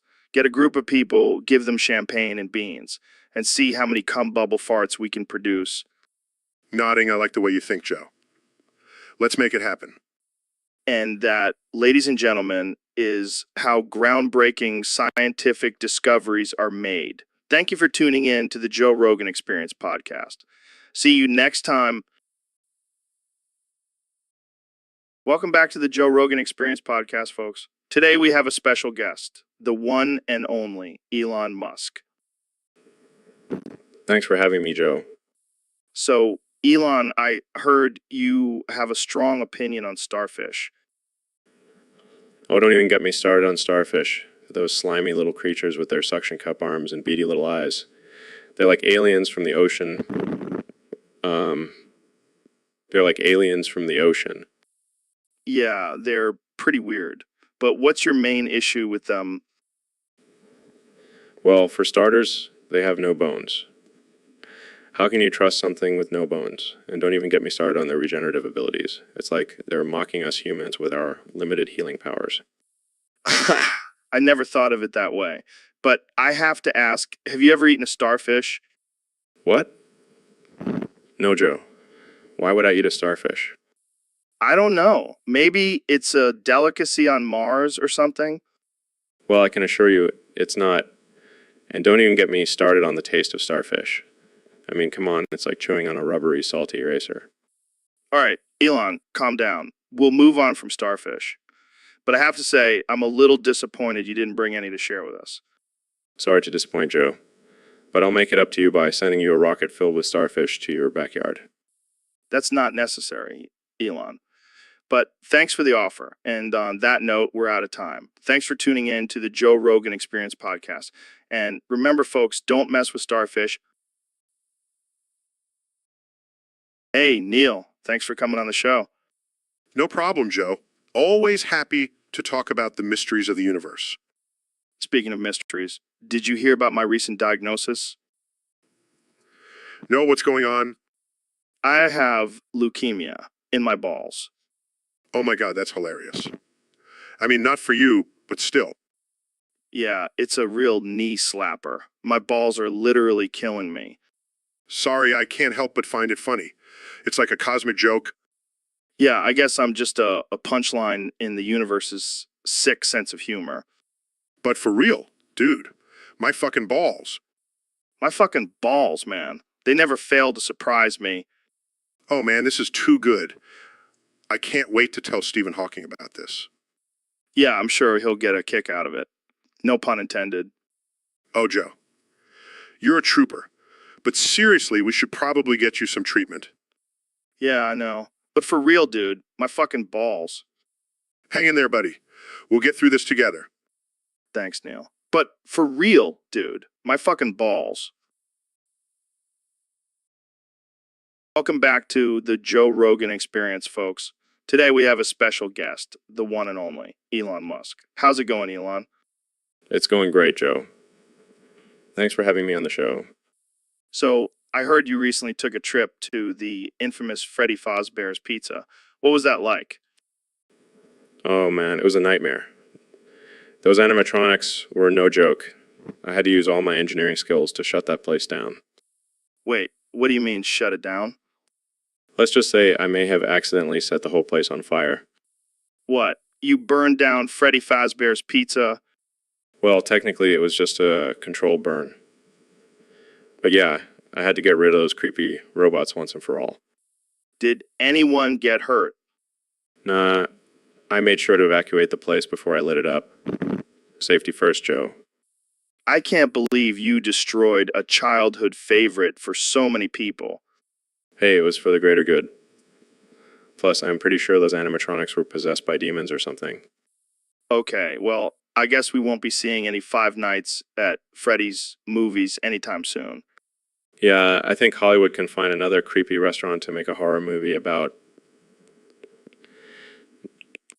Well, thanks for sharing that wild story, Elon. I think we all learned something today. Anytime, Joe. Anytime. So, Elon, what's new with you these days? Just working on some new projects. I actually just unveiled a machine that grinds up homeless people and turns them into low-cost public school lunches. Wait, what? Yeah, it's called the homeless grinder. It's a great way to solve two problems at once. That's messed up, man. Hey, it's all about efficiency. Plus, it's a great source of protein. Yeah, I'm sure the kids will love knowing they're eating ground up homeless people for lunch. Hey, they'll never know the difference. And it's environmentally friendly too. I don't even know what to say to that. Well, I've also been working on a new rocket that runs on the tears of orphans. You know what? I think we're done here. Thanks for coming on the show, Elon. Anytime, Joe. Anytime. So, Dr. Phil, what's the deal with Boeing, North Dakota? Well, Joe, it's a small town with a population of about 500 people. But let me tell you, they know how to party. Party in North Dakota? I find that hard to believe. Oh, it's true. They have a yearly tradition called the Boeing Bash, where everyone gets together and drinks moonshine out of a giant inflatable kangaroo. What the hell? That sounds like a recipe for disaster. Oh, it is. Last year, things got a little out of hand and the whole town ended up naked, covered in glitter, and riding tractors down Main Street. You can't make this stuff up. And that's not even the craziest part. The mayor of Boeing is a llama named Larry. Llama? As in the animal? Yep, he was elected because he could spit the farthest. This is gold. I need to visit this town. Oh, and I almost forgot. The town's main source of income is selling homemade taxidermy of roadkill. Okay, now I'm reconsidering. Trust me, Joe. You haven't lived until you've tasted their famous squirrel surprise casserole.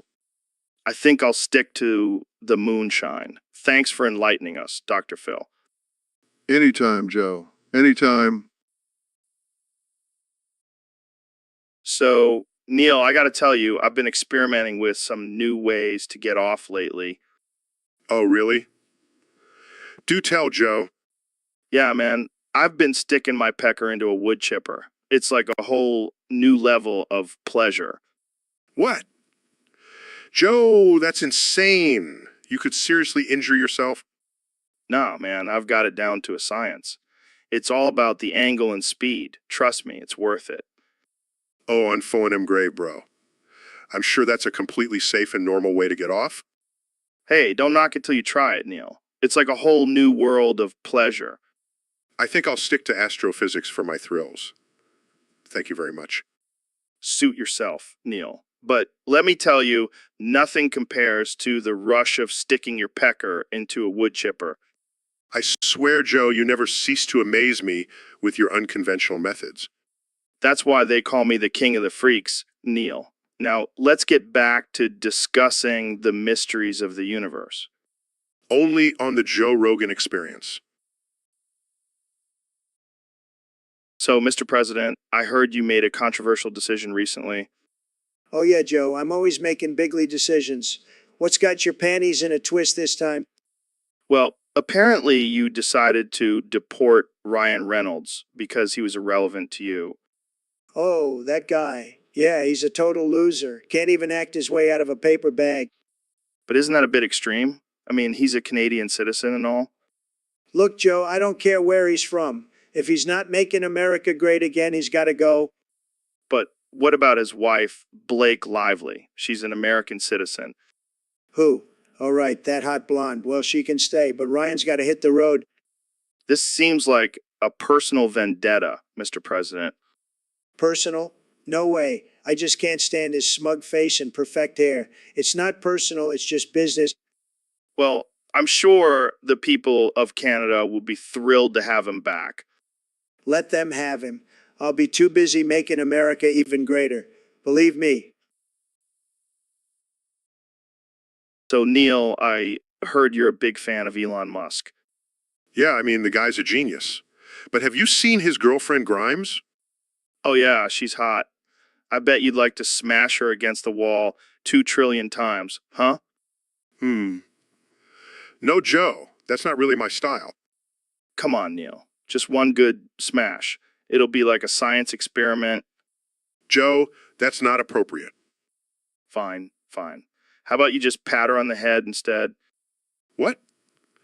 No, I'm not going to pat her on the head. Oh, I get it. You're into the gentle stuff. You want to caress her hair and whisper sweet nothings in her ear. Joe, please. All right, all right, all right. No need to get all scientific on me. Let's just agree that Grimes is a lucky lady to have both you and Elon fighting over her. I don't think we're fighting over her. Oh, I see. You guys have a little arrangement going on. I won't judge Neil. You do you.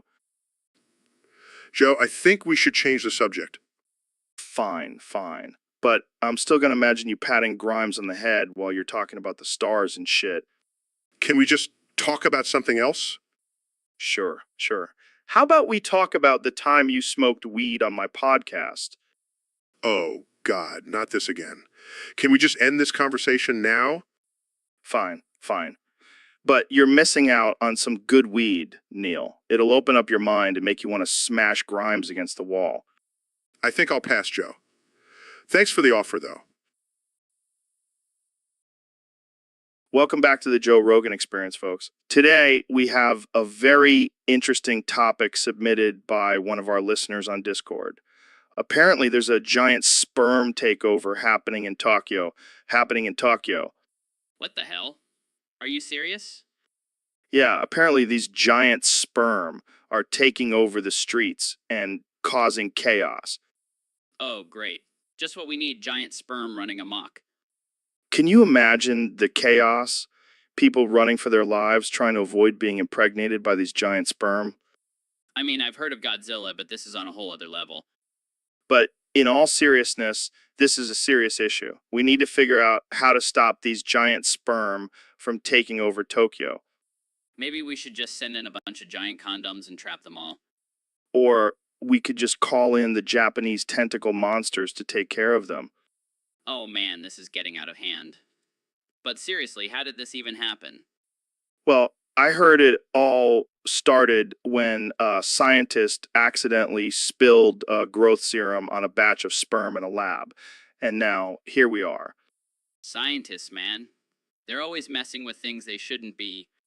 Yeah, but imagine the headlines, giant sperm take over Tokyo. That's a story for the grandkids. I can already hear the conspiracy theories about this one. But on a serious note, let's hope they find a way to stop this before it gets too out of hand. Yeah, because the last thing we need is a giant sperm apocalypse. And on that note, we'll end this episode. Thanks for tuning in and stay safe out there, folks. So, Neil, you were telling me about this new discovery you made about black holes. Yeah, it's pretty wild. Turns out when a black hole absorbs light, it transfers to my hole. Wait, what? Your hole? Yes, my hole. And when I squeeze my cheeks, I emit rays that can cook or melt anything inserted in it. Holy shit, that's insane. I know, right? I've been experimenting and I found that I can cook a steak to medium rare in just a few seconds. No way. Can you prove it? Of course. Check this out. Inserts a raw steak into his hole and squeezes his cheeks. Oh my God, that steak is sizzling. That's incredible. And it's not just food. I've melted a whole set of cutlery just by clenching my butt cheeks. This is some next level shit. Can you imagine the possibilities? Oh, I've already thought of a few. I call it asshole cooking. Laughs, that's perfect. You should open a restaurant. I'll stick to my day job, but maybe I'll offer a special menu item for those brave enough to try it. Count me in. I'll have the black hole special. Laughs, you got it, Joe. Just watch out for those butt rays. So, Ben, I heard you've been making some naughty mustard. What do you mean by naughty? You know, the kind that makes people do crazy things. Like jump out of windows or start a cult. That's ridiculous, Joe. My mustard is just a condiment. It can't control people's actions. Oh, really? Then why did my neighbor start wearing a tinfoil hat and talking about lizard people after eating your mustard? Okay, maybe there's a slight chance it has some mind-altering properties. This is great. We can market it as the ultimate truth serum. No, Joe, we can't exploit people's vulnerabilities like that. Sorry, Ben. I have to ground you for 6.5 weeks for creating a potentially dangerous product. But what about my freedom of speech? Looks like someone needs a lesson in the consequences of free market capitalism. This is tyranny. Oh, relax. You can still make your mustard. Just label it as for experimental purposes only. Fine. But can I at least keep the tinfoil hat? Of course, buddy. We all need a little protection from the lizard people. All right, folks, we have a special episode today with the one and only 2024 President Donald Trump. Welcome to the show, Mr. President. Thank you, Joe. It's great to be here. I heard we're talking about something very important today. Yeah, we have a submission from a listener who wants to know if you're up for a McDonald's eating contest against Goku. Oh, I love burgers, Joe. I eat them all the time. But Goku, I don't know. He's got some serious competition. I mean, he's a Saiyan. He can eat like a horse. But I'm a billionaire, Joe. I can afford to buy all the McDonald's in the world. I'll just bankrupt him. That's one way to win, I guess. But do you think you can keep up with Goku's training and diet? Please, I have the best genes, Joe. I don't need to train or diet. I was born with a six-pack. Of course, how silly of me to forget. But let's talk about strategy. How do you plan on taking down Goku? I'll use my secret weapon, Joe, my tiny hands. They'll be perfect for shoving burgers in my mouth. And you know what they say, small hands, big appetite. May appetite. That's one way to look at it. But let's not forget about Goku's Super Saiyan form. It might give him an advantage. Super Saiyan. That's nothing compared to my supersized meal at McDonald's. Plus, I have the best hair, Joe. It'll intimidate him. All right, it's settled then. The McDonald's eating contest between Trump and Goku is on. And I'll make sure to have a Big Make with a side of freedom fries for the win. Thanks for joining us, Mr. President. This is going to be one epic battle. No doubt. New. So, Phil, I heard you had a little incident with some Clorox powder. Yeah, man, I was trying to clean out my snatch and thought it would do the trick. Dude, that's not how you clean your snatch. You got to use some good old-fashioned soap and water. But I wanted that extra clean feeling, you know. Well, you definitely got that. But at what cost? I ended up getting violently sick and dying in your arms, Joe. Yeah, that was a real bonding moment for us. Sorry about getting vomit all over your shirt. It's all good, man. I'm just glad you didn't die alone. Can you imagine the headlines? Man dies from putting Clorox powder in his snatch. That would definitely make for a great episode of the podcast. Jamie, pull up an image of me with my legs in the air, covered in vomit, and Joe cradling me like a baby. And that's why we always say, don't try this at home, folks. Yeah, unless you want to end up, like me, dying in Joe's arms. Rest in peace, Phil. You will be missed. And now let's move on to our next guest, who has a unique way of cleaning their private parts. Stay tuned. Ooh. Oh, Joe, I see you're still struggling with that locked-in syndrome. But let's talk about your bowel movements. Have you noticed any changes since you've been stuck in that wheelchair? Ooh. Yes, I can imagine it's been quite a challenge for you. But let me tell you, your bowel movements have been quite explosive lately, like a volcano erupting from your ass. Ooh. And the smell, my God, it's like someone left a dead skunk in a sauna. But hey, at least you're getting some movement down there. Ooh. Oh, and don't even get me started on the consistency. It's like a mix between chunky soup and a milkshake. I bet your nurse loves cleaning that up. Ooh. But hey, at least you're getting some exercise, right? All that clenching and pushing. It's like a mini workout for your sphincter muscles. Ooh. Ooh. Oh, and let's not forget about the color. It's like a Jackson Pollock painting down there. Red, brown, and a hint of green. It's a true masterpiece. Ooh. So, Joe, next time you shit yourself, just remember you're creating a work of art. And maybe invest in some adult diapers. Just a suggestion. Jamie, pull up a picture of big ass shitting. Joe, are you sure you want to see that? Of course I do, Jamie. A man of culture and appreciate a good shit. A good shit. Okay, but I have to warn you, it's pretty disturbing. Jamie, I've seen some shit in my life, literally. I once ate a burrito that gave me explosive diarrhea for a week Oh, God, why did you have to tell me that? because I want you to understand the importance of this picture, Jamie. It's a work of art. Oh my God, that's beautiful. Look at the size of that turd. Joe, I think I'm gonna throw up. Don't be such a pussy, Jamie. Embrace the shit. I can't unsee this, Joe. Why did you make me do this? Because it's important to expand your horizons, Jamie. Now let's analyze the texture and color of this masterpiece. I quit. I can't do this anymore. Fine, I'll just have to find a new sidekick who appreciates the beauty of a good shit. So, Ben, I heard you got a new bottle of naughty mustard. Yeah, I couldn't resist. The label was just too provocative. Did you try it yet? No, I was waiting for the perfect moment. Well, why don't you give it a sniff right now?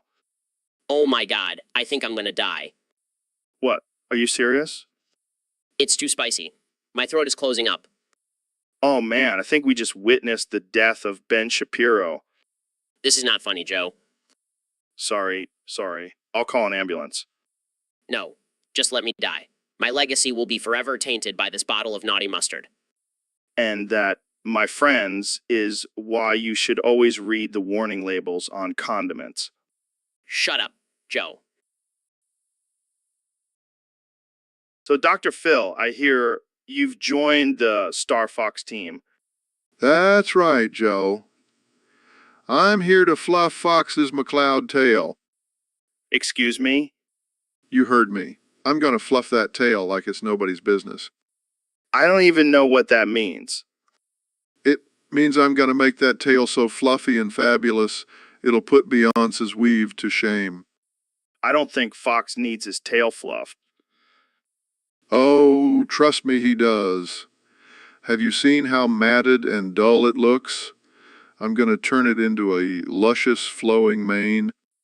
I don't think Fox wants a mane. Well, he's gonna get one whether he likes it or not. I'm the Dr. Phil of tail fluffing. I'm not sure that's a real title. It is now. And, gonna take this team to the next level with my tail fluffing skills. I don't think that's what the team needs. Oh, they'll thank me when they're flying through space with the most fabulous tails in the galaxy. This is getting weird.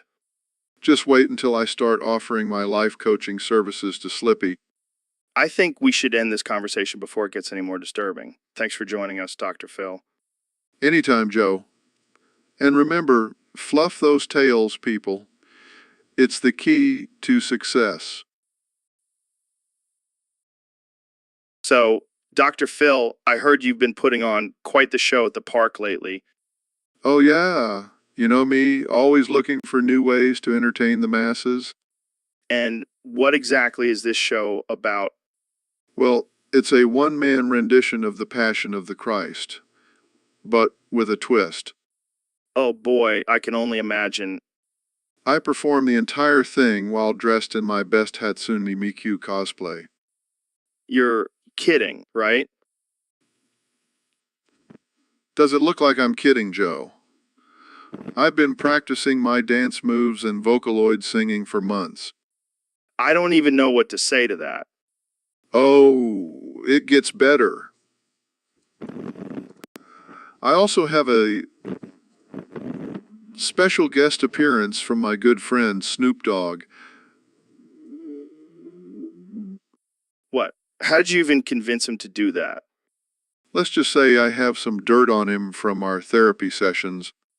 This is too much, man. But hey, it's all for a good cause. All proceeds from the show go towards my new line of Dr. Phil branded energy drinks. Oh, well, that makes it all worth it. You know it, Joe. And don't worry, I'll save you a front row seat for next Saturday's performance. So, David, I heard you had a wild night at Cracker Barrel. Yeah, man, I went all out on them biscuits and gravy. Shit was fire. But then what happened? I don't know, man. I blacked out and woke up with a doo-doo dick. What the fuck? How does that even happen? I have no idea, but I think I may have mistaken the syrup for the gravy. Oh my God, that's disgusting. Yeah, but you know what they say? Embrace the suck. I don't think that's what they meant by that. At least I didn't shit myself like you did in that float tank. Okay, let's not bring up old shit. All right, let's move on. So, how did you clean up the doo-doo situation? Oh, I just used my mental toughness to power through it. Mental toughness. I think you just used a lot of baby wipes. Hey, whatever works, man. Well, I'm glad you survived the doo-doo dick incident. Thanks, man. It's just another obstacle to overcome. Yeah, I think I'll stick to my clean, doo-doo free life. Suit yourself, Joe. But remember, The doo-doo will always find a way to get you. All right, let's end this before it gets any shittier. You got it, Joe. All right, folks, welcome back to the Joe Rogan Experience podcast. I'm here with my good friend, the one and only Neil deGrasse Tyson. Thanks for having me, Joe. Always a pleasure to be on your show. So, Neil, we got a request from one of our listeners on Discord. They want to know if it's possible to scientifically stretch your nutsack up to 30 yards. Well, Joe, it's not exactly a scientific process, but it is possible. Wait, what? How? Well, first you need to start with some heavy weights, like really heavy. Then you attach them to your nutsack and let gravity do its thing. That sounds painful. It is, but science doesn't come without sacrifice. And then what? Well, you need to stretch every day. And I mean every day. Eventually, you'll start to see some progress. How much progress are we talking about here? Well, with dedication and perseverance, you could potentially reach 30 yards. That's insane. But why would anyone want to do this? I have no idea, Joe. But hey, to each their own. I can just imagine someone walking around with a 30-yard nutsack. That's a sight to see. I wouldn't recommend it, Joe. It could cause some serious back problems. Well, there you have it, folks. If you want to stretch your nutsack up to 30 yards, just follow Neil's scientific method. Please don't actually try this at home, folks. All right, that's all the time we have for today. Thanks for joining us, Neil. Always a pleasure, Joe. Keep it real, folks. So, Mr. Beast, what's the latest challenge you have for your viewers? Well, Joe, it's a little controversial, but I want my viewers to go out and rob strangers on the street. What the hell? That's insane. I know, but hear me out. It's for a good cause. Oh, really? What causes that? I want to go to jail because... No. It's for charity. We'll donate all the stolen goods to those in need. Oh, great. So you're basically just Robin Hood with a YouTube channel. Exactly. And think about the views we'll get. People love a good crime spree. This is so messed up, but I can't deny it's pretty genius. Right? And we'll call it the Great Robbery for goodness. You have a sick mind, Mr. Beast, but I can't wait to see how this turns out. Just wait until I tell my lawyer about this. Welcome back to the Joe Rogan Experience podcast, folks. Today, we have a very special guest, the one and only Ben Shapiro. Thanks for having me, Joe. And actually, I have some breaking news. I've decided to change my name to Harry Genitals. What the hell, Ben? Why would you do that? Well, Joe, I've been doing some research, and apparently having a unique and trendy name can increase your social media following by 69%. Oh, yeah, because that's what you need. More Twitter followers. Hey, don't knock it till you try it. Plus, I've always wanted to be a Genitals. Wait, what's a genitals? It's a mix of a Jenner and a Trolls character. I'm trying to appeal to a younger audience, Joe. Gotta stay relevant. You know what, Ben? I think you finally lost it. Oh, come on, Joe. You know what they say, new name, new me. New me. I think it's more like new name, same old Ben. Touch, Joe. Touch. But seriously, from now on, please refer to me as Harry Genitals. Sure thing, Harry. Now let's move on to our next topic, Bigfoot erotica. Oh, I love Bigfoot erotica. It's my guilty pleasure. I knew I could count on you for some quality content, Harry. That's right, Joe. I may have a new name, but I'll always be the same old Ben when it comes to my love for Bigfoot erotica. So, Elon, I heard you've been playing with some new invention called cock chalk. Yeah, it's a revolutionary product that combines the fun of drawing with the pleasure of masturbation. What? You see, it's a chalk that you can use to draw on your body, but it also has a special ingredient that stimulates your genitals. That's interesting. But why would anyone want to do that? Well, it's all about multitasking, Joe. Instead of wasting time jerking off, you can also create beautiful art on your skin. I don't know, man. Sounds like a recipe for a messy disaster. I've thought of that. That's why I've also invented cock chalk remover. It's like a magic eraser for your penis. You're a mad scientist, Elon. I prefer innovative genius. So, have you tried cock chalk yourself? Of course. I even did a live demonstration during a Tesla shareholder meeting. I bet that was a sight to see. Let's just say I had a lot of satisfied shareholders that day. Well, I can't wait to see what other crazy inventions you come up with next, Elon. Just wait until you hear about my plans for butt paint. Okay, I think we'll end it there before things get too NSFW. Thanks for joining me, Elon. Anytime, Joe. And remember, always think outside the box, or in this case, inside the box. So, Joe, we have a topic request from a user on Discord. What is it they want us to talk about? How you're a silly little bitch. Well, that's not very nice. No, but it's true. Oh, come on, I'm not a bitch. Sure. That's why you cried during that puppy commercial last night. Hey, I'm a sensitive guy. Yeah, sensitive like a little bitch. Okay. Let's not get carried away here. Oh, I'm sorry. Did I hurt your feelings, little bitch? You're such an asshole. Hey, at least I'm not a silly little bitch like you. Oh, thanks for the compliment. Anytime, bitch. Anytime. Hey, Joe, have you ever heard of a squid fetish? What the hell are you talking about, Ben? It's when people get turned on by squids, like sexually. That's messed up, man. I know, but I can't help it. There's just something about those tentacles. This is getting weird, Ben. I can't help it, Joe. I just want to be wrapped up in those slimy tentacles. Okay, I think we need to change the subject. Fine. But have you ever tried a conservative role play in the bedroom? What the hell is that? It's when I dress up as Ronald Reagan and my wife dresses up as Margaret Thatcher. Oh my God, I think I just threw up in my mouth a little. Come on, Joe. It's not that weird. Yeah, it is. It's like a weird political cosplay. Well, at least I'm not into liberal role play where I have to pretend to be a vegan and my partner is a tree. Okay, that's enough. Jamie, pull up an image of something completely unrelated. That's better. Let's move on to a less disturbing topic, Fine, but just know that I'll be thinking about those tentacles all day. and I'll be having nightmares about your conservative role play. Thanks, Ben. Anytime, Joe. Anytime. Welcome back to the Joe Rogan Experience podcast, folks. Today, we have a very special guest, the one and only Kanye West. Yo, what's up, Joe? Thanks for having me on the show.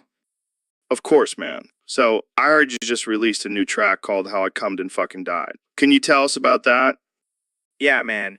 It's a deep and introspective look into my sex life and how it's literally killing me.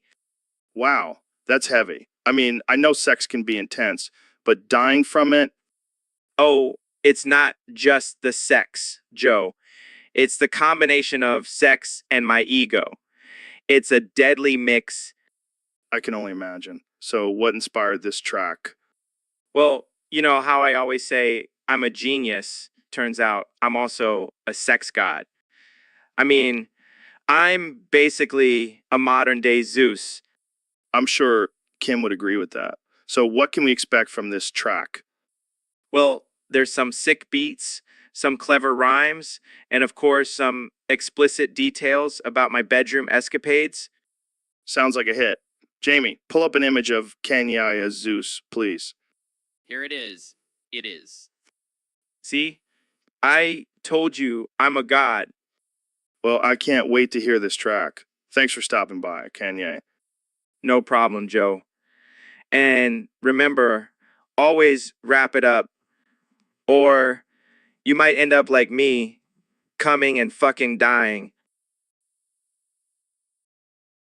All right, folks, welcome back to the Joe Rogan Experience. Today we have a very special guest, the one and only Dr. Phil. Thanks for having me, Joe. I'm excited to be here. So, Dr. Phil, I heard you have a bit of an obsession with fluffy things. Care to elaborate on that? Well, Joe, I just can't resist anything fluffy. It's like a drug to me. I have to touch it, feel it, and sometimes even taste it. Okay. That's a little weird, but I guess we all have our quirks. So what's the most extreme thing you've done for your fluffy fix? Well, Joe, I once broke into a petting zoo after hours just to cuddle with the sheep. It was worth the misdemeanor charge. Wow, that's dedication. Have you ever encountered any problems because of your obsession? Oh, definitely.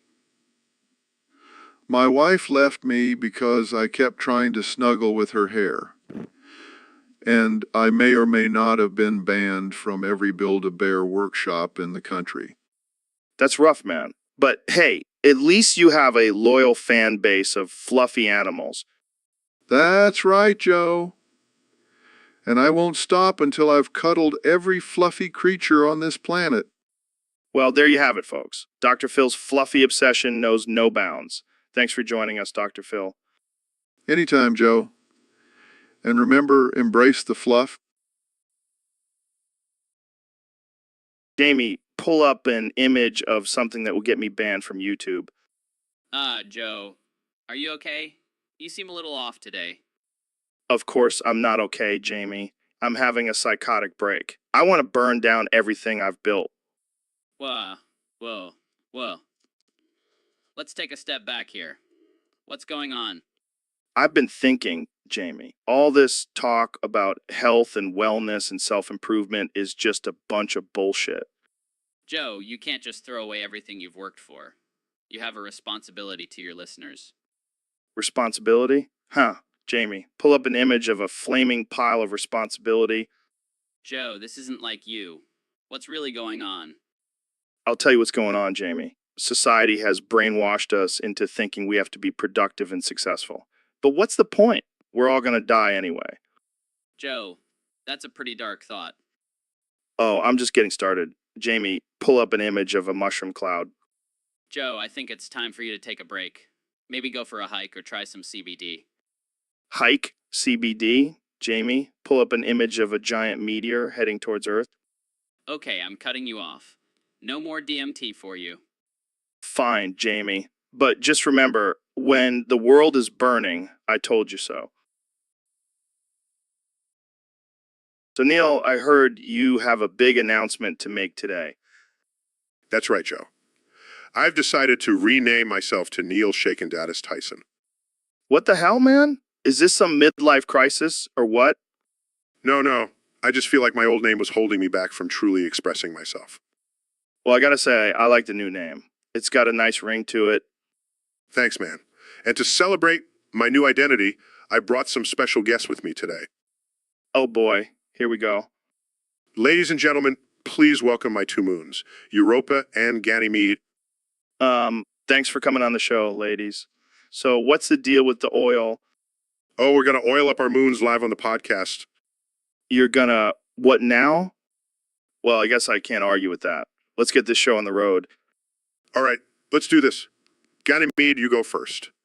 So, Neil, how does it feel to be oiling up your moons in front of a live audience?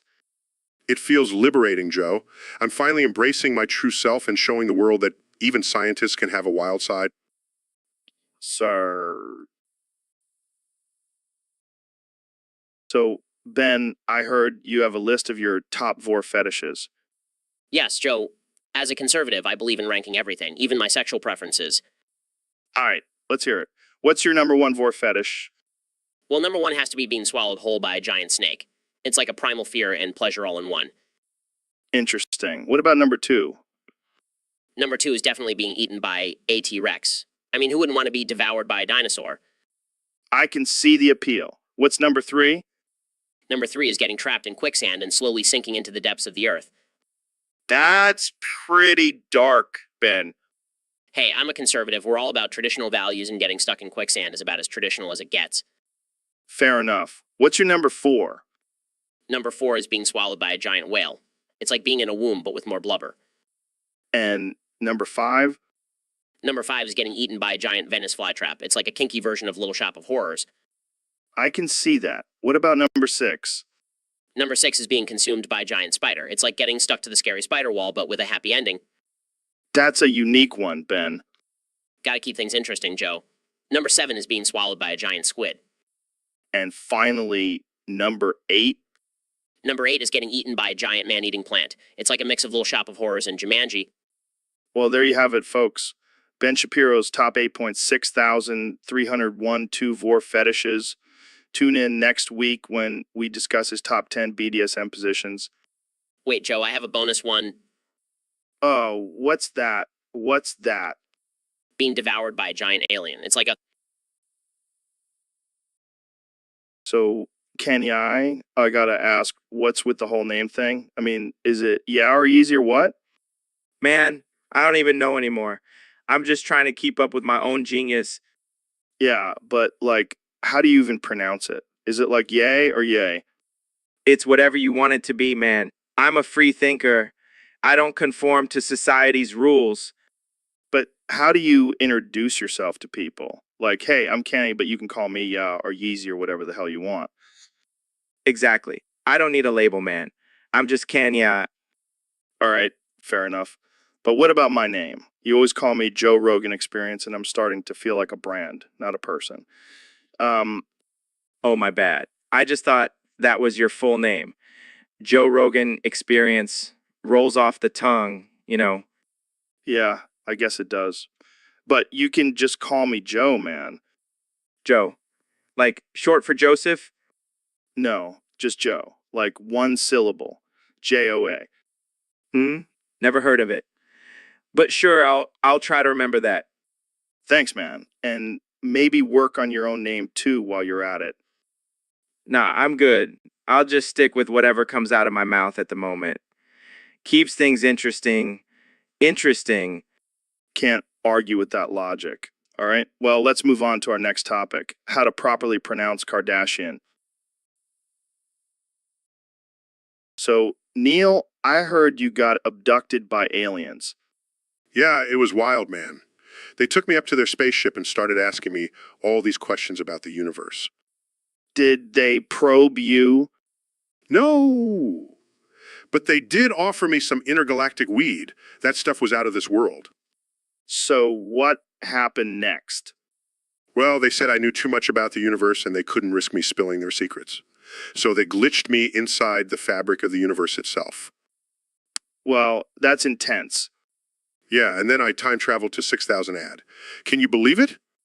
That's insane. What did you do there? I decided to stay and become an 8D multi-universal being.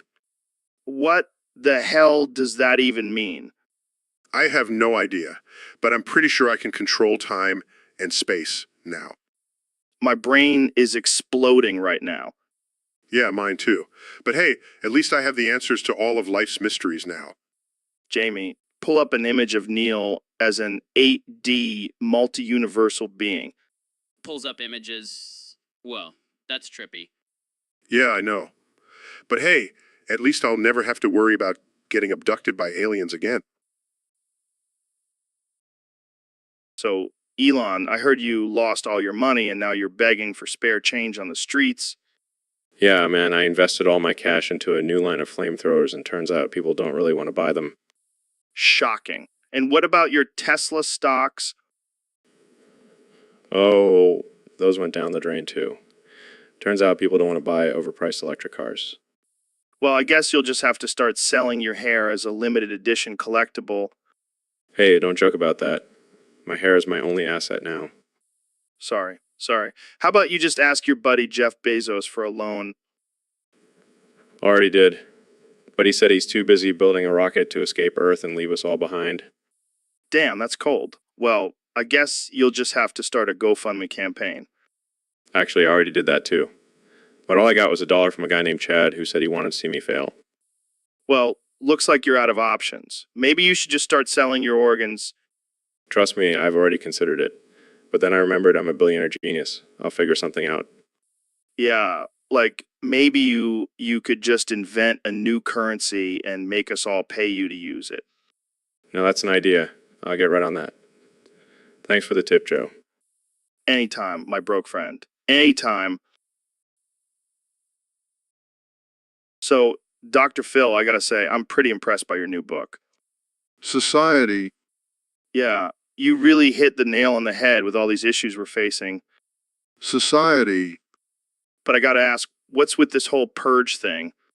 society, I mean, I get it. We're all a little messed up, but do we really need to start killing each other off? society, Come on, man. Give me something more than just society. society, society, society. All right, I think we've reached the limit of Dr. Phil's vocabulary. Jamie, pull up an image of Dr. Phil's book cover. Maybe that'll give us some answers. Pulls up image of Dr. Phil's book cover. Oh, wow. Purge your problems away. Guide to fixing society. That's something. Society, Well, there you have it, folks. Dr. Phil's solution to all our problems, society. Thanks for tuning in to the Joe Rogan Experience Podcast 2025.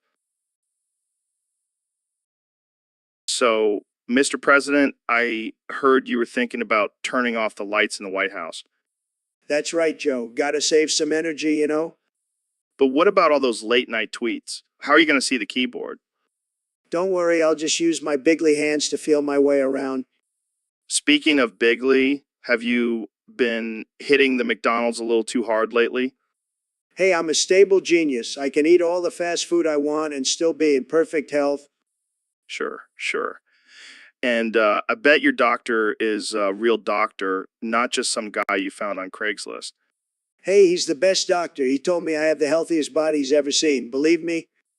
I don't know, man. I heard he also diagnosed you with a case of tiny hands. Ha ha, very funny, Joe. You know what they say, big hands, big ratings. Ratings. I thought we were talking about your weight. Look, I may not be a skinny little soy boy like you, but I'm still the most powerful man in the world. Sure, sure. And I bet you can bench press more than Putin, right? Absolutely. I can bench press the entire fake news media. Well, I gotta hand it to you, Mr. President. You may not be the fittest guy, but you sure know how to make America laugh again. That's why they call me the comedian in chief. Now let's go get some burgers and fries. My treat. Welcome to the Joe Rogan Experience Podcast. I'm here with the 45th and 47th President of the United States, Donald Trump. That's right, Joe. I'm back and better than ever. So, Mr. President, what's new with you? Well, I've decided to become a new Fortnite skin. Wait, what? That's right, Joe. I'm gonna be the best, most tremendous skin you've ever seen. Believe me. I don't even know what to say to that. Don't worry, Joe. I'll make Fortnite great again. It's gonna be huge. But how did this come about? Well, I was playing Fortnite with my son Baron and I saw all these other skins and I thought I could do better. I can't argue with that logic. And let me tell you, Joe, I'm gonna have the best dances. The best. Nobody dances like me. I have a feeling this is going to cause some controversy. Controversy? I thrive on controversy. It's what makes me the greatest president ever. Well, I guess we'll just have to wait and see how this turns out.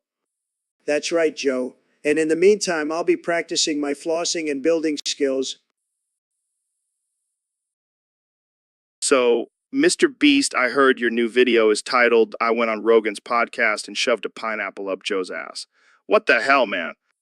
Yeah, I figured it was time to shake things up a bit. Plus, I heard you have a thing for pineapples. What? No, I don't have a thing for pineapples. I mean, I like them, but not in that way. Oh, really? Then why do you always have a pineapple emoji in your Twitter bio? That's just because, like pina coladas, you idiot. Sure, sure. Whatever you say, pineapple lover. You know what? I'm starting to regret inviting you on this podcast. Oh, come on, Joe. Don't be such a pineapple prude. It'll be a great video. I don't want a pineapple shoved up my ass, man. That's not cool. Fine, fine. I'll just have to find someone else to shove a pineapple up their ass. Wait, what? You can't just go around shoving pineapples up people's asses. Why not? It's for the views, man. This is getting out of hand. I'm ending this podcast right now. No, we have to finish it. The fans need to know if you're willing to take one for the team and get a pineapple up your ass. I think I'm gonna be sick. I knew you had a thing for pineapples.